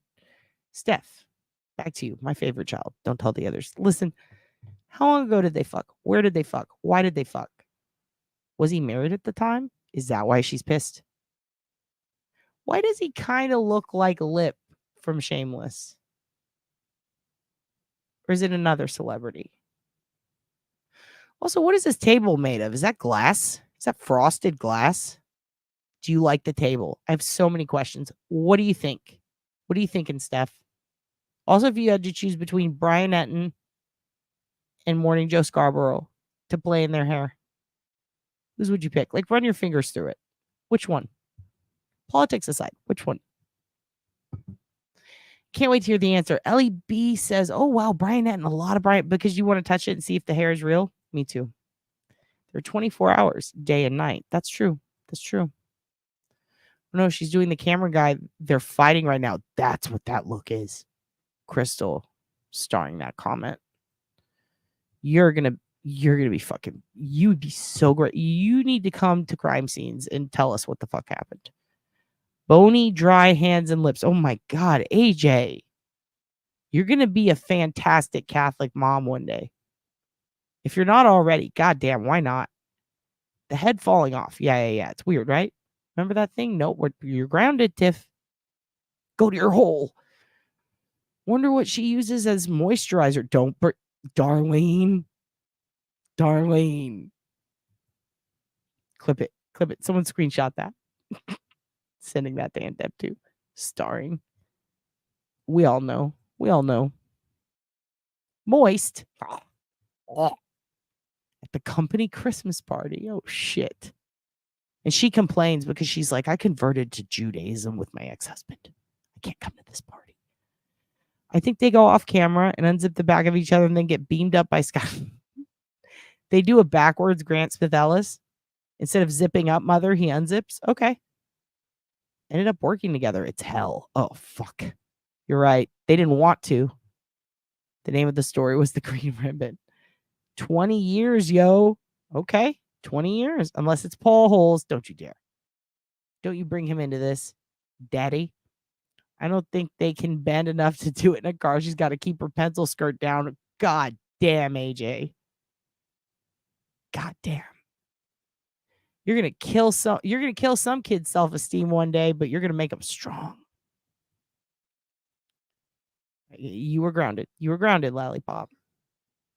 You were grounded. AI porn. You would think it's hentai girls, but it's 50-year-old angry women. That's what it is. Everyone wants their mom. It's weird. Guys are weird. Brian. Okay. Brian Enton. Excellent. Noelle says Brian. I trust Noelle. She's always right. We're going Brian Enton. Table is yuck, and I'm not touching that hair. God damn it, Tracy. You're hilarious. I have a lot to think about now. Give me some time. Hurry up, Steph. We got questions. That's like Tucker Carlson, not a hair out of place. Oh, my God. His hair is so nice that I know he zips up mom's dress. Hey, Susan Cabon, thank you so much. I need to get to that. I always put it at the end because I'm like, listen, it deserves its whole episode. And this is, if we get to it, which we never do. Here's what we're going to do. Because we're going to start clusters in 2 weeks. And that's going to be a big one. Took me a while to prepare, but I think you're going to learn a lot. We're going to do clusters. We're going to have a little OSINT 1 or 2 video lives before that. So I'm thinking maybe we'll just do a full, I want to get Walk Among the Tombstones specifically to where she could be on the phone. So I'm going to have to do it in the day probably. I don't know where she's at. I'll hit her up. But a lot has been done on that. So we're going to do, how about this? The next episode or the one after it, let me talk to Walk Among the Tombstones. It'll all be the apology line. And then we'll hit on Richie, which is the next step in that one. Yeah, it's just who's fucking and why. These news. I was asking them if you ever watched news anchors and go, what's the vibe here? I've fallen into rabbit holes of local news for places I don't live just based on the vibe between whoever the main two are. You know what I mean? First chair and second. Who's the Veronica? Who's the Ron? Hi, Fluffy Bunny. Yeah, oh my God, that's so fun. Oh my God, the screen is up. Fuck me. Oh yeah, we were going to watch the news. What am I doing? We were going to watch this. Let's watch this. It's the lady on rollerblades who saves a kid. What the fuck? How did I get off on this? It's their vibe. It's that face. It's that fucking face, dude. Someone do a whole count, leaving it up. Tiff, look at that. Video of that terrifying encounter. Take a look. This is the suspect right there, ND Bala from Shelby Township. He is accused of not only trying to abduct this 7-year-old, but also a 15-year-old earlier in the day in Clinton Township. Let's get out to Sean Lay live this evening. Sean, the video of this attack is so terrifying. It is absolutely terrifying, but we all really need to see it. I asked the aunt who saved the 7-year-old little girl. niece. This was the real deal. She said, this was the real deal. A child abduction. It was her niece. I said, what did you do? She said she jumped through the driver's side window here, grabbed onto the steering wheel and the alleged abductor, tried to fight him off. And I said, what were you saying to him the whole time? You got to listen to this. He was screaming. I could hear him say, let go, let go, let go. It was very broken. He said something at the end, but I just kept, and I was just connected, and I just kept telling her, fight, go, don't give up, go. And we just, thank God we were just on that. We just were so connected, and she fought for her life. Like, I don't know. Her name is Alicia. She is a hero. You can see, you can feel the intensity in her eyes. She is the end. You see in this shocking video. Her 7-year-old niece ripped off her bike by this man, stuffing her in his car. Alicia was on rollerblades. She was not going to let him take that little girl. What did you do? When I saw him going towards her, I booked it on my rollerblades. What the fuck? I'm not hearing an echo, you guys. What are you talking about? Is it the echoing's back? What is happening? Hold on. It shouldn't be. It shouldn't be. Why is it doing that? I don't know why it's echoing. This is weird.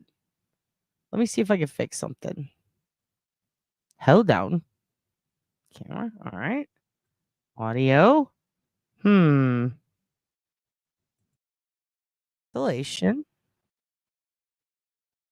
Okay.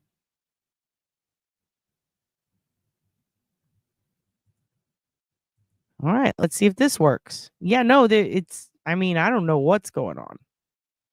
Let's try this again. And I just prayed that I would not fall. And I dove through the driver window. He was grabbing her and throwing her in the passenger side and trying to climb over her. And we both just fought for the steering wheel. And I just snaked my arm in as far as I could so that I could not fall out of the car because I just didn't know. I didn't know what was happening and I just could not let her go. That accused kidnapper, his name is Andy Bala. He was officially charged late this afternoon in Macomb County.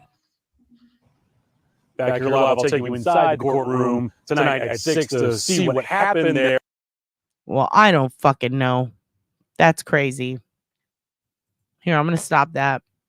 Maybe something happened with the screen. I don't know. Also, Tiff, you're out of timeout. That's hilarious. That's the best. Yeah, there's no audio going through the speakers. That's what I don't get. Hold on. Let me try something. Audio. Okay. Not through the speakers. Okay. I mean, let's try this. I'll just do default. Okay. Test. That is crazy. All right, let's see. Let's see if this works. Tell me how it sounds.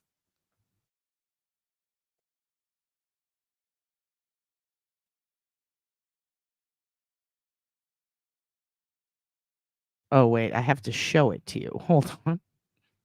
Let's see if this works. Okay, let's just do window. Fuck it.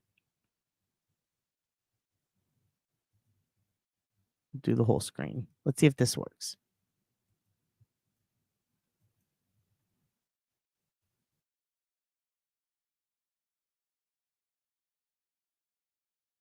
The aunt, who's absolutely remarkable at 6 o'clock as well. Much more she has to say and share with us. She said she was in mode, making sure she saved her 7-year-old niece. Karen? Her adrenaline definitely was pumping. I give her so much credit. Now, when we talked before, you had mentioned Alicia's son was there as well. This is something new that I didn't pick up in the video and didn't see from any of the police reports. Her 8-year-old son was there, and he got in front of the car and sat down on it. He was hurt. The car was running into him. He was. Okay, we're going to go back so you can hear it without the echo. Because it also, doesn't this guy look like a magician? All right, let's go back. To abduct that girl faces a judge. I've gone over the charges. Getting our first look at security camera video of that terrifying encounter. Take a look. This is the suspect right there, Andy Bala from Shelby Township. He is accused of not only trying to abduct this 7-year-old, but also a 15-year-old earlier in the day in Clinton Township. Let's get out to Sean Lay live this evening. Sean, the video of this attack is so terrifying. It is absolutely terrifying, but we all really need to see it. I asked the aunt who saved the girl, her niece, it's a real deal. She says this was a child abduction and it was her niece. I said, what did you do? She said she jumped through the driver's side window here, grabbed onto the steering wheel and the alleged abductor, tried to fight him off. And I said, what were you saying to him the whole time? You've got to listen to this. He was screaming. I could hear him say, let go, let go, let go. It was very broken. He said something at the end, but I just kept, and I were just connected, and I just kept telling her to fight, go, go, don't give up, go. And we just, thank God we were just on that. We just were so connected, and she fought for her life. Like, I don't know. Her name is Alicia. She is a hero. You can see, you can feel the intensity in her eyes. She is the aunt you see in this shocking video. Her 7-year-old niece ripped off her bike by this man, stuffing her in his car. Alicia was on rollerblades. She was not going to let him take that little girl. What did you do? When I saw him going towards her, I booked it on my rollerblades, and I just prayed that I would not fall, and I dove through the driver window. He was grabbing her and throwing her in the passenger side and trying to climb over her, and we both just fought for them. I just snaked my arm in as far as I could so that I could not fall out of the car because I just didn't know. I didn't know what was happening, and I just could not let her go. That accused kidnapper, his name is Andy Bala. He was officially charged late this afternoon in Macomb County. Back here live, I'll take you inside the courtroom tonight at 6 to see what happened there when he was officially charged. And also, I'm digging into his criminal history right here in Macomb County. More of that at 6. More of Alicia, the aunt, who's absolutely remarkable at 6 o'clock as well. Much more she has to say and share with us. She said she was in warrior mode, making sure she saved her 7-year-old niece. Karen? Her adrenaline definitely was pumping. I give her so much credit. Now, when we talked before, you had mentioned Alicia's. Does she have Sudoku eyes? Did we misread Karen? Is Karen a psychopath? He really seriously looks like he does magic, like really good magic. Also, that lady ran in rollerblades. Did you see her? She was not gliding. She ran. Like she picked each foot up and went dunk, dunk, dunk, dunk, dunk, and she ran in fucking rollerblades. Zoom in? I don't think I can. I don't know if it'll work. Let's see. Yeah, it's not going to do anything. She's got Sudoku eyes. She's got Bukkake eyes. I'm sorry. I apologize. I didn't mean that. Listen. That woman fucking ran on rollerblades, and Susie is killing it tonight. She has never had an adrenaline rush in her whole fucking life. Also, I need to go up. True. That could have been really bad. But Steph sells seashells, has answers for us. She sells stuff by the seashore. You sell product? Jeff's product? Gay Jeff's? Okay, listen. They haven't boinked, so they haven't fucked. They almost did once when she was drunk at an office party, and he hasn't let her forget it. He does look strangely like Lip from Shameless. Thank you very much, Steph.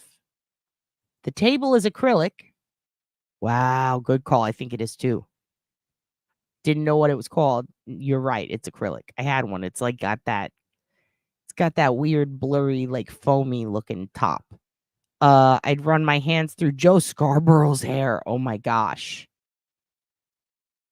You don't care for Brian Enton? Or you do, but not as much as Joe. I don't want to put that on you. It's political. Don't worry about it. Okay. You had another. And this lady is amazing. Excellent. You're amazing. Thank you for all those answers and for thinking about it. I wonder what Dad's boyfriend would pick. If you could run your hands through Brian Enton's hair or Joe Scarborough's from Morning Joe, who would it be? Joe, excellent. I picked a good one. I picked a really good one. Badassery, indeed. So listen, we did a lot. Jill Daniels' eyes. What about Jill Daniels' hair? Where's Adam? Where's Adam? Where's it Jen McCabe's? Dad, there was another man that helped them. So it was the guy running and she bladed?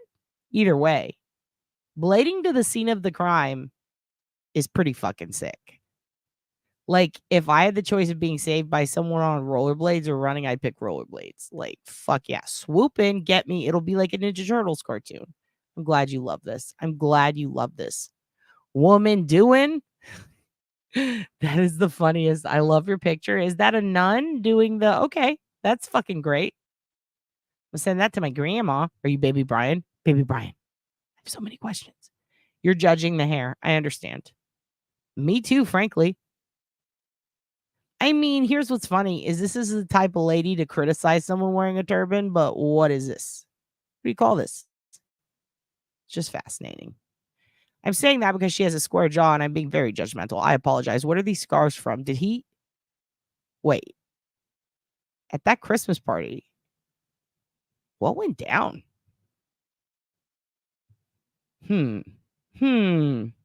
Brian. I think Karen watches a lot of makeup tutorials on TikTok and cries and she isn't allowed to wear glitter. Oh my God. Elizabeth. Of course, Joe. Yeah, of course, right? Fucking, I mean, he's in a jazz band. What a psycho. I want to know more. Bird. You're a fucking bird. You big fucking bird. Jill. Big bird. Is Brian Etten the short one who's... Yes. Yes, he's got, I keep saying Dothraki hair, but I mean Targaryen. He's got Targaryen hair. One time, Rock almost went and slapped his clipboard out of his hand for me. But I stopped her. I said, we don't need that hate on our heart. The Jesse guy from Law and Crime. Oh, fuck, we can't even talk about Jesse from Law and Crime. We cannot even, don't even bring him into this conversation, Adam. I have so many thoughts. Do you think he has 50 pairs of perfect white socks folded the exact same, and for some reason he just buys new ones because he likes the way those are placed in a drawer? I have so many questions. How many bodies are in his basement? Because that hair is nice. Nice to see an inspiring potential addiction story. Oh, yes. Inspiring as fuck, of course. Doing pot. Clip it. Someone take a picture of that. Doing pot. You know, we're just doing pot, dude. I'm doing pot. Ripping butts. Abduction. Oh, did you hear Dad's boyfriend? That was a good fucking burp. The mic caught that. He releases gas in the most sexy way. I thought she was going to beat him with a rollerblade, but still cool. Oh, that would have been sick. Like some wrestling shit, like Darby out, like she just takes the wheels and scrapes it across his face. She is saying, put your mini poodle on a leash. Oh my God. Put your dog on a leash if you're going to be in this park. There are people in this park, and your dog is barking at people. I'm calling the police. He tried to hit me. Yeah, no, I see it. I see what you're saying. You are enlightened. Woman doing. Or is it doing? I don't want to offend. That's called the Karen cut. It is. I'll marry. I'll let you know if I could. His hair, though. That's all. I'm a hair guy, literally. No, I know. I know you are. So I'm in person at Crime Con. Yes, his socks are starched. I bet they fucking are. He wants to be Holden McNeil from fucking, or what's his name? Holden, is that his name? From Mindhunt? He wants to be Holden. Or King George, is that his name? From fucking old rap play about history that's not accurate. What's it called? Hamilton? Dramatic music, you. Oh, helmet head. Yes. Your dad used to have a helmet head. Yes, he has to rotate them as they get dirty. Oh shit. You think he rotates? You think he rotates? All of his clothes are brand new in snap lock bags. Brit. You chose violence. I'm not against it. Truck's out. She will call the cops. Absolutely, dude. Doing. Is it doing or doing? No dogs on the beach. Oh my God, C. Smith. You kids keep me young. I think we should set Hudson up with her. Where is Hudson? Go wake your brother up. Tell him we got his wife. We got your future prison wife, Hudson. She's definitely going to she's going to end up in jail. She's going to end up in jail. It's cute, but I don't like his voice. Okay. Lawyer, you know? Dude, we're not in it for Peter. We're in it for the dad. Everyone knows we're in it for the dad. Don't play Tiff. Look at the dad. Elizabeth, poor Hudson. I mean, the dad, he represented he repped the feds, dude. Come on. He'd be scared if he weren't so small. I'm not a cat, or am I? You are a fucking cat, and you're a big fucking bird. Tiff, what about the other dude? What's his name? Collier? Oh, shit. We're getting deep. Tell me, kids. Tell me. Let's do this. Let's end on this. She will snap eventually. I'm banking on it. Let's get a Discord started to bank on when she fucking loses her goddamn mind and snaps.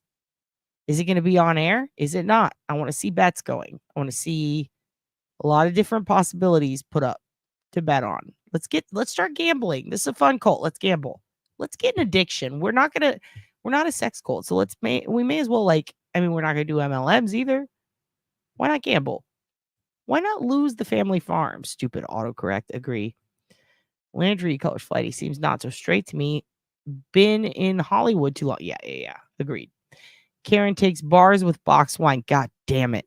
Karen personally, don't you? Because that is, I see that. She slaps the bag too. She slaps the bag, gets in her car, and then goes to the store to get smokes. And she smokes Virginia Slims or Capris. Which one?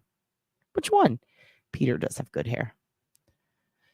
I've got his black tube socks from working in a suit too long. Yeah, but as long as you don't have stacked whites that are perfect. What sort of socks does Duty Ron wear? Dad's boyfriend just looked very surprised at that question. Let's ask him. What kind of socks, babe, do you think Duty Ron wears? Duty socks. Brown? I think Duty Ron wears socks that were gifted to him by a wife or a grandkid or kid or somebody. Someone on the force maybe for a fun Christmas white elephant thing years ago. And I think that the socks are like those odd socks. Oh. No, I think he wears odd socks. I think he gets odd socks and he's like, I don't know what these characters are, but someone gave them to me. I bet somebody sends him American flag printed socks, socks with prints. You know what I mean? I get a feeling he wears odd socks that say I'm not even supposed to be here today. Popeye. Yeah, it got Popeye. Someone made him homemade socks that say Jagaloon on them and he wears them. No Jagaloons. He wears printed socks that were gifted to him. And then he'll just grab two socks and wear different ones. And his wife will go, God damn it, Ron. I think Duty Ed wears I think he wears bonobos or whatever they're called, the really fancy ones. And I think he gets a specific kind because they feel good on his feet. Because he's thought about it scientifically what the best socks are and he's found them. He's like, I've been wearing these since 1997. I'm not switching now. You know? This sock conversation is a lot. This is deep shit. This is a rich subject. He could pull off white socks, but he's not going to. Because he doesn't like the team. Now that's a Discord channel. Yeah, let's get some gambling going. Let's get some illegal gambling going on our Discord. What the fuck? I think I've got better meds than her. Yeah. The facial? Really, Tracy? You turning into Tiff? What about Brian from LTL?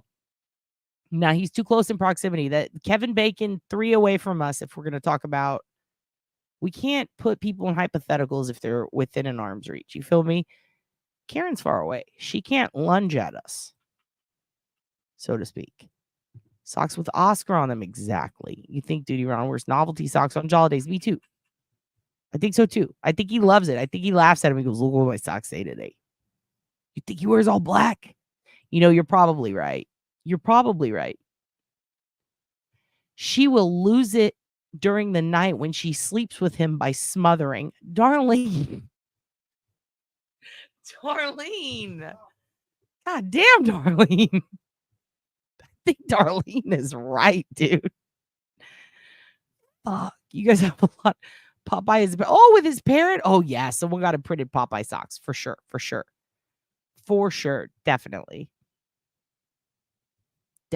dude. The other anchor wears black socks with suspended. Oh my god, I wish. Maybe black with the gold toes. Bonobo apes have gay socks. Gay sex. Bonobo apes have gay sex. Oh yeah, you know a lot about apes. Is that you? There's a couple of you guys who know a lot about apes, primates, monkeys. You're very into that stuff. It's a fascinating lane. We've got a lot of bunny people, a lot of Boston Terrier and French Bulldog people, a lot of people who are into apes and primates and monkeys, which might be the same thing. I don't know.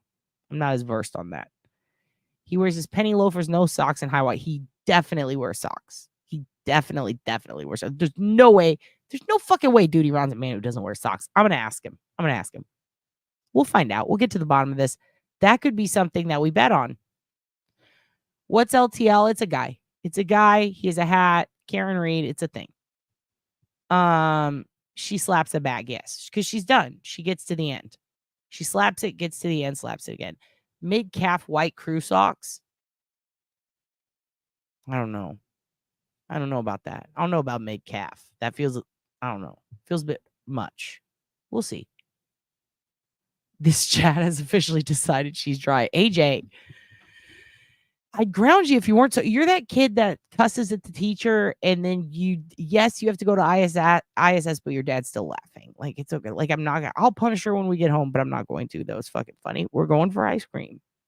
Yeah, I think novelty too. Smothering? Yeah, she was on it, dude.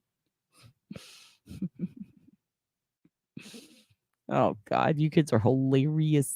No way Ron doesn't wear socks. Yeah, he has to wear socks. You wear Costco socks? Oh, I bet Ron wears Costco socks. I can see him doing that.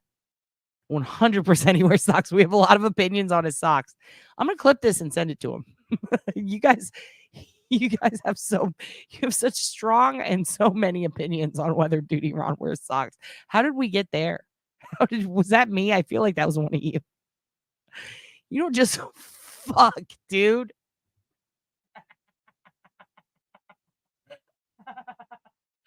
Oh my God. You don't just run into the towers with no socks. Exactly. Oh my God, you guys. I've slapped the bag. That was the worst idea. I peed in my yard. We've all pissed in the yard. God damn it, you guys. You're fucking killing me right now. Maybe Duty Ron wears no show socks. No show socks. I don't know. That's too high tech. Starzy loves this. Duty Ron wears nice socks. I know for a fact. Melly, how do you know? Did you ask Duty Ron for feet pics? Melly, you're grounded. He wears no shows and then he wears shorts. What the fuck? Papa squat? Yeah, if you got to pop a squat. Can you ask him without showing him this first? Sure, I'll ask him first and then I'll show him. We're not Tracy. Tracy, I'm not putting it up. These kids have gone feral. They've gone completely feral. Tracy has led the march. Tracy, you're out of fucking control. You're supposed to keep watch on the kids. You're making them worse. Duty Ed making sock braces hot since 89. He definitely, because they're good for your ankles, and I would wear them too. He takes off his shoes in the house. Oh my God. I could see that. Because there's a new carpet. Guys, everything's out of control. We have to stop. No jumping spiders in the chat. No spiders that jump. I know. He is the best. His socks are clean. Black socks are the way to go. God damn it. Too many. Yeah, if we're going to take bets, we do need to analyze this. But let's do it in Discord. We're moving on. God damn it, you guys. Yeah, you've been feral for a while.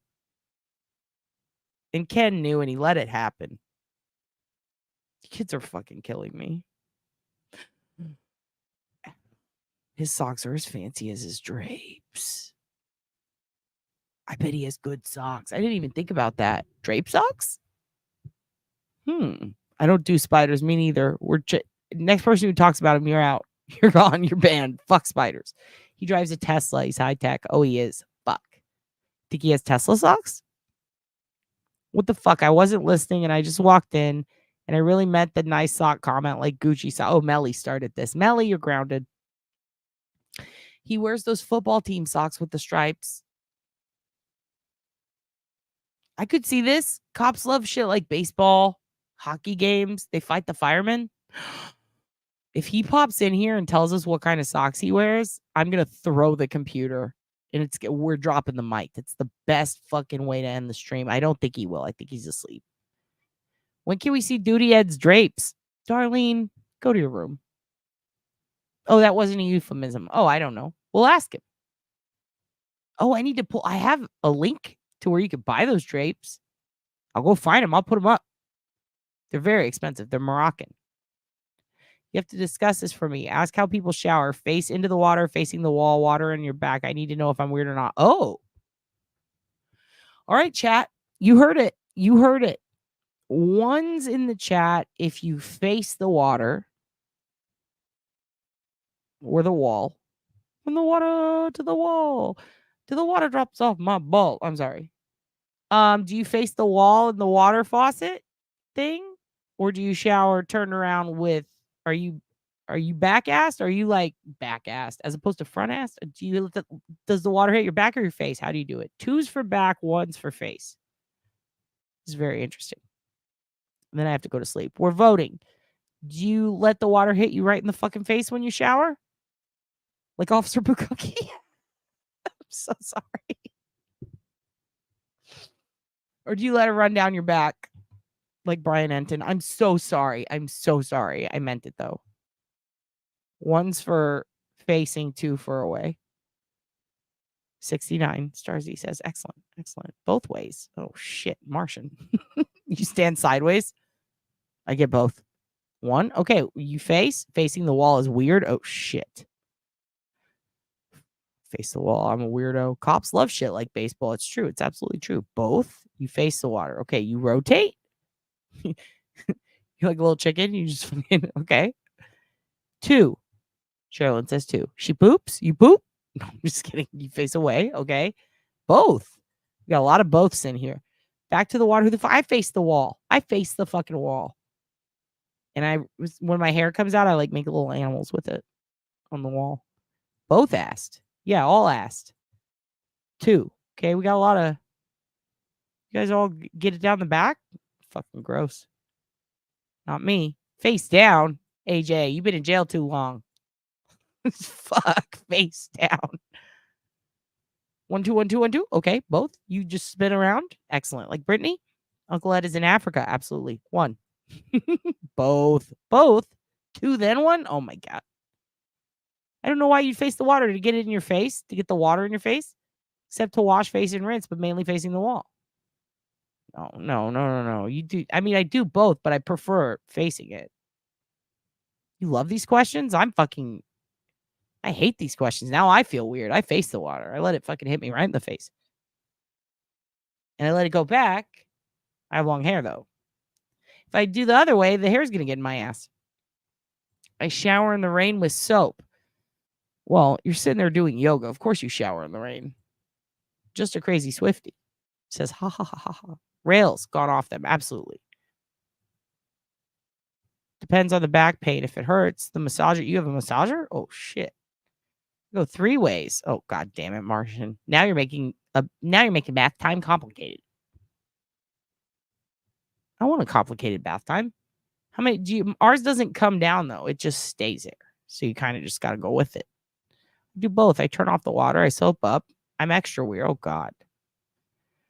22212232212, and then I finish with the cold water in the cooch. Melissa, you're gonna do great in this cold. Cold water in the cooch is our first t-shirt.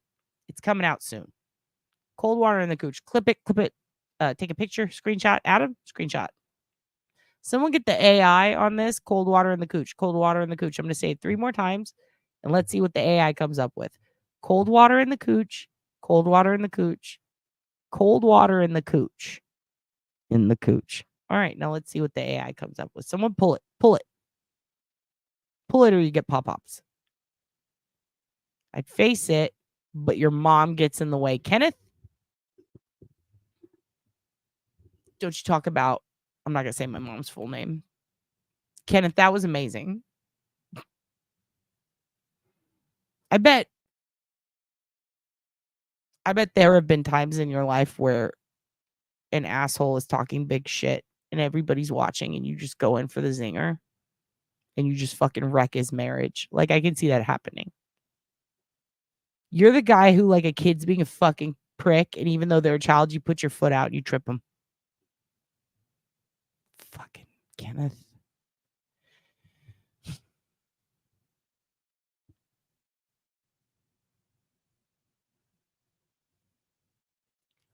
Dorothy Mantooth is a saint, Kenneth. Who isn't facing a bidet? How else are you going to drink the water? I'm cackling, says Just a Crazy Swiftie. Hey, everyone, I couldn't sleep. Just Roxy. You face the bidet or you face away from the bidet? How do you drink it? I will videotape myself in the shower to show y'all. Melly, I mean, if someone doesn't wife her, I don't know what else she could do. She's pretty much doing it all. What else do you want from Melly World? Melly World. That should be your fucking channel. Melly World. God damn it. God damn it. Ken. Dorothy Mantooth is a saint. Lighten up, Martian. Martian says, ew. What? You ain't thirsty? You ain't never had no bidet water? Lighten up. That's spicy. It is spicy. It depends on what you drink. Melly thinks that's funny. For Loco, it's Mellyverse. Oh. Yeah, I don't. You kids. Yeah, Melly's thirst trapping. That's what that's called. Melly. Melly, you're thirsty trapping. Martian Planet Art is laughing. Finally, I have Lucille behind my name. I've been waiting for her to appear. A loose seal? Where's Auntie Deb? She needs to be in on this combo. It's her fucking birthday. It's her birthday. She's fucking knee deep in sniffies right now. All right? I think. I don't know. But it's her birthday. So make sure you tell her happy birthday. Lighten up, Francis. Bill Murray. You two bad actors knows, Martian. They're just being playful. Thirst trapping. Melly is going to get a lot of DMs tonight. You're going to get a lot of weird DMs, Melly. I don't have a bidet. Ugh. They're so much better than just basic sink water filters, you know? It's fucking incredible. It filters it. Just chug it straight from the tap. It's incredible. Jealous of Lucille behind your name.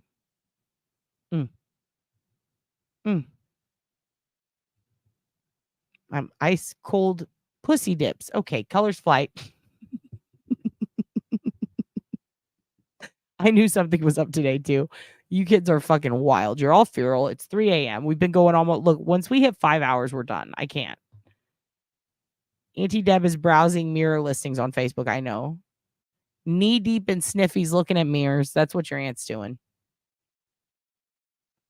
Yep. Knee deep? I don't know. Trooper Proctor, was it waist deep or knee deep?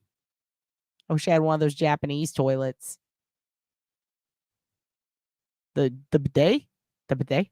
Or the ones that speak to you and they're like, welcome, sit down, spread your ass cheeks. And they like talk to you and they spray warm water on you. Yeah, she does need to be here, but you know, she busy.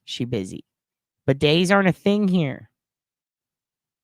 Well, I mean, they're a thing here kind of, but then every once in a while it's someone who's like, I don't want to spray that on the back of my balls. And then you feel silly. When they're talking about the sailboat and Lucille thinks they're talking about her. Oh, that's the sailboat is my favorite. When they go, Job, he goes, Job, I need you to get rid of the C word immediately. And she goes, I'll leave when I'm damn good and ready. Best moment. That is literally my favorite. I almost got that tattooed on me. You need to get rid of the C word, but spell SEAWARD. Is a bidet warm water? It depends. Sometimes it's cold. It depends.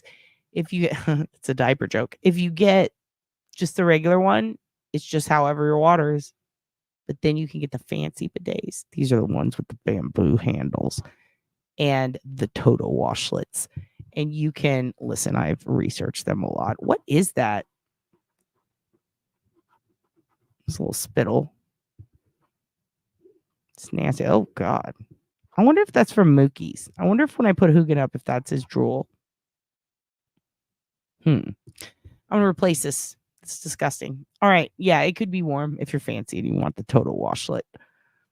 Happy birthday to Sister Aunt Deb, High Priestess of UT Comedy, Utah. Duty wears socks in the shower. You kids you're all grounded now. The warm talkies with the bidet.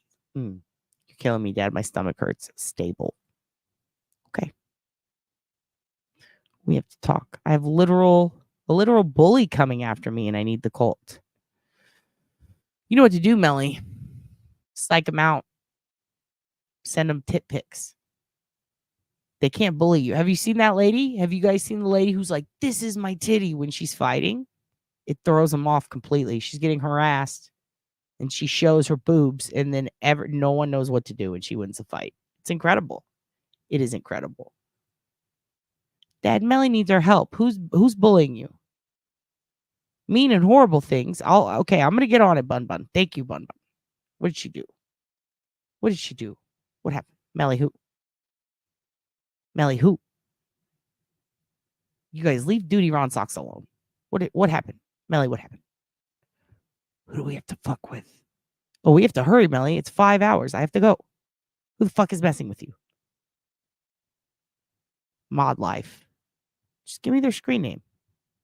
Give Pop Pop their hair. Melly. Email me. Listen. We can't dox on live, you guys. Listen. It's a mean girl. She mods with me somewhere, and I don't even really know her mod bully. Okay, Melly, here's what we're going to do. Let's put this shit in Discord. Take this shit to Discord. You feel me? That'll pop in. Talk about this bully. I'll talk to his parents. We'll fuck him up. All right? We'll do this. No, yeah, exactly. We don't want to. You know? So let's go on Discord. Let's go to Discord real quick and you could tell Dad who hurt you. Yeah, you tell us. Tell him in Discord, though. Tell him in Discord. We're going to take care of it. Okay? Dad's going to mail him some muffins. We got you. Don't worry. We're going to take care of it. Everybody whisper so no one can hear. Okay? Of course it's that guy's channel. I told you he looks like Brian Coba. He looks like Papa Rogers. He is Papa Rogers. Never there? Fuck. I was wrong. I'm sorry. Tell your family, Melly. Tell your family. Sit down next to Dad. Listen. Who did it? Who did it? All right. Melly, they're just jelly. Shut your hole, bad actors. I'm just... Snitching ain't doxing. Snitching ain't doxing. How do you find my Discord? It is... Can someone drop a Discord link? Because I don't have it. Melly says she loves it so much. Yeah, Dad's whispering we don't want YouTube to pick it up in the algorithm. I was just joking about the holes, but listen. Somebody dropped the Discord. Who has the Discord? Who has Daddy's Discord? Someone drop it. Oh, it doesn't let you put links, does it? Okay, I'll drop it. Hold on. Give Daddy a second. And then we gotta go. And we can all go to Discord and we can avenge your sister. Oh, God damn, it's going to make me log in because your dad fucking undid the cache. Listen, I'm going to mail him some muckalucks. No, muffins. It's an Arrested Development reference. Listen, you do bad actors. I fucking froze. It's okay. Kids, can you hear me? Kids. Okay, I'm back. Listen, if you go to you need the cheat sheet? I got you a cheat sheet. How dare you? Ken? That shower comment was so fucking funny. Okay, here's what we're going to do. Go in the Muckalux. It's so funny. Go in the last, if you want to join the Discord, go in like 3 or 4 lives ago. A couple of lives ago, there was like 10 to 20 lives in a row where I put the Discord link in there. That's where you're going to find it. I can't log into it right now. I cleared all my cache. Your dad's got to look up his passwords. All right? But we got to go. It's been too long. I'm thirsty and I'm hungry. I love you, kids. I feel like we learned a lot. We talked about prisons, the prison system. You guys did a weird bet on Duty Ron socks. I'll find out for you. We'll see who wins. A lot of feral activity among the flock today, but I enjoyed it. I hope all my gigs get canceled. Just kidding. But I love you guys.